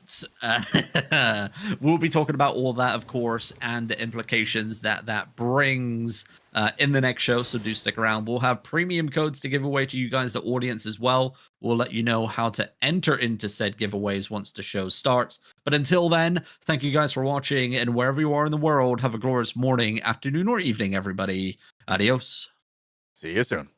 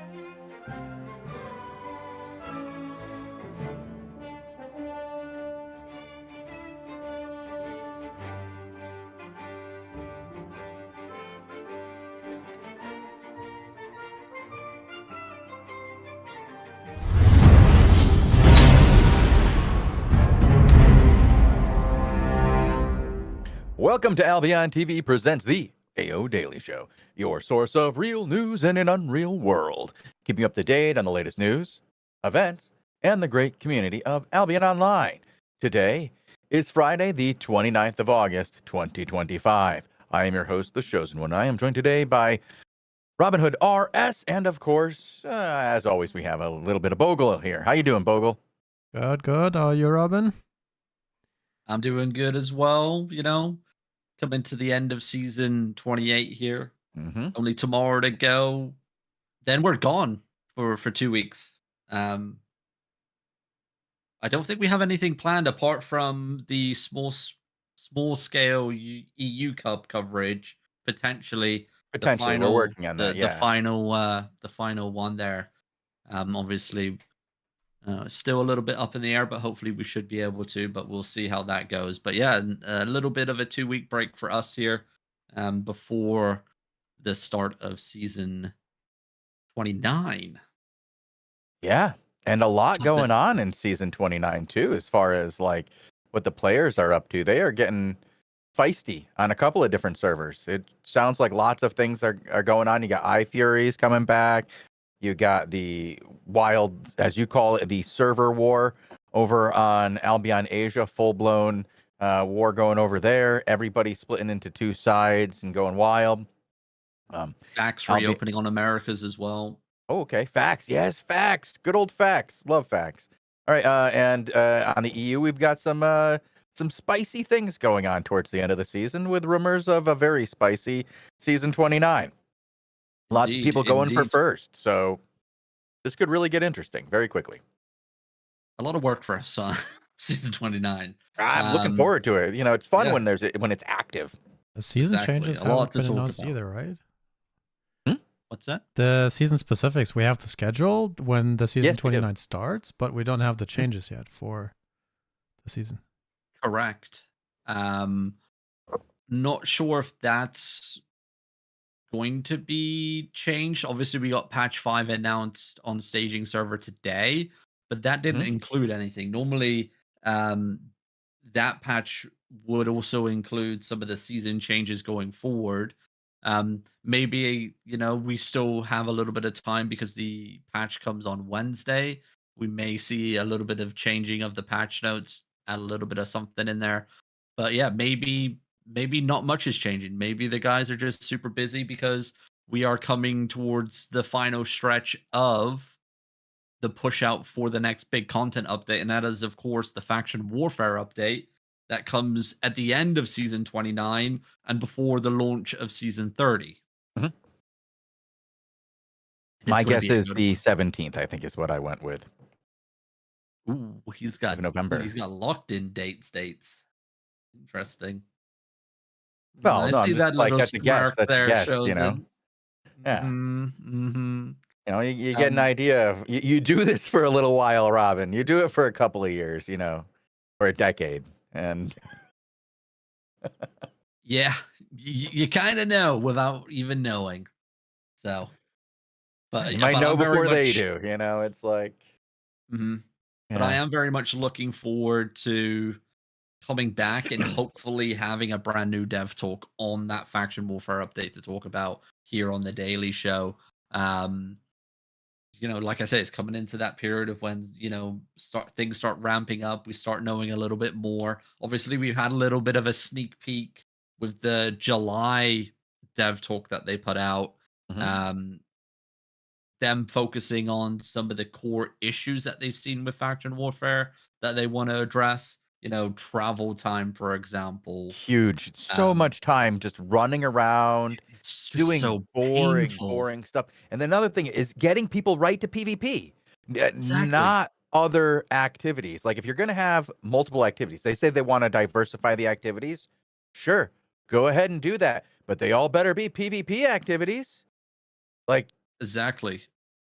I don't want something that encourages me to run around in circles, Robin. Exactly. If I wanted that, I would go to a contingency TA. You don't do a lot of those, do you? No, I don't. No, I don't. Because I don't want that. But like areas of improvement here. It says, like we mentioned on Wednesday, right? Just to bring everybody up to speed here. Areas of improvement for faction warfare that they're trying to fix with the next big content update. Refocus fighting into clearer hotspots to encourage more frequent and predictable PvP.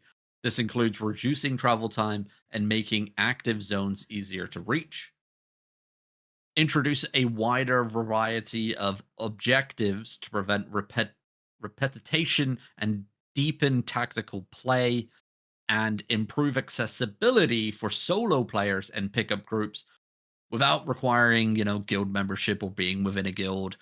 Players should still be able to find allies and jump into the action. Those are some of the core key issues that they want to address with the faction warfare update coming next.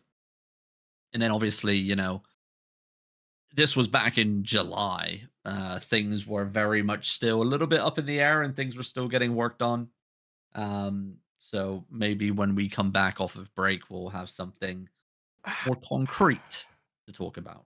I think that we're either going to have a dev talk to talk about when we get back, because there'll already be one out, which is a possibility. But I think it's more likely that first week that we're back, that's when we're going to see one. The week that everybody is back for the season and the season is kicked off, people are doing things right. They got a lot going on. That's when it hits. That's when you get that that update that is just like, this is what's coming on in the next 2 months. You'll get this in 2 months from now, because everybody, like the off season isn't necessarily a great time to make announcements like that, because there's not a lot of people listening, and you want the first time you release this new information on your big update, you want as many eyes and ears on that as possible so that they can read about it, they can listen to their favorite commentators talk about it, they can follow up on it and understand what's going on and be ready for that content. Hype people up. Hearing about it afterwards isn't as hypey. Yeah. I agree. Hopefully they combine it with the start of the season and stuff. When players are back off of their little vacay, little break. You mean summer? In some countries like mine, summer has been and gone. Yeah, it's been gone for like 3 months, right? Like we are now a week in May. Yep, literally a week in May. That was it. Now it's just rain and wind and gray clouds, and that's it. But yeah, I mean, we'll see. But before then, before all of that, obviously we do have patch 5, and this is going to be the main topic of today's daily show. But before we jump into that, Bogo's already gave away a premium code already to failure 010. Make sure you whisper the official Albion on Twitch account to claim your prize. But we haven't mentioned that we have premium codes given away, and some people may not know how to enter into said giveaway. So Chosen, maybe you want to give us a little... in chat. Just participate in chat, Robin. That's all you have to do, is engage in the community, engage with us or your fellow viewers. Basically, anything gets you a participation entry into this giveaway. Now, we will look at what you said and see if you've said things that are relevant. Like if you just do ! drops 4 times and Nightbot goes, look at this person who's been participating all chat long. And we go, no, our AI doesn't go that far. It's not that intelligent. We have to have real intelligence look at it. That's why we have Bogle. Real intelligence. We have enough to real I turned you on. We got to warm up the machine, Ron. Kick it. Yep. I wish I could. Just put some cheese in front of the hamster. Make the wheel go faster. I can neither confirm nor deny that LLMs have real intelligence. But I appreciate the sentiment. The sentient. All right. So I want to give a shout out to one player in chat who did try to congratulate failure, but failed miserably with his timing there on that. At first, I was like, what is that? What is... Oh, failure. Big time with that GG, dude. Big time fail.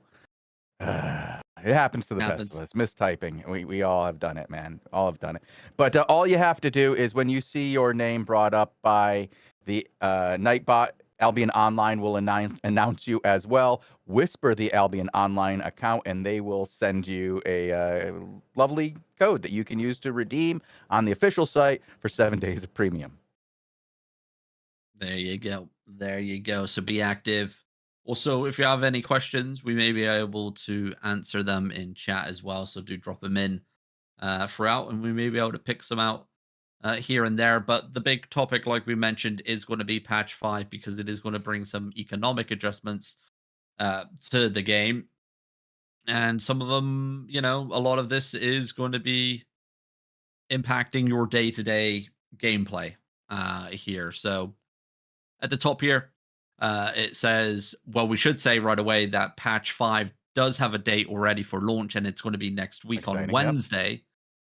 So just a heads up there, this arrives next week on Wednesday. And let's jump into it. Economic adjustments, as you can see, says here, in response to the oh God, not the great gold market, the recent gold market price increases, we are making several economic adjustments to bring the market back in line. I can read, guys. I can assure you I can read. Hooked on phonics worked for him. These changes target economic gains that coincidentally to gameplay or target features that were already slated to be decreased. This is going to be a long one. Sorry, I'll take over after. I hope you will.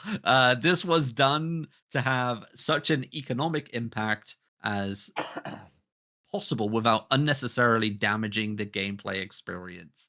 Right. We will continue to monitor all of these changes closely, as well as the impact they have on the accessibility of premium for silver. Now, Chosen, this is where you come in and read the I'll hit the bullet points for you. So many Albion Journal missions that award silver have had their rewards changed. The chance that loot is generated for a territory activity chest from activity in local and neighboring regions has been slightly decreased. Roaming mobs in the open world and the roads of Avalon now take slightly longer to charge up into more powerful mobs. The loot region modifier for high quality black zones now increases by 20% instead of 30% from a quality 4 to quality 6 zone. The price of Conqueror's chest has been increased from 5,500 favor to 6,750 favor. Chests in Avalonian dungeons and the roads of Avalon have had their loot decreased by 10%. This does not affect treasure spawns, which instead spawn 10% less frequently in the roads and the open world. Rather than reducing the value of boss layers, lair maps instead spawn 25% less frequently. In order to preserve the value of chests when they are found, non-boss mobs in the depths have instead had their chance of dropping a soul halved. Boss mobs still guarantee a soul is dropped. The change should result in a roughly 12% less loot generated in the depths, which is good.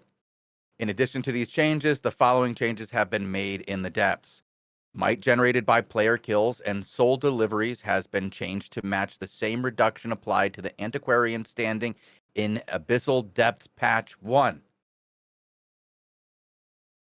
Treasure Vault loot at the end of the depths has been increased by 25%.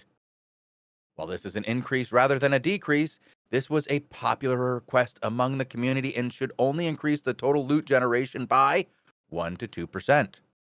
Other changes. Crystal offhand artifacts can now be crafted from crystal shards. Yay! Okay, and then we have some fixes. But first, let's go into these economic changes. We've already discussed the offhands quite a bit. Now, yep. Robin, I know you've been in discussions with members of the SBI team all day. There is some messaging that they want to have for this because they've been looking at making changes to the economy for a very long time. They came out very early in the year and they said they were going to do this. They were just looking for ways to do it. Now they want some feedback from all the players as well.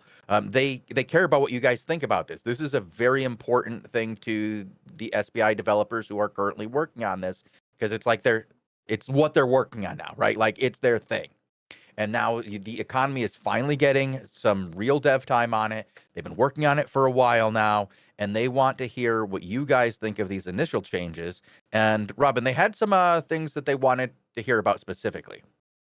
Yeah, I mean, obviously, there's a lot of decreases in loot and stuff here. And the devs wanted to see which ones really kind of brought that bad feeling or negative feeling for you, the players, right? Which ones stood out the most to you that you feel like shouldn't be in there? Now this question was asked to the AOCP Discord, and mainly the two things that stood out the most was the roaming mobs in the open world and the road to Avalon now take slightly longer to charge up to more powerful mobs, and the chests in the road of Avalon have had their loot decreased by 10%.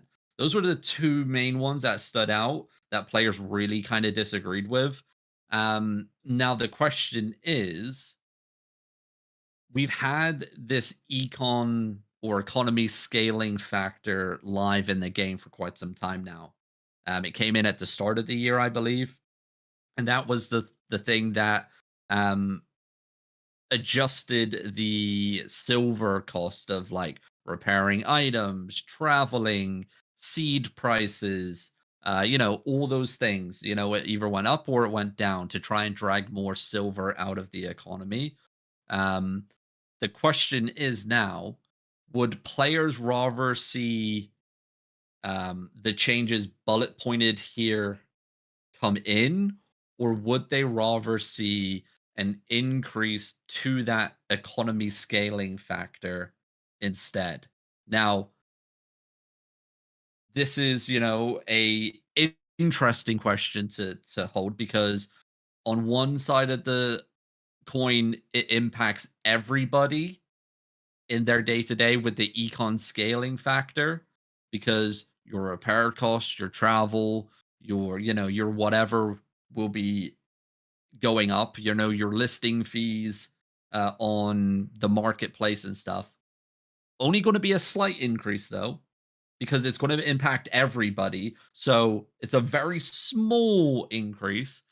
Or do we see a heavier impact? It's not even that heavy.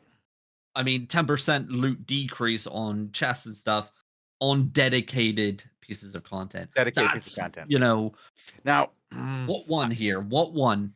Like, I got thoughts, Robin. I got thoughts, and I got to talk about these because I've been thinking about it more and more since you said it. all right, Because before I you jump mentioned, in, okay, because I want people in chat to tell me what they would rather have here. So if you're in chat and you have feelings on this, let us know. What would you prefer? Either the economy scaling factor increase or the dedicated bullet point changes here that is listed on the patch notes. Let us know. But Now- go ahead, Chosen. so if somebody picked this up right in chat right away, like Ego Bulldozer, I'm kind of on the same page as you on this one. And now, I don't think this hits exactly the highest earners in the game, right? But it does target some of the higher earning areas. So you're asking whether we should really target some of the higher return areas, which I've been suggesting to everybody. If you want to make silver and you're going off on your own to go do it, just kill those open world mobs. It's really just good silver per hour. You're fine going to do that. Go do that. Now that would be one of the areas where you would make less silver now because they don't grow as fast, right? That would be they take longer, and that's one of the things they didn't like. That affects more people than the next one, but the reducing the loot in the roads of Avalon and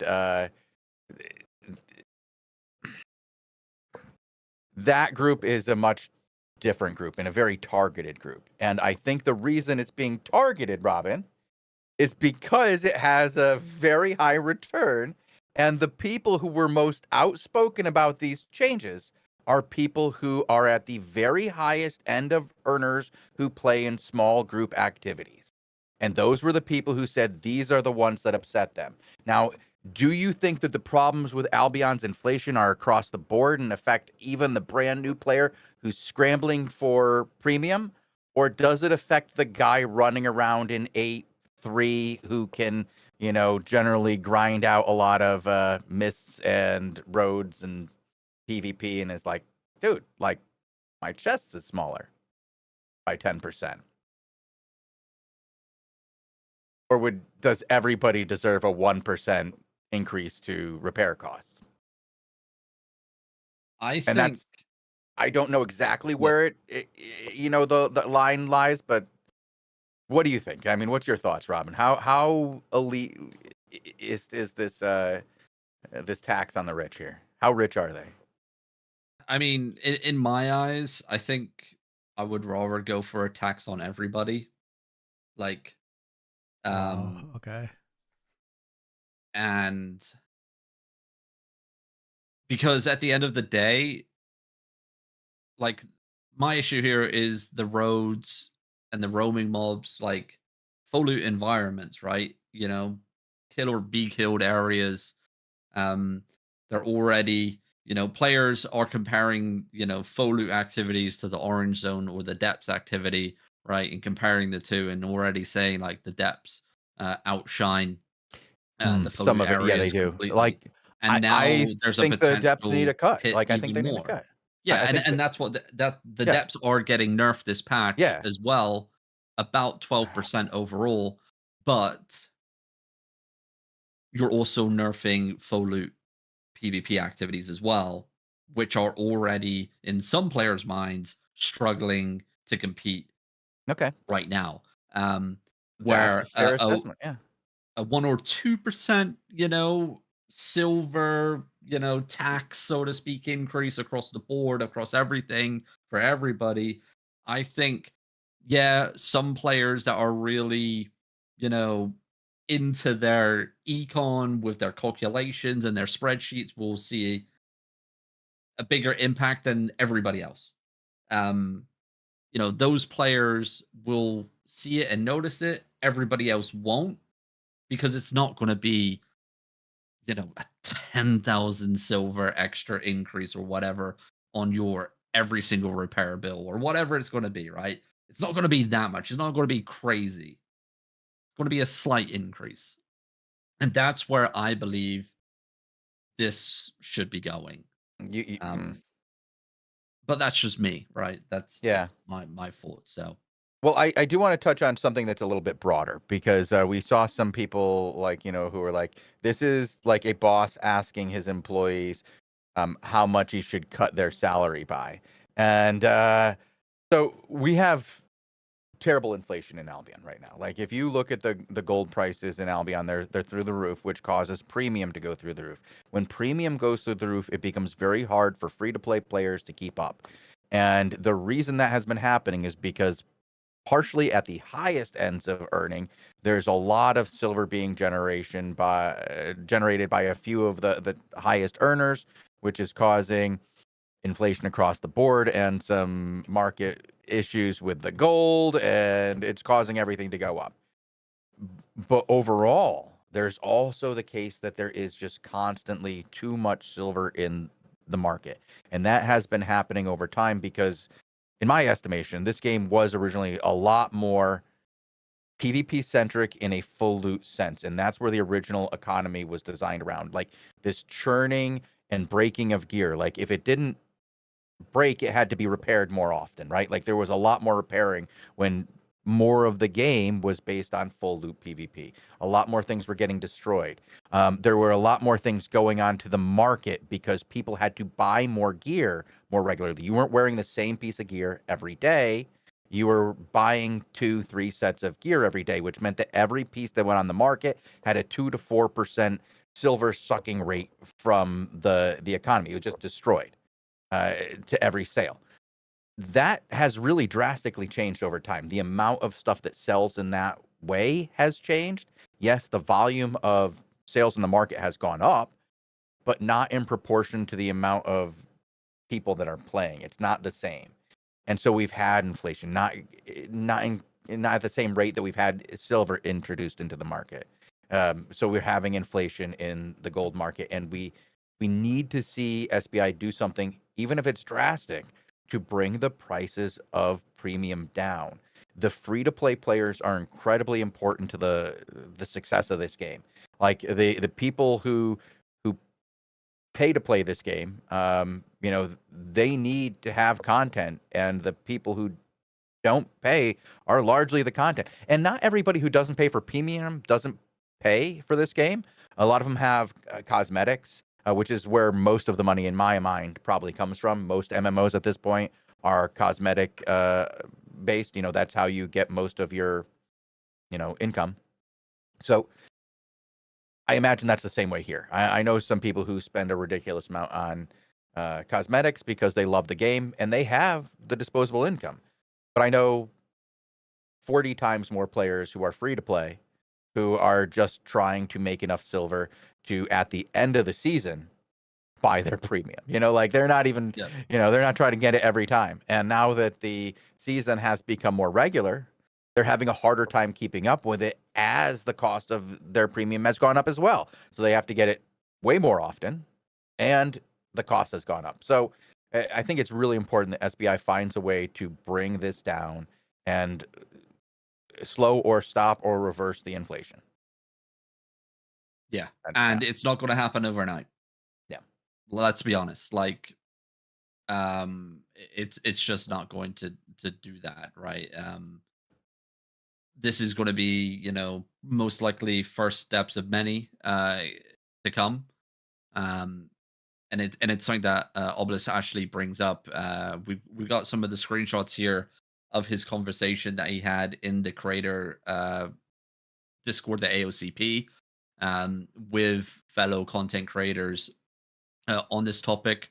I think the first one we'll bring up here, we'll just go in order. And he does say here right off the rip.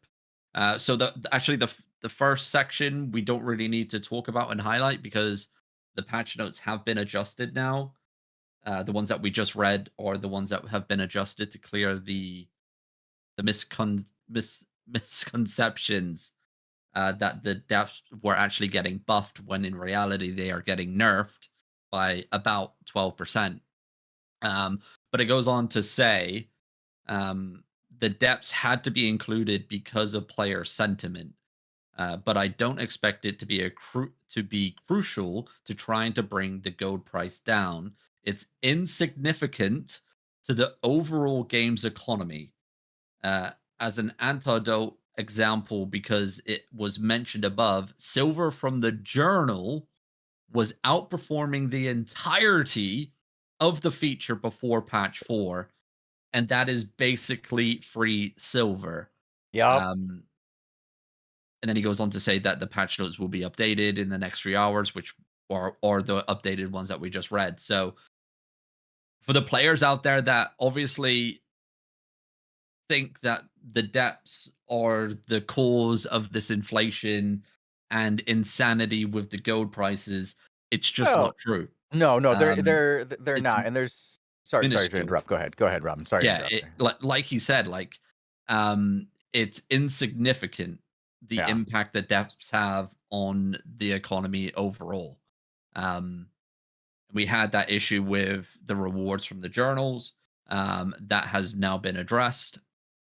Some other, obviously, some other factors in there this month as well. Mhm. Obviously, the occult cougar being tradable with the referral system, that kind of screwed things up a little bit as well. But I think overall, players need to understand. Yes, we have safe content in the game. Yes, the players that are really, really, really good earn a lot of money. Um, is it a little bit too much? Probably. That's why it's getting a 12% nerf with the patch. Um, but overall, the actual impact that that piece of content has in the game and the economy is Really. minuscule. Yeah, Really? we've talked about like the journal several times, and the impact of the journal. And we were gonna do a show about how to make silver quick with the journal as a new player. And then we found out how much silver you can make with a new account. And there's been some of that going on. And it's definitely been part of the problem is that there was some front loaded rewards that kind of made it a lot easier to do things. And I worry about that when I saw like the numbers. And at first it looked really cool, right? Like, and then you extrapolate that out across like 100,000 accounts. And yeah, you make a lot of free silver all of a sudden. Yeah, it's a little bit rough. But we do have a couple more pieces from Obelisk here as well. Um, our second screenshot. Obviously, to remind everybody, these are screenshots from conversations that he was having. We didn't include the conversations with the actual content creators themselves. They deserve the privacy behind closed doors. But the responses of the devs we can share, and that's what we're doing. So he goes on to say, this is definitely the end goal to balance features relative to others so they're all in a good spot. But the first step is to get things under control. I would like to buff things too, but one of the biggest complaints we are getting from players is the gold price. Um, then after that, he went on to say for a final piece here from him. Obviously, you can tell who he is responding to, so I can add a little bit of context to the responses here. So the first one, um, so our goal is actually a response about ratting in the depths. So you see a lot of rat solo players going in to like 3 versus 3 or 2 versus 2 depths. He responds, this is on the list and will definitely come in the future, but wouldn't have a large impact on our immediate goal of trying to make premium accessible. So was put on hold to keep the patch small. And then responding to T-Banj, obviously T-Banj is a hardcore Roads of Avalon player. He goes on to say here, for Roads and Open World, so much of the daily silver output comes from them that we couldn't not include them and have any hope to be effective. As Lethal Open World, they absolutely should be the pinnacle, outperforming others, but currently they may outperform others a bit too much, and this is why they are getting that potential nerf. Um, as for now, as for how, I think no matter where we targeted, would end up with criticism. But the reason we targeted roaming mobs in the open world was in part because it didn't kill objectives or the amount of content that generates PvP. Yeah, those Well, camps are still real good. Like doing the camps yeah, is not going to be hugely affected. The exactly. rewards are still by completing the camp. If all the POIs are still really good and there's reasons to go to specific points where you're going to compete with people, it's okay that some of the easy low hanging fruit of these, small groups of 3 mobs that are uh, just evolved, right? That's what they call them, evolved mobs.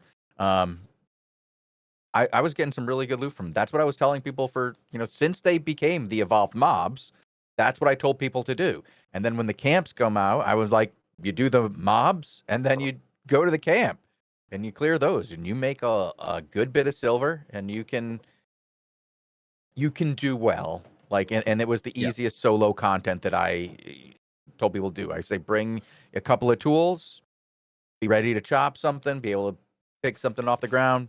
You're going to be all set. exactly. But he does go on to say here, and I think this is a really important part because I already see players talking about it in chat and saying this. So I'm going to carry on with his statement here.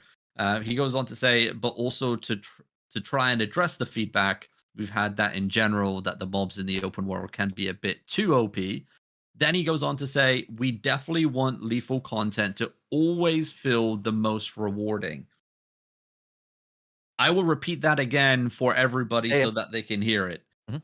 We definitely want lethal content to always feel the most rewarding. That is key. That there, right there is key. And then he goes on to say, and honestly, they never like making nerfs. But with every update, the global output goes up a little bit more. So we have to try to keep things sane. I'm hoping to make this a more rapid fire process to get the game in a healthier place over time. But if we're going to get there, it will take both increases and decreases. So that's the final statement that we got from him there. Um, I'm so sure we'll hear yeah, more.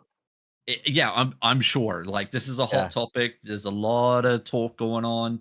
Um, I'm sure the forums will probably get updated. The patch may change. You know, we'll wait and see. They're being very active with messaging on this. Like they care. Like that's one of the Yes. things that I saw like right away. Like they're out there going to the players, not just to tell them that they're doing it, but to get feedback on it. They want to hear what the players think. Most players can tell that there's a problem with inflation, and that the way you fix it is by increasing the silver sinks and reducing the silver output. But you want to do that in a way that's fair and doesn't punish the guys who are having a really hard time getting premium now, and targets more the people who have an easier time getting premium. But you don't punish them so much that they stop feeling rewarded for doing lethal content. Lethal content will generate you enough silver to still get premium in most cases right now, because there's a lot of very valuable lethal content out there right now. It's that the thing is you have to get good at some of this. Like if you die, it's no longer profitable. If you die 3 times and don't accomplish your goals, like you're not going to make that much money. You have to have a success rate on the PvE of like 10 to 1. Like, so that every time you're successful on PvE, it's helping you build up one time you can lose in that PvP scenario. And it's not easy, but when you get at the high end, you're making a lot more.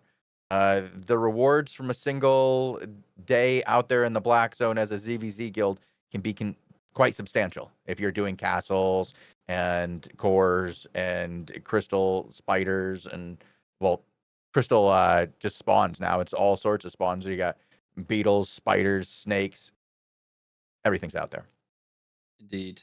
And one thing that was said in the creator Discord that actually really stood out, that I think a lot of players probably completely ignore. I mean, heck, it didn't even,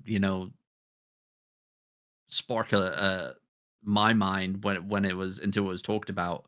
And that is in the depths, you are near constantly always opening chests, right? You're frequently opening loot, um, especially if you're bringing, say, 3 souls to a chest at one time or altar at one time.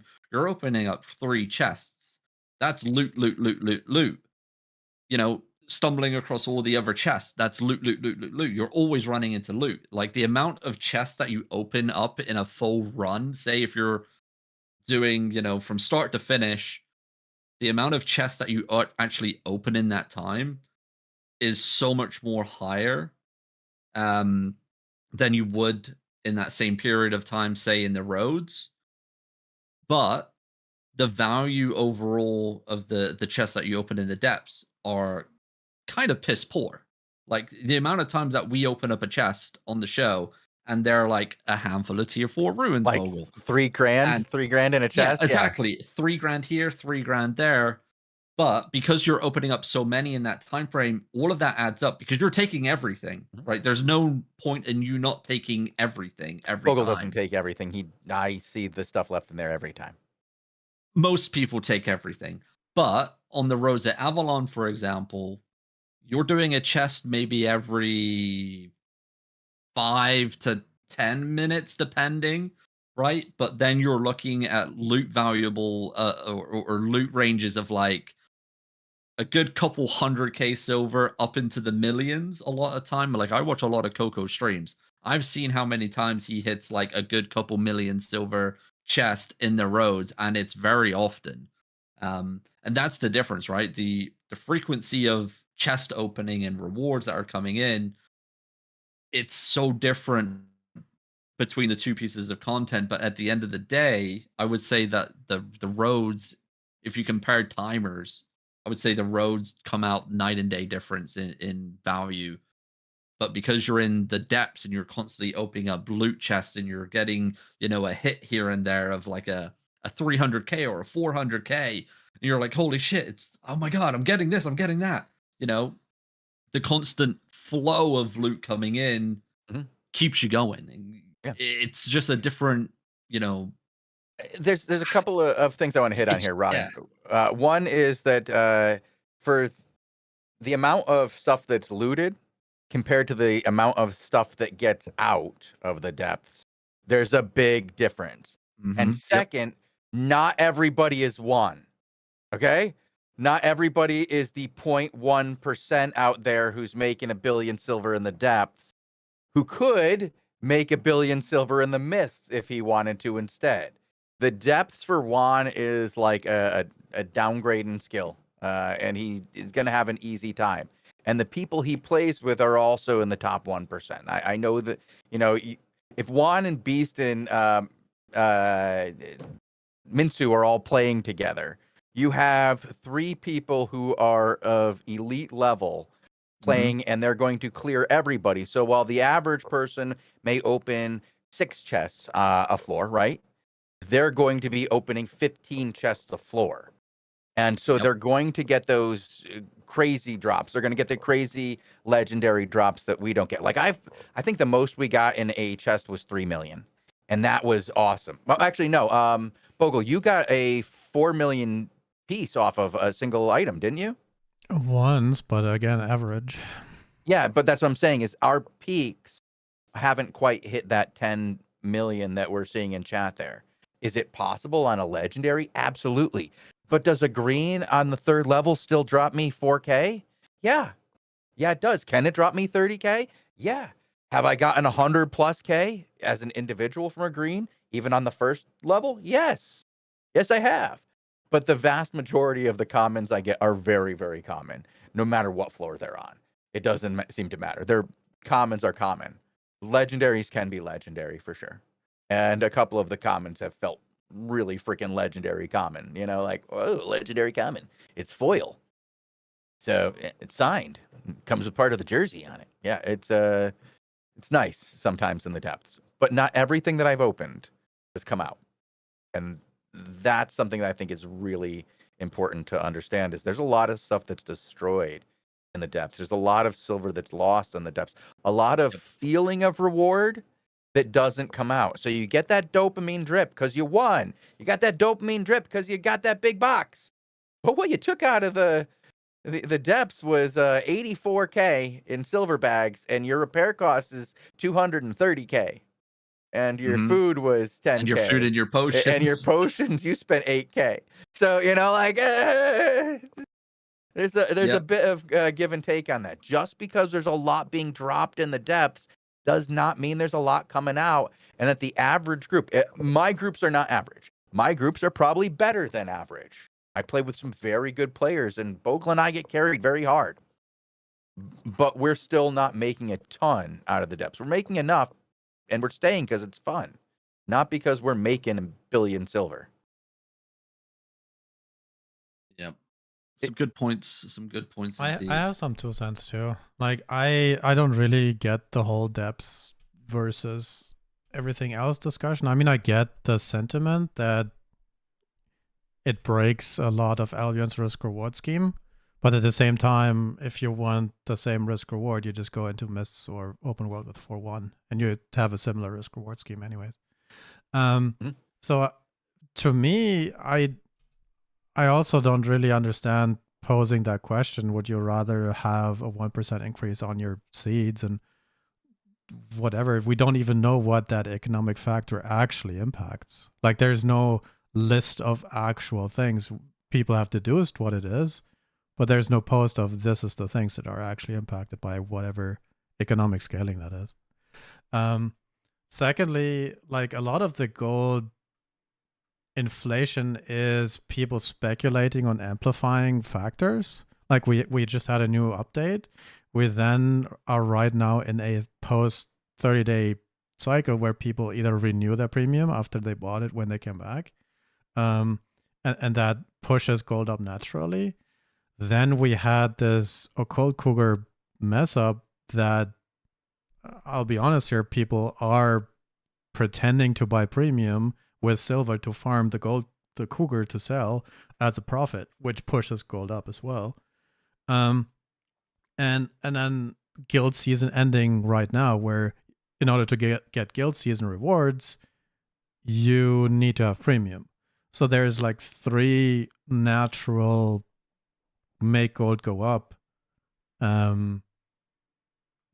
occurrences that is then amplified by people going, oh wait, it's probably profitable to speculate on this one too, right? So there's like 4 massive gold go up factors in the game right now.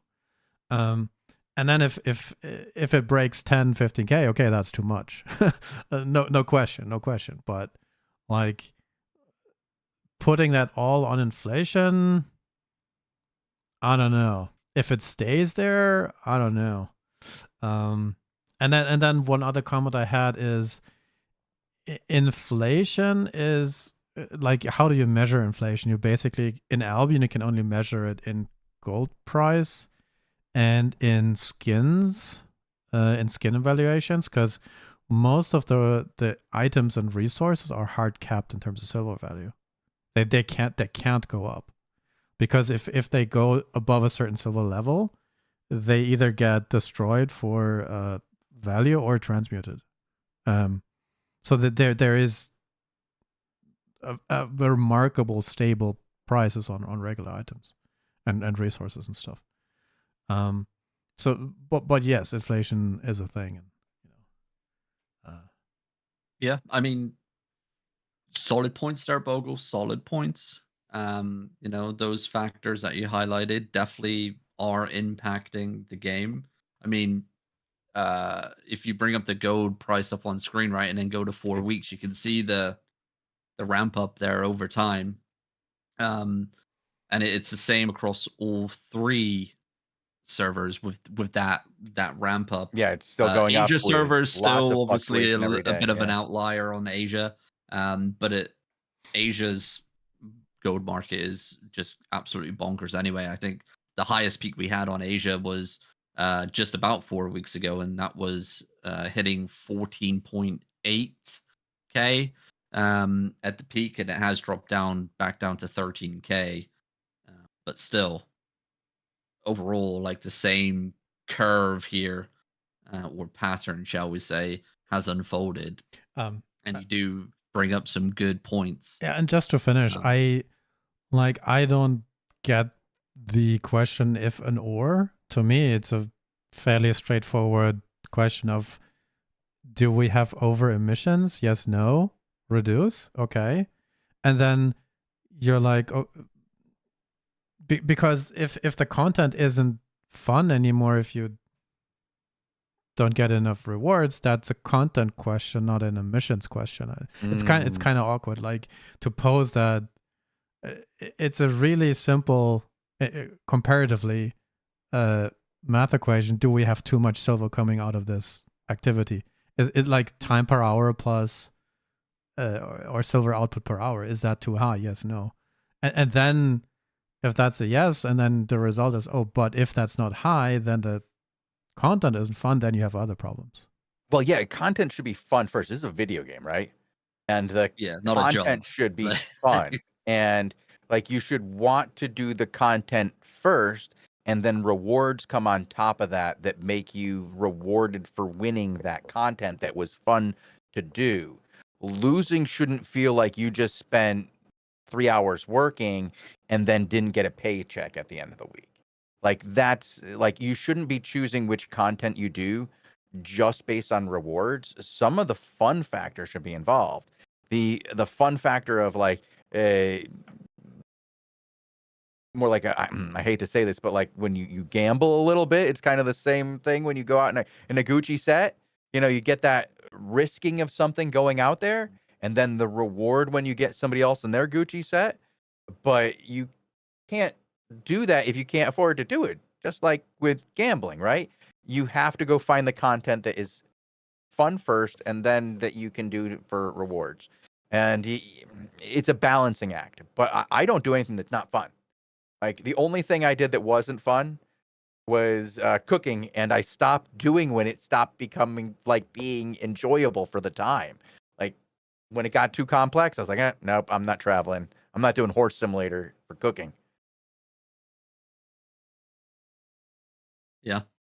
But we have another show, Robin. We do have got another show, and I was wondering if you were going to lead into a wrap up there or not. That's why I didn't follow up there with more rambling. But we can ramble, but we got another show.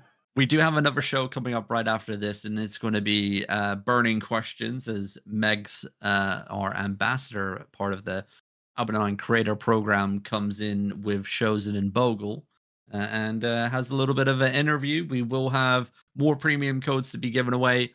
Along with a special giveaway, there will be a Priest Vanity Bundle to be given away as well to one lucky winner during the next show. I see Bogle just pulled another winner here. I will say let's pull another one because we've been talking quite a bit here, and we haven't. I don't think we've done a lot of giveaways, so we'll hit another one. So there we go. N1 Velm and Mookie Muff has won the giveaway. Make sure to whisper the official Albion Online Twitch account to claim your premium codes. These guys will be back in a couple minutes, along with Megs joining them, so do stick around. But yeah, thank you guys for watching. Thank you guys for participating in chat, sharing your views, listening to your feedback is key, and there will be changes based on your feedback, of course. The devs are always listening and responding to you guys. At the end of the day, you know, you are the ones that make the game tick. So if you're not happy, no one's happy. But with that mentioned and that out of the way, I will see you guys tomorrow for Invasion Day coverage. These guys will be back in a minute. But until then, thank you guys for watching. And wherever you are in the world, have a glorious morning, afternoon, or evening, everybody. Adios. See you soon.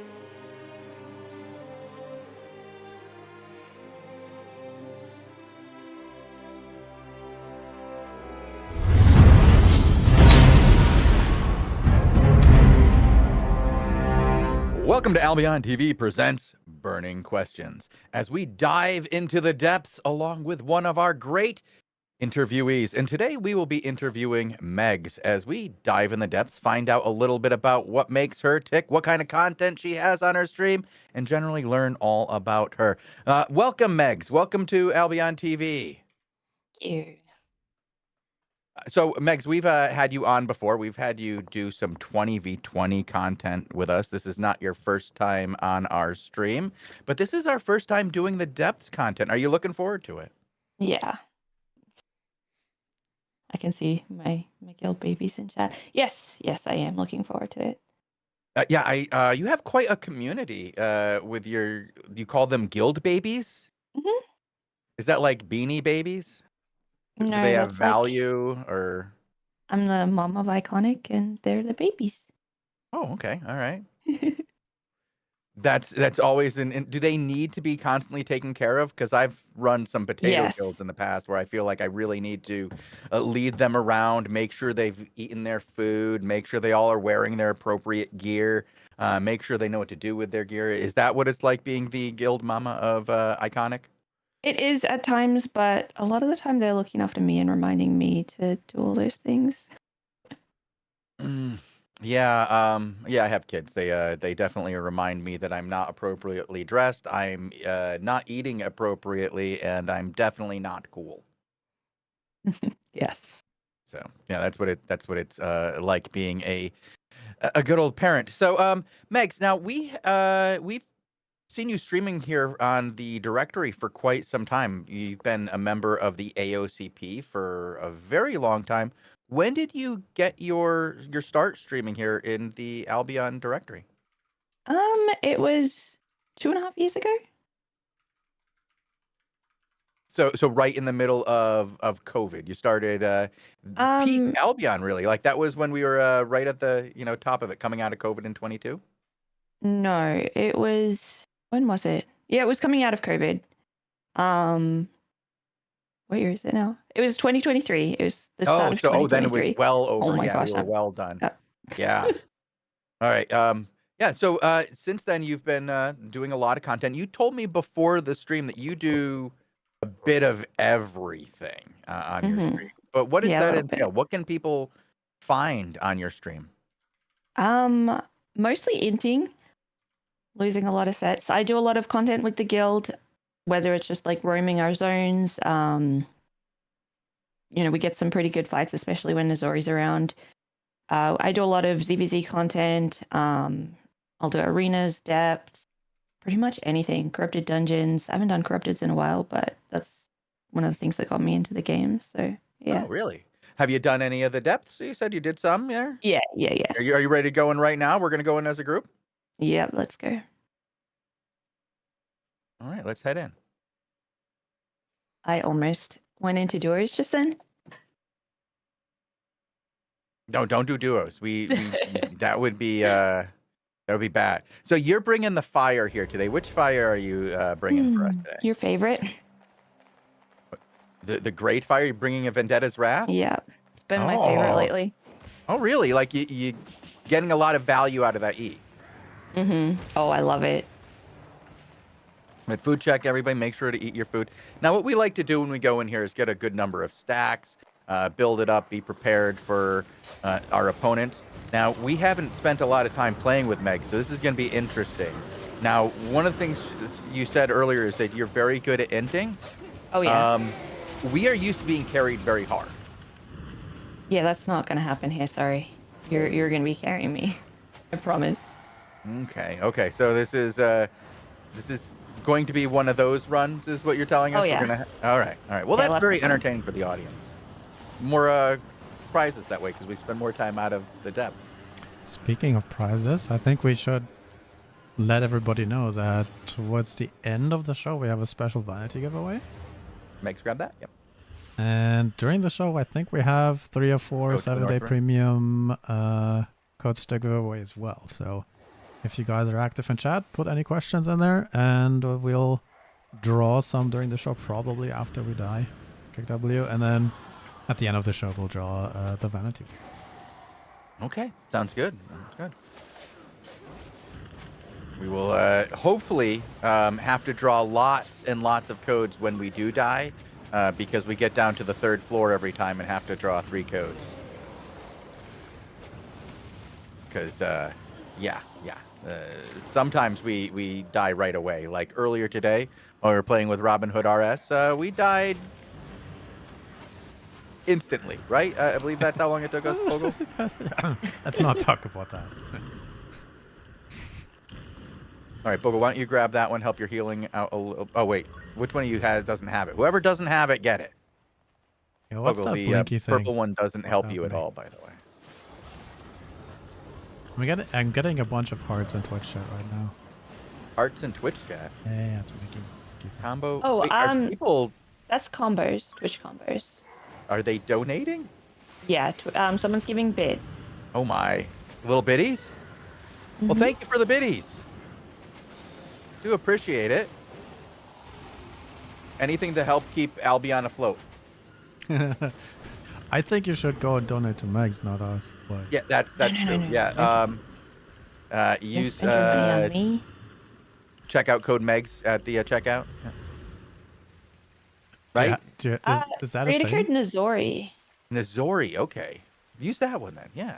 So you Yeah. started playing Albion with Nozori. Oh, we got contact up here. Let's move aside from these guys, or back. Let's just move back to where we already cleared. They're coming pretty quick. Let me get an eye on them.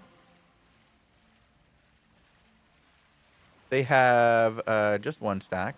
We got okay. Not necessarily what I expect. We got 2 shapeshifters. I can't see what the 3rd one is. Let's go in. Let's see what we got here. I'm going to push right past the first one. Oh, it's a bow. Let's put pressure on the bow. Let's go. We Just switching moves. we have a I'm healer in and they do PvP not. here. So That's let's try and push through them towards northeast. Because we okay. then shoot them if we can. All right, we got some value on them. Make them come out We're good. into it. They don't have heals. I'm going back in. They're going for a 1-shot combo. Don't get hit by it. And I've almost got this guy down. We're going to just ignore. Oh, there it is. Just run past him because he can't hurt you if you're behind him.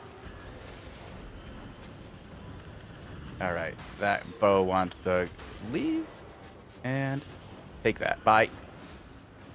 Finally hitting some ease today. Had a rough time of it. Just don't hit him while that red shield is up. It will hurt you. That lasted almost. Take some crazy. souls. There we go. Sorry We didn't about lose that. the My first son one, came into the guys. room. Oh, that's fine. We did okay. We didn't die. Well played. Well done, Megs. Well done. Tell them not to come in here for the next hour unless there's a fire. So, of course, they have to come in. Yeah, well. What I kind may or of may fire not did you have? Burnt the kitchen down a few weeks ago. Oh, Like 2 I months ago. remember that. I heard good stories about that. Oops. Was everybody okay when you Yeah, were I done just burning I everything missed down?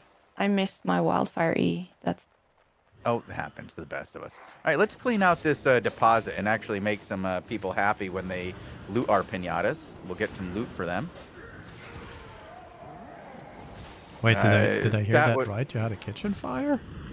Oh Oh my god. no, I think you misheard. Yeah. There was no fire. There's no Okay. proof. Oh, There's no proof left. She burnt it all down. no more kitchen? Well, No, it wasn't completely burnt down. We did lose our microwave. Uh-huh. What were you microwaving? I wasn't microwaving anything. I was heating up a pan on the stove, and our stove is broken and massively overheats sometimes just randomly. Neat. And yeah, it did that and Oh, lit the God. microwave on fire. Neat. Nobody was Yeah. hurt. Just a little smoke damage to the. A lot of smoke, Yeah. Okay. massive flames, Ooh, neat. and the kids decided not to tell me. Wait, what? The house was on fire and they didn't tell you? It took the flames you reaching streaming? the ceiling for them to come and get me. No, I was getting ready for stream. Okay. So they were like, "Mom's working. We'll just watch this. It's like fireworks." Yeah. All right. Well. Oh, my Terry is being raided. Oh, neat. But are you Well, you've supposed to got be some somewhere members else? of Iconic here in chat. You can tell them to go to work. All right, let's get the rest of Iconic, these. get into Dell. Get in your ZVZ sets. I know you have them at the hideout. Man, my kids do not seem to care when I am working. They will absolutely bother me. So as a mom streamer, as a mom of a guild, do you find that the kids make the streaming more difficult? They do. I mostly stream when they're at school because I Ah, prefer good to, call. not be streaming when they're home. Yeah. That can be Yeah. hard in the summer though when they're just around all the time. Yeah. I mean, they're gamers as well, so Hmm? they just get on their PCs most of the time. Well, the family that plays together stays together, they say. So do you guys have any family games that you guys like? Specific video games that you play together? I hope it's not Albion Online. 3 of the 4 kids do have Albion accounts. Okay. Tough kids. All right. Get them toughened up early. Okay. I hope you turn off global chat for them. Yes. Okay. I am a mandatory reporter. I would have had to report that. Yes. They know they can't read chat. Good. Yeah. That was the first thing I did with my kids when they played Albion too. One still does. One's still pretty active in the game. Though he's now quite old enough to read chat and probably has typed things into chat that I wouldn't want to have read. So, yeah, he's 18 now. It's wild. So, we were talking about what's on your stream before we got interrupted by some lovely PvP. What kind of content do you do? You said you did a little bit of everything, depths, Yeah, rogues. What are you honestly, I doing have mostly really now? bad What are you- ADHD, so it depends what I'm in the mood for. Oh, okay. I will just do honestly anything, whatever my friends feel like doing, or I'll just sit and chill and do my islands at the start of the day and talk to chat, and then just go in with whatever I feel like. I'll go into the mists. I'll maybe gather, maybe roam with the guild, get into some fights, do outposts, Terry defense. Just whatever comes my way. Honestly, it's different every day. So it's like more of you hang out with your community and your guild and just kind of chill, and then whatever happens for content is what you produce. So this is a stream of thought kind of stream, basically. You just do whatever's coming next, not a lot of my channel's very planning for what's community going to focused. happen. Okay, all right, I like that. And as far as getting the community from your stream involved, how do you involve your community in your stream? What do you do? I'll play with viewers sometimes. I do have a lot of people in my guild and alliance in my community. Stranger? Obviously a lot of them have been recruited through Twitch chat. Oh. But also just the conversation. And I do have a We're not gonna catch him. I'm not going to read any out on AOTV, but I do have a bot that generates. It doesn't generate. I input it, but it will randomly generate a Albion Online themed pickup line. Really? Yeah. Albion themed pickup about 150 line. Okay. Albion Online themed pickup lines. Wait, you that wrote? It randomizes. You came up with 150 Albion themed pickup lines? There are some that were submitted by some viewers. There are some that I made, and then there are some that are ChatGPT generated, and then I just kind of edited them to make them actually make sense. Makes sense. Yeah. Like GPT inspired is what we.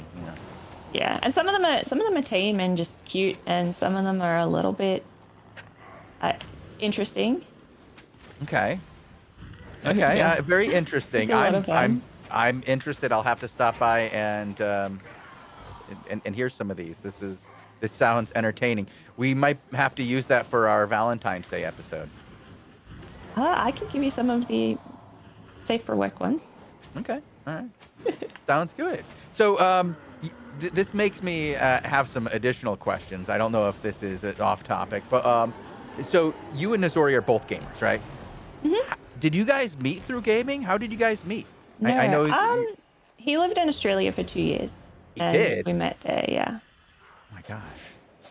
I had no idea that he went to Australia. I thought that you went to Florida.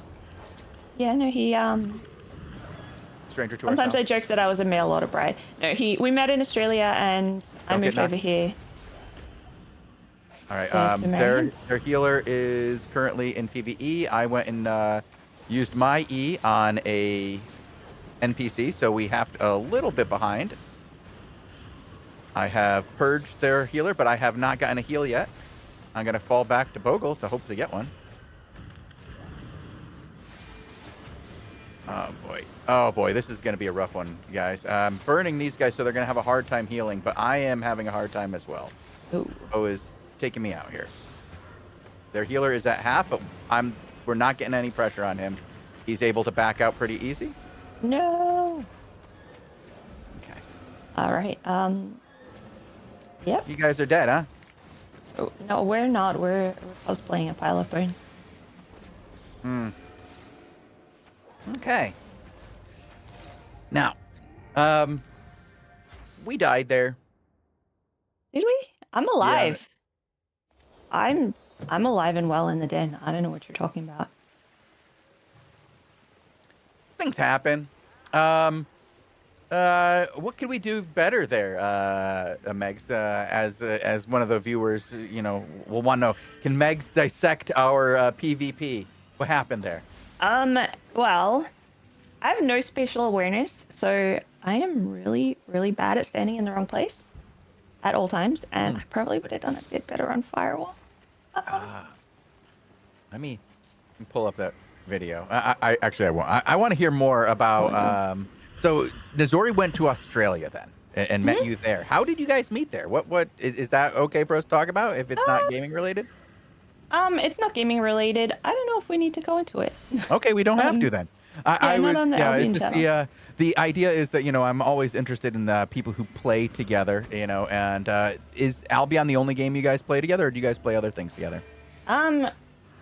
He tries to get me to play everything that he plays. I was never a gamer before I met him. And I actually so he got you into gaming. Okay, that's cool. Yeah, when we first started dating, I told him I would never date someone that played World of Warcraft. Oh. And he failed to tell me that he played World of Warcraft until after we got married. And he kind of got me into it. Sneaky.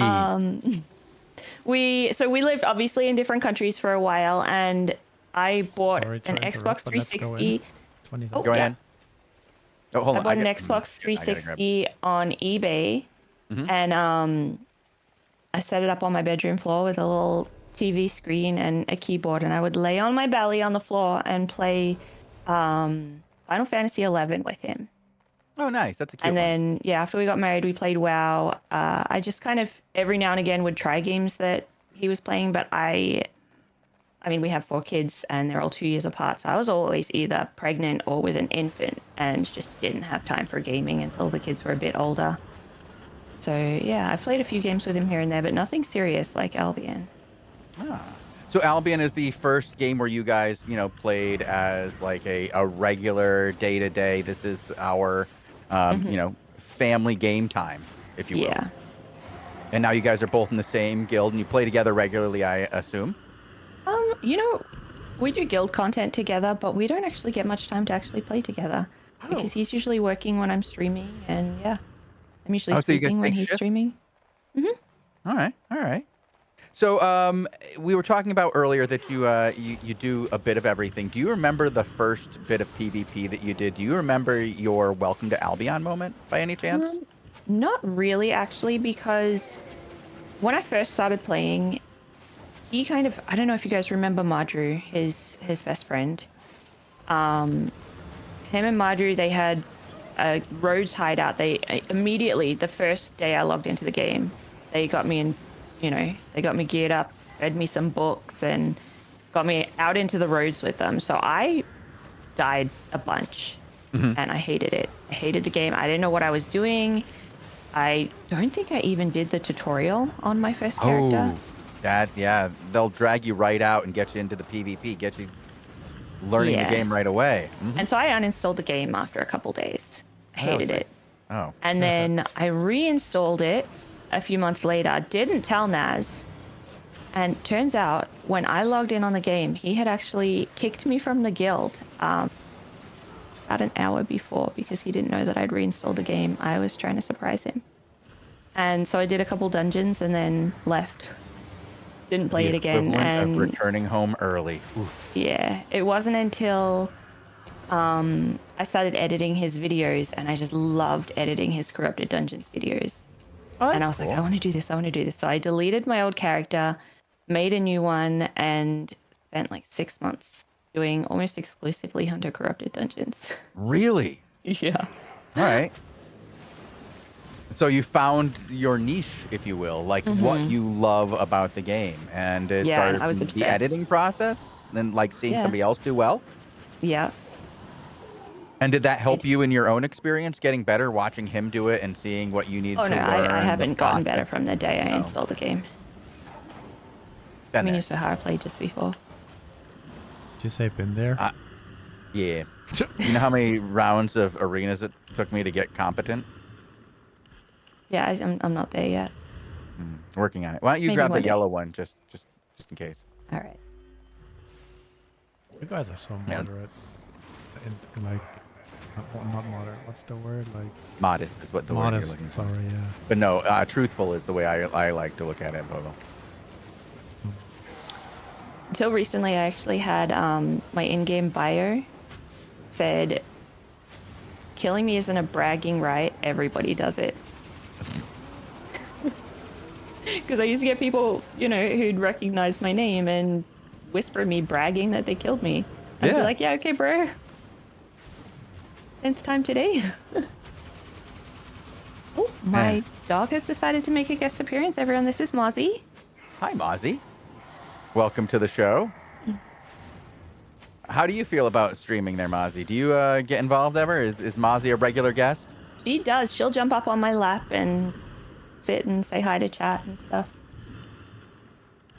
Yeah, I will often try to get my little beasts to come onto the show, but they have decided that today is not one of the days they will be available for streaming. They are out and about. Let's continue to find some more of these shrines, build up some stacks. We're a little low.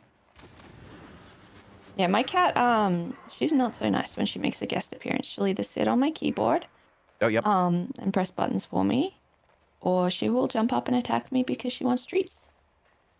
Nice, nice. Made me bleed on stream before. It's lovely. Oh, that's so much fun. Lately, she's been bothering Naz instead, though, so it's kind of peaceful for me. Oh, that's good. Yeah, the best thing I did was put a box on my desk that now causes the cats to be interested in the box, not behind the monitor. contact? Okay. Let's see here. What do we got? I- Keep that PVE, please. Back off so that we don't make the buff available for them. I don't want to give them a free buff. Okay.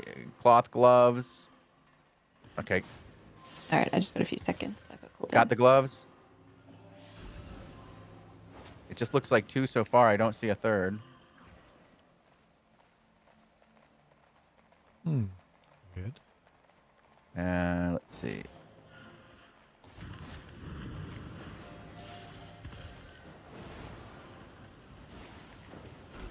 I burned him so he can't heal. Ah, you can't. I tried to purge that. Doesn't work.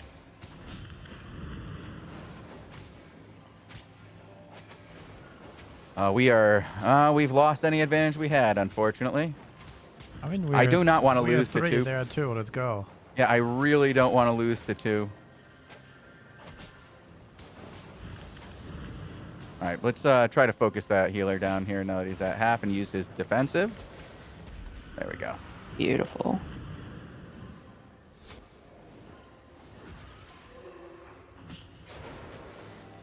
Did he steal his teammate? No. You got him? Yeah. All right, red extermination service. One more down. I wonder if they just pressed the wrong button and went in on duos and left their, they were trying to do duos and they hit the trio button and in they go. I don't know. All right. Did we already catch this corner up here? Did we do that? Or did we come from over here? I don't know, man. I just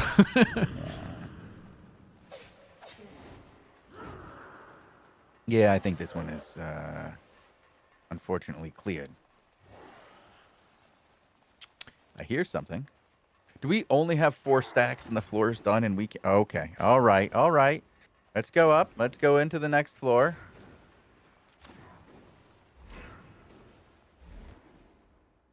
What times do you usually stream, Max? I start at 9 a.m. EST, and then usually go till like 5 or 6 p.m. Oh, that's a long day of streaming there. And how Yeah, many sometimes days I a week get do you too do that? tired and end early, but yeah. What's that in UTC? Is that an It's every quite day? painful. I have no idea. 13 to 22. Okay, there we go. Okay. Yep, I aggro too much. That'll happen. That'll happen. Bogle knows how to heal us. We got this. We got this. He's a prime healer. Top healer. One of the top men in his field of healing with a stick. He's pretty good at putting the little rings of leaves around you and only hitting it 3 times instead of 4. I am the best nature healer in the AlbionTV team. Kick W. Everything else? Well. Oh no, man. Thank you for the praise, but... Minsu's on the Albion TV team. Oh, he is? Well, then on the almost sec... I mean... third, like- Far second. Yeah, very... I felt bad about that one, Bogle, but, you know, I was going to get notes later. He does watch all of these shows, you know. He'd be like, wait, what? Am I not part of the team chosen? I'd be like, yeah. No, you're part of the team. And then he'd be like, wait, are you saying that Bogle is a better nature healer than me? Like, I don't know if I could say that, Minsu. What's the best Albion weapon, Megs? No, hitting her with... Clearly, it's Great Fire, Bogle. All fire styles, but I like Great Fire at the moment. I've also been really enjoying solo roaming with Life Touch. Oh, okay. I have an obsession with Smite lately. I don't know why. I love It's it. pretty effective. It's pretty effective. Isn't that OP and broken? Shh. Oh. Nothing's OP in my hands. I know how you feel on that. I know how you feel. I used to play one-handed fire. What they would say was effectively. The dog's back. Not good, but effectively. Now, Megs, you've been working with us for quite a while. You've been doing the 20v20 shows with us. You've been doing a lot of community events in general. You've been doing other community events than ours as well. What are some of your favorite community events you've been a part of? Honestly, I love the 20v20s. But something I used to do with my community a lot was also custom arenas, but we do stupid builds. We'll either do like randomized builds with a build randomizer, or we'll do things like all holy salves or just like silly rules. A lot of fun. Don't use too many skills on these guys. I just want to clear them because there's a group on the other side, and I don't want to have both of them stabbing us in the back. They're daggers after all. I think they're actually PvEing at the moment on the boss. So if we get in on that, we can go and stun them right on the boss. Oh, nope, that's not a boss. That's just a regular one. Okay, they're coming towards us. Just move through, move through, move through. On the dagger. Taking out the dagger. Dagger's done. Yo. Onto the healer. Well, he didn't get any healing. He stood in the hellfire, and that was the mistake. Just like this healer's doing. I'm Yeah. taking a bit of a beating, so... Kill yourself. You only have one guy to deal with. Come on. Yeah. Alright. Don't want to hit me when I can heal myself? Okay. Go ahead then. Okay. Another group down. Another group down. A massive 6 stacks. Doing work with 6 stacks. We got this. Shout out to Zergzug for dying. Oh, Zergzug. You could do better than that, sir. So you were saying the 20s are your favorite content that you've been able to help pull Favorite off? there? community events, yeah. Yeah. Well, thank you very much for doing those. We've been doing them quite a while. We've started doing them in Been a year now. a full year. Mm-hmm. Yeah. Wow. That's awesome, Max. That's awesome. And let's see, we have another one coming up in 4 weeks, I think, because we've got a short break between seasons, and then we usually do them the weekend after Invasion Day. Yeah. And do you want to actually tell people what they are? You want to, like, this is a great time to advertise them to. Yeah, absolutely. new So people. we have our own Discord for it. I believe that's becoming the AOTV community Discord. Was I meant Okay. to say that? Oh, no, it's fine. It's fine. Yeah, go ahead. But yeah, we have our own Discord for it, and what we do is basically you select who you want to support, Team Tazik or Team Lupac. Good players go on Team Lupac, please. I didn't say that. And then yeah, we basically just go into custom arenas, 20v20, and duke it out. Lupac is the best team. We've been winning lately. Oh, Tazik- lately. Okay. Yeah, lately. Yeah, Ta- I know Tazik the had his time. He overall had his record time. is pretty one-sided from what I remember. Tazik's had his time. It's Lupac's team. Lupac's time to shine. Okay. Well, he has been playing quite a bit. Did you get involved in the Crucible at all? I know Nazori was involved a little bit. Yeah, I had my ult in the Sheep Farmers with Nazoria and Quinn 69, but I was busy running Iconic, so... Oh, so you took over Iconic's like day-to-day operations or whatever there? Took over? You run them. I'm sorry. I've been running Iconic for over a year now, Okay. for the most part. But I did get my name on the guild finally. So that's kinda Okay. Nice. All right. So now it says that you're officially the guild leader. Yeah. Okay. Well, that's awesome. That's quite an achievement. Iconic's pretty good.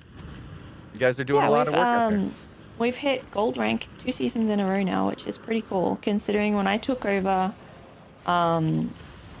we had around, what was it, 10,000 season points ish that first season. The guild was basically dead at that point, and I refused to let it go. So, yeah. Pulled it back from. Let's pull revived it. back from these guys and see what we have from this stranger. See if he has friends. Shaper. It's a energy shaper, so I imagine they have friends, or not. Not very good ones, if he does.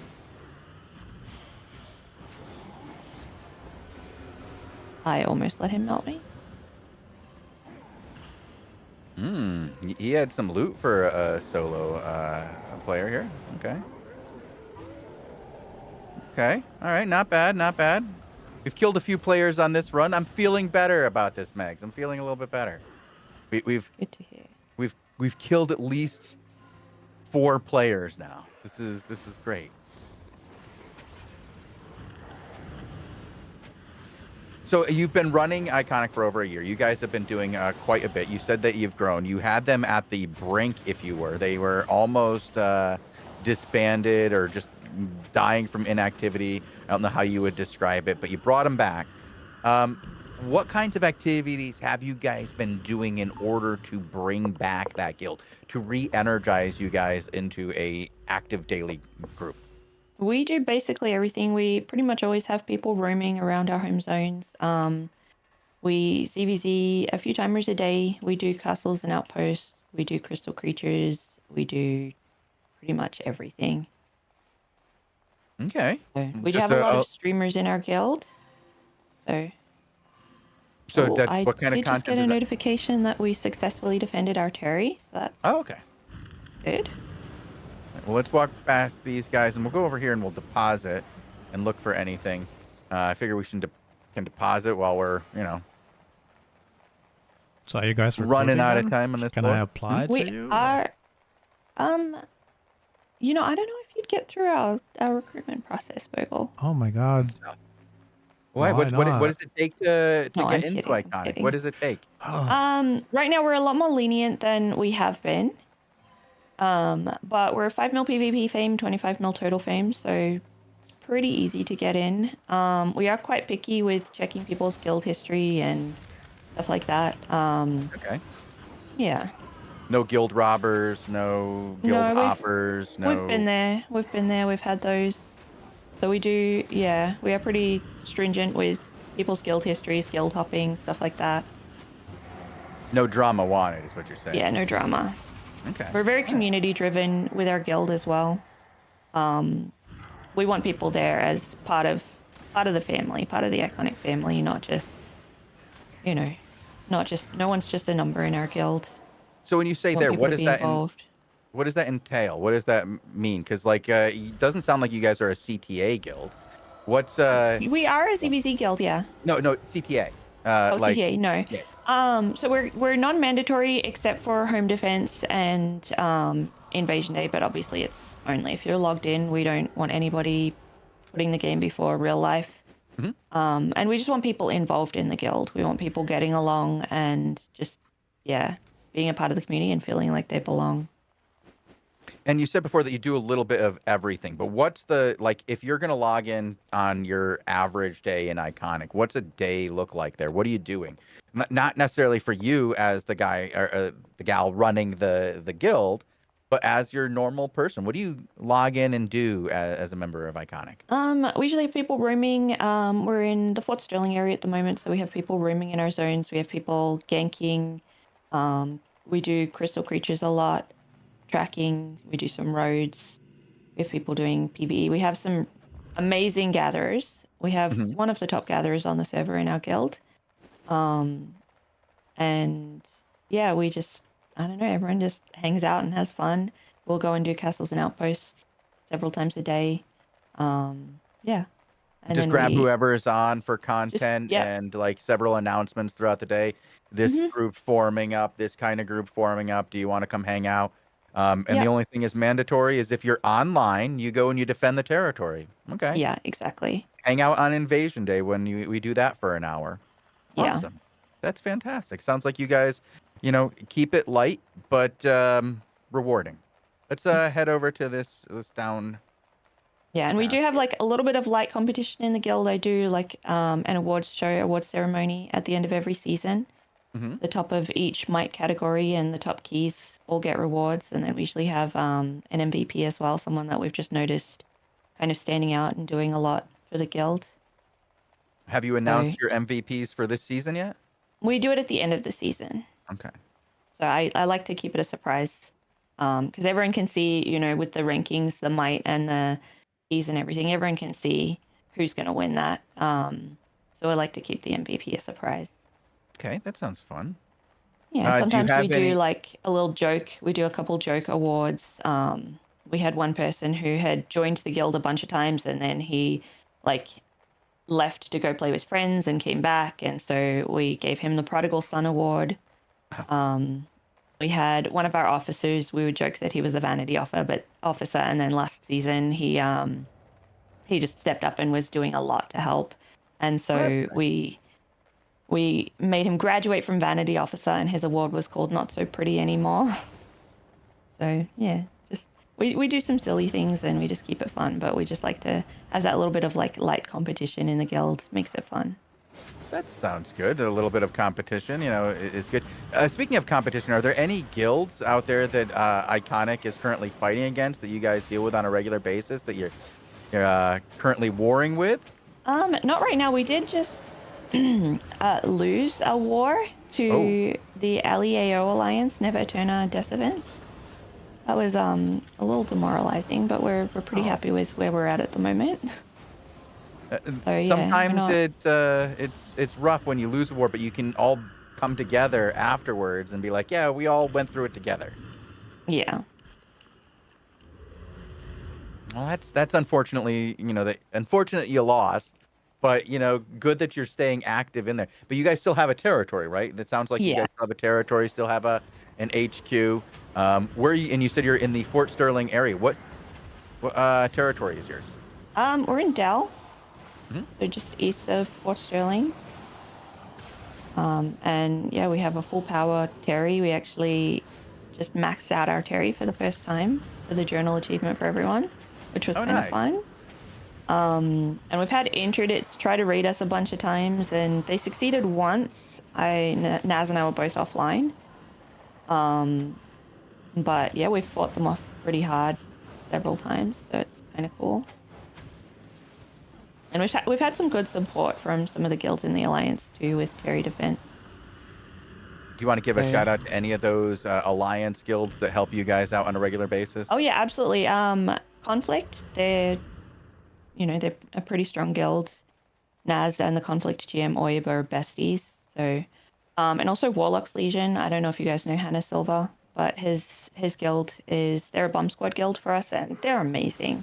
Just constantly showing up, and yeah, they have some evil Kool-Aid guys that are showing up every time we ping anything, and it's great. That's good. That's good that you have friends out there that help you guys succeed in the world of Albion. Albion is much easier with a few friends. Yeah.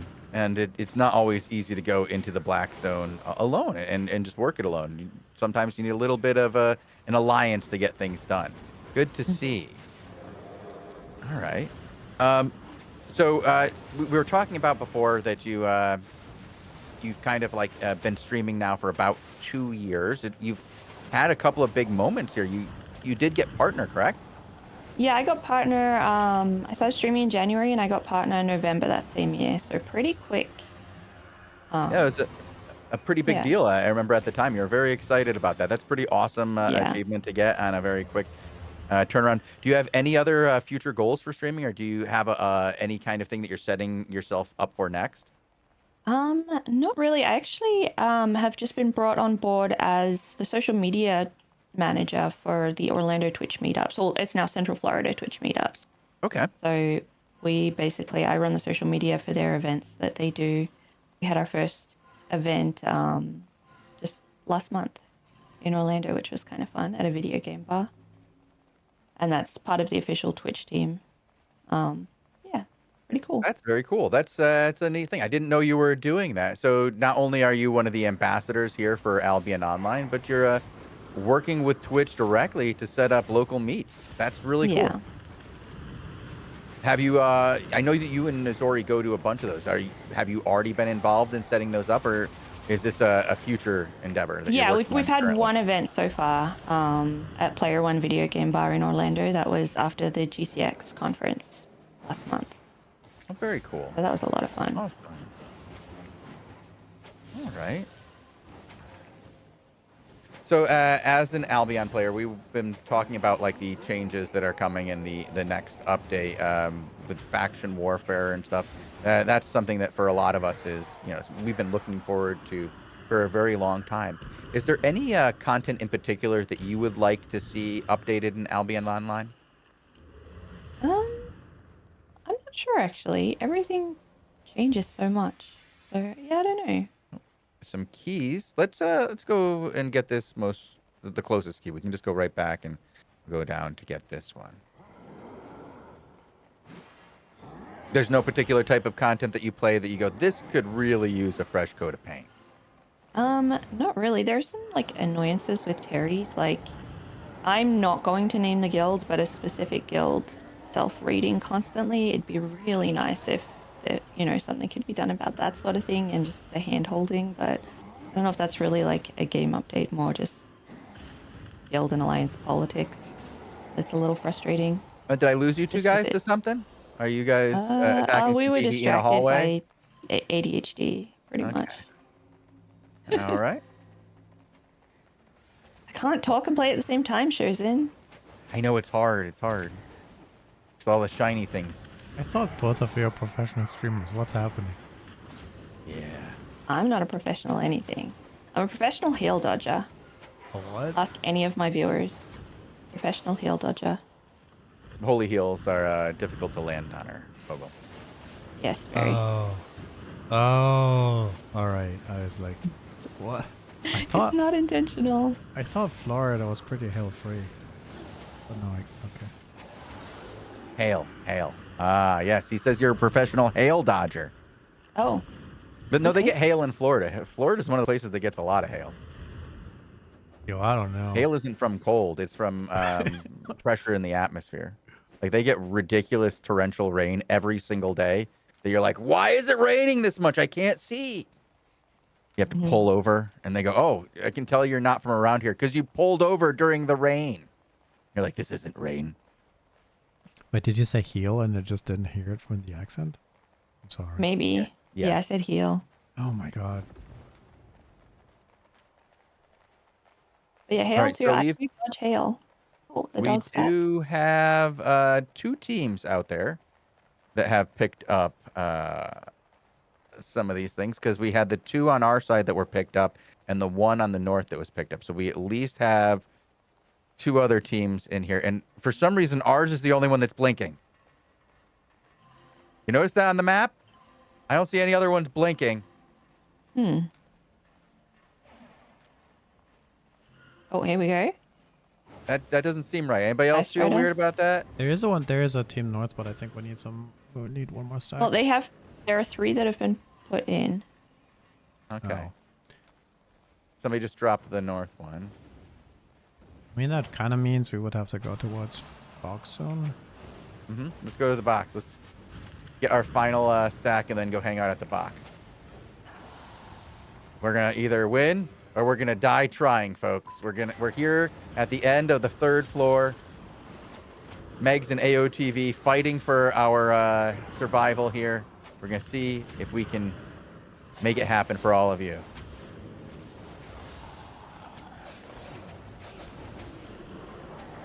All right, a little PvE.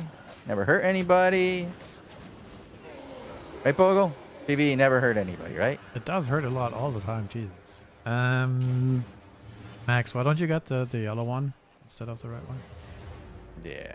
And then let's do some fighting. Let's just go right into the middle, boys. Let's just go. And ladies, everybody, thems. I don't know. I'm not good with these pronouns. There's too many of them. Can't we just use one and be done with it? They for everyone.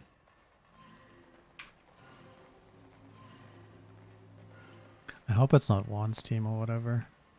It's not. I can feel it. How? Did I smell or something? Yeah. It doesn't smell good. Jesus. It's not very nice. Oh, Juan smells good. You know, he's like professional out there. Smells like quality. Oh, these guys are just waiting for us. They're just like, okay, guys, come bring your stuff. Come bring your stuff. I'm just going right for him. You can hand it in if you want. I'm going for him. Right. I don't want to get caught in the stairs. Don't follow too tight. I'm gonna go left. You go right around. I'm gonna catch them right. Oh, I just got the frost in the back. They have no heals, so we can kite this out. Don't get caught in the. Don't. Get We got caught in the. They're charging up the ice thing. Care. Yep. Yep. Care. Yo, chosen. Yeah, I stopped him. I stopped him. Walk to me. Walk to me. All right. Okay. Let's back out. Back out. We can heal. They Fight, can't. fight. We can heal. They can't.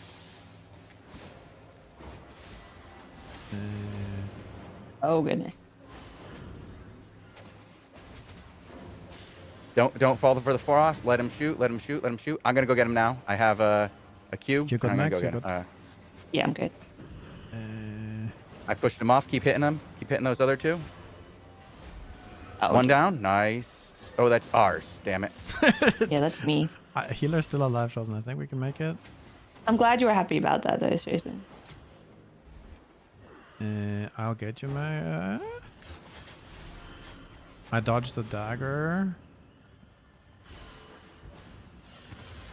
All right. Come back for the frost. Ooh, ouch. Ouch.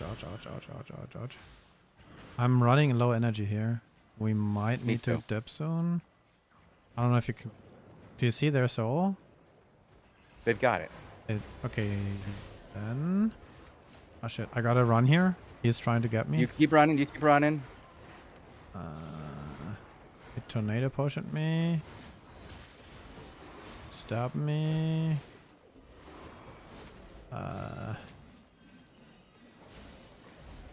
Got one.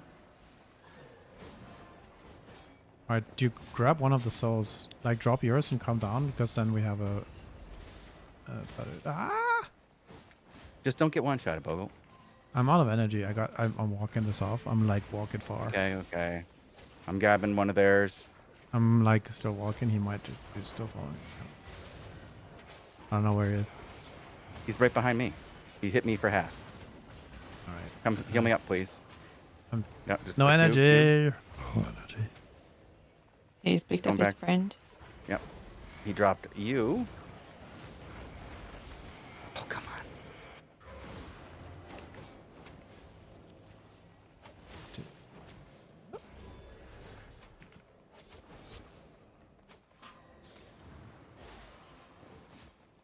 The thing is closing. Nice. Oof. All right. All right. Do we have time to get her to a spot, or do we have to just grab keys and get out of here? s- 2 left in the thing. Just grab your keys. Don't worry about me. No, there's more strangers. There's more strangers, guys. Yeah.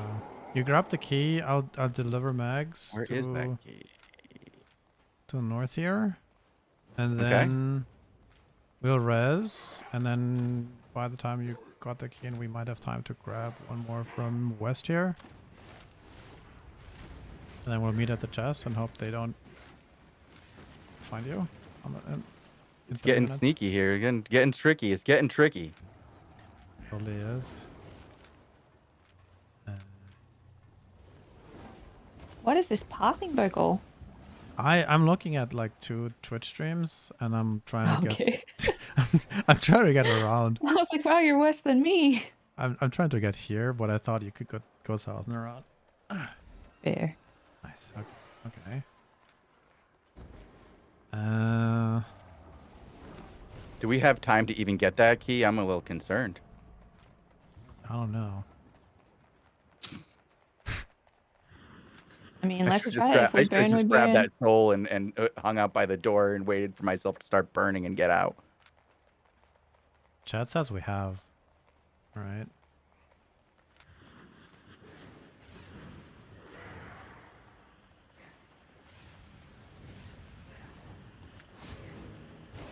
Did I get it? No? Wait, you didn't pick it didn't. up? You I- didn't I pick it up, clicked it. Ogle. I clicked it. Where is it? The fuck? Did you lose it? It's What? not on the screen. Chat, It's where is gone. You're not. What? it? Ah, Where'd it go? Where is Oh, it? right. the fuck? I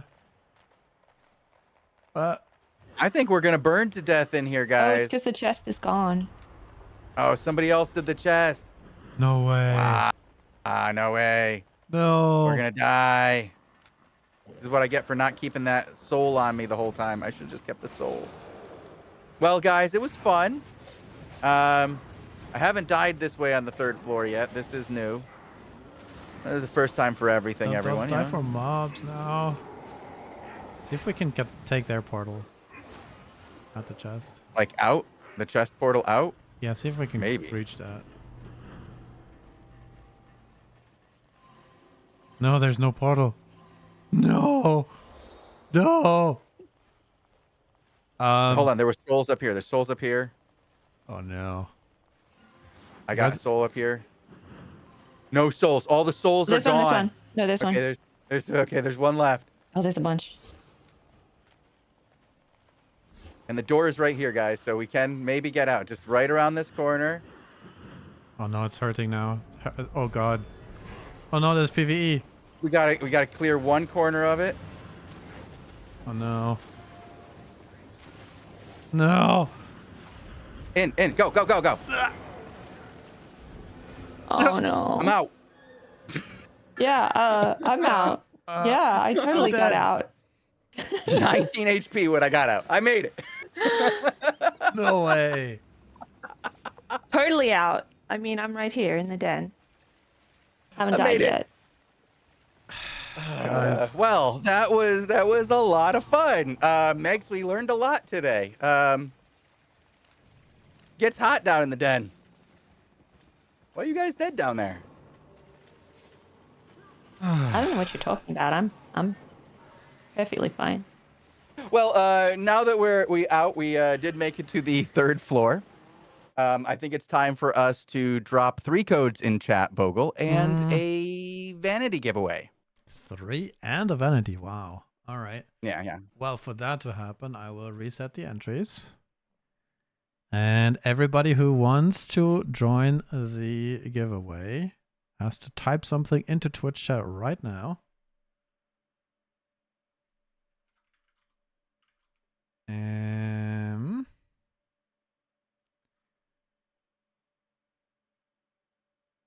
Yeah, and then I'll draw some code soon. We need to kill like 3 minutes, 2 minutes. We have to, huh? We have to wait like 2 minutes or give everybody some time to enter the giveaway. Oh, you know, okay. type All right. something I in was chat. very confused. So, Megs, as we're getting ready to go out of here, is there anybody you want to give a shout out to?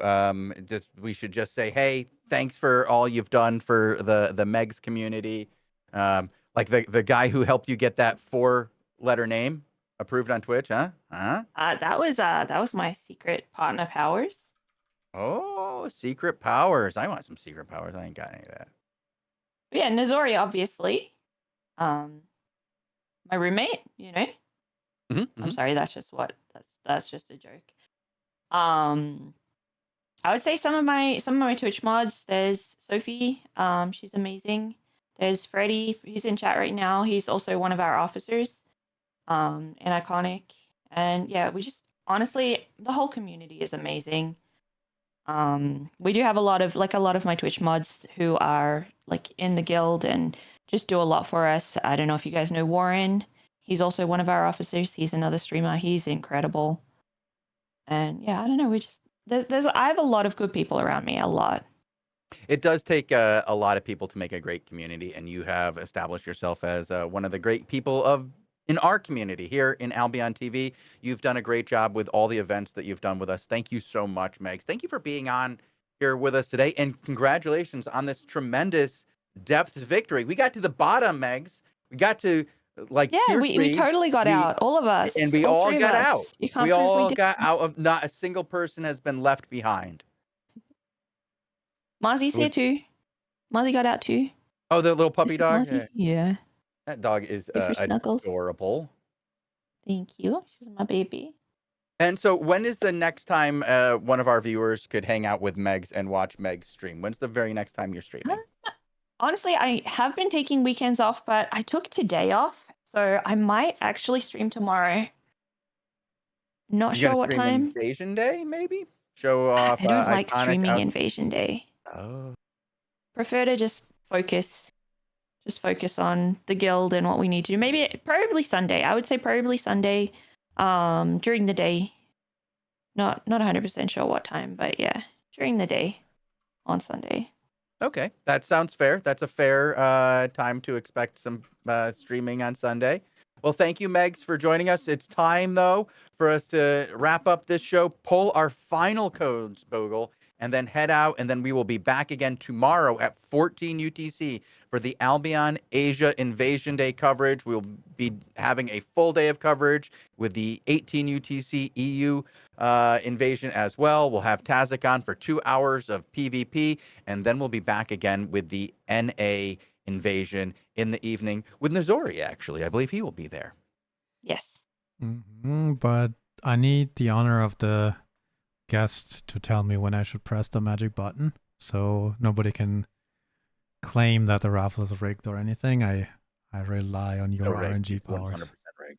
It's all right. So rigged. 3, 2, 1, go. Hit it. Yes, I'm Kit. Congratulations. Is the name? Let me double check. We do a little bit of a vibe check on the messages.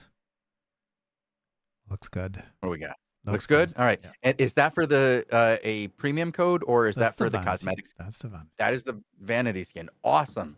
Awesome to see. Let's make sure that they claim it before we head out, though. I want to make sure that somebody who's here actually gets this. So we'll give them. They did already speak in chat since it was drawn. All right, then we're good. Megs, thank you so much for being here. Bogle, thank you for joining us and producing this stream. Like I said, we'll be back again tomorrow, and I look forward to playing again with you real soon, Megs. Thank you so much. Bye.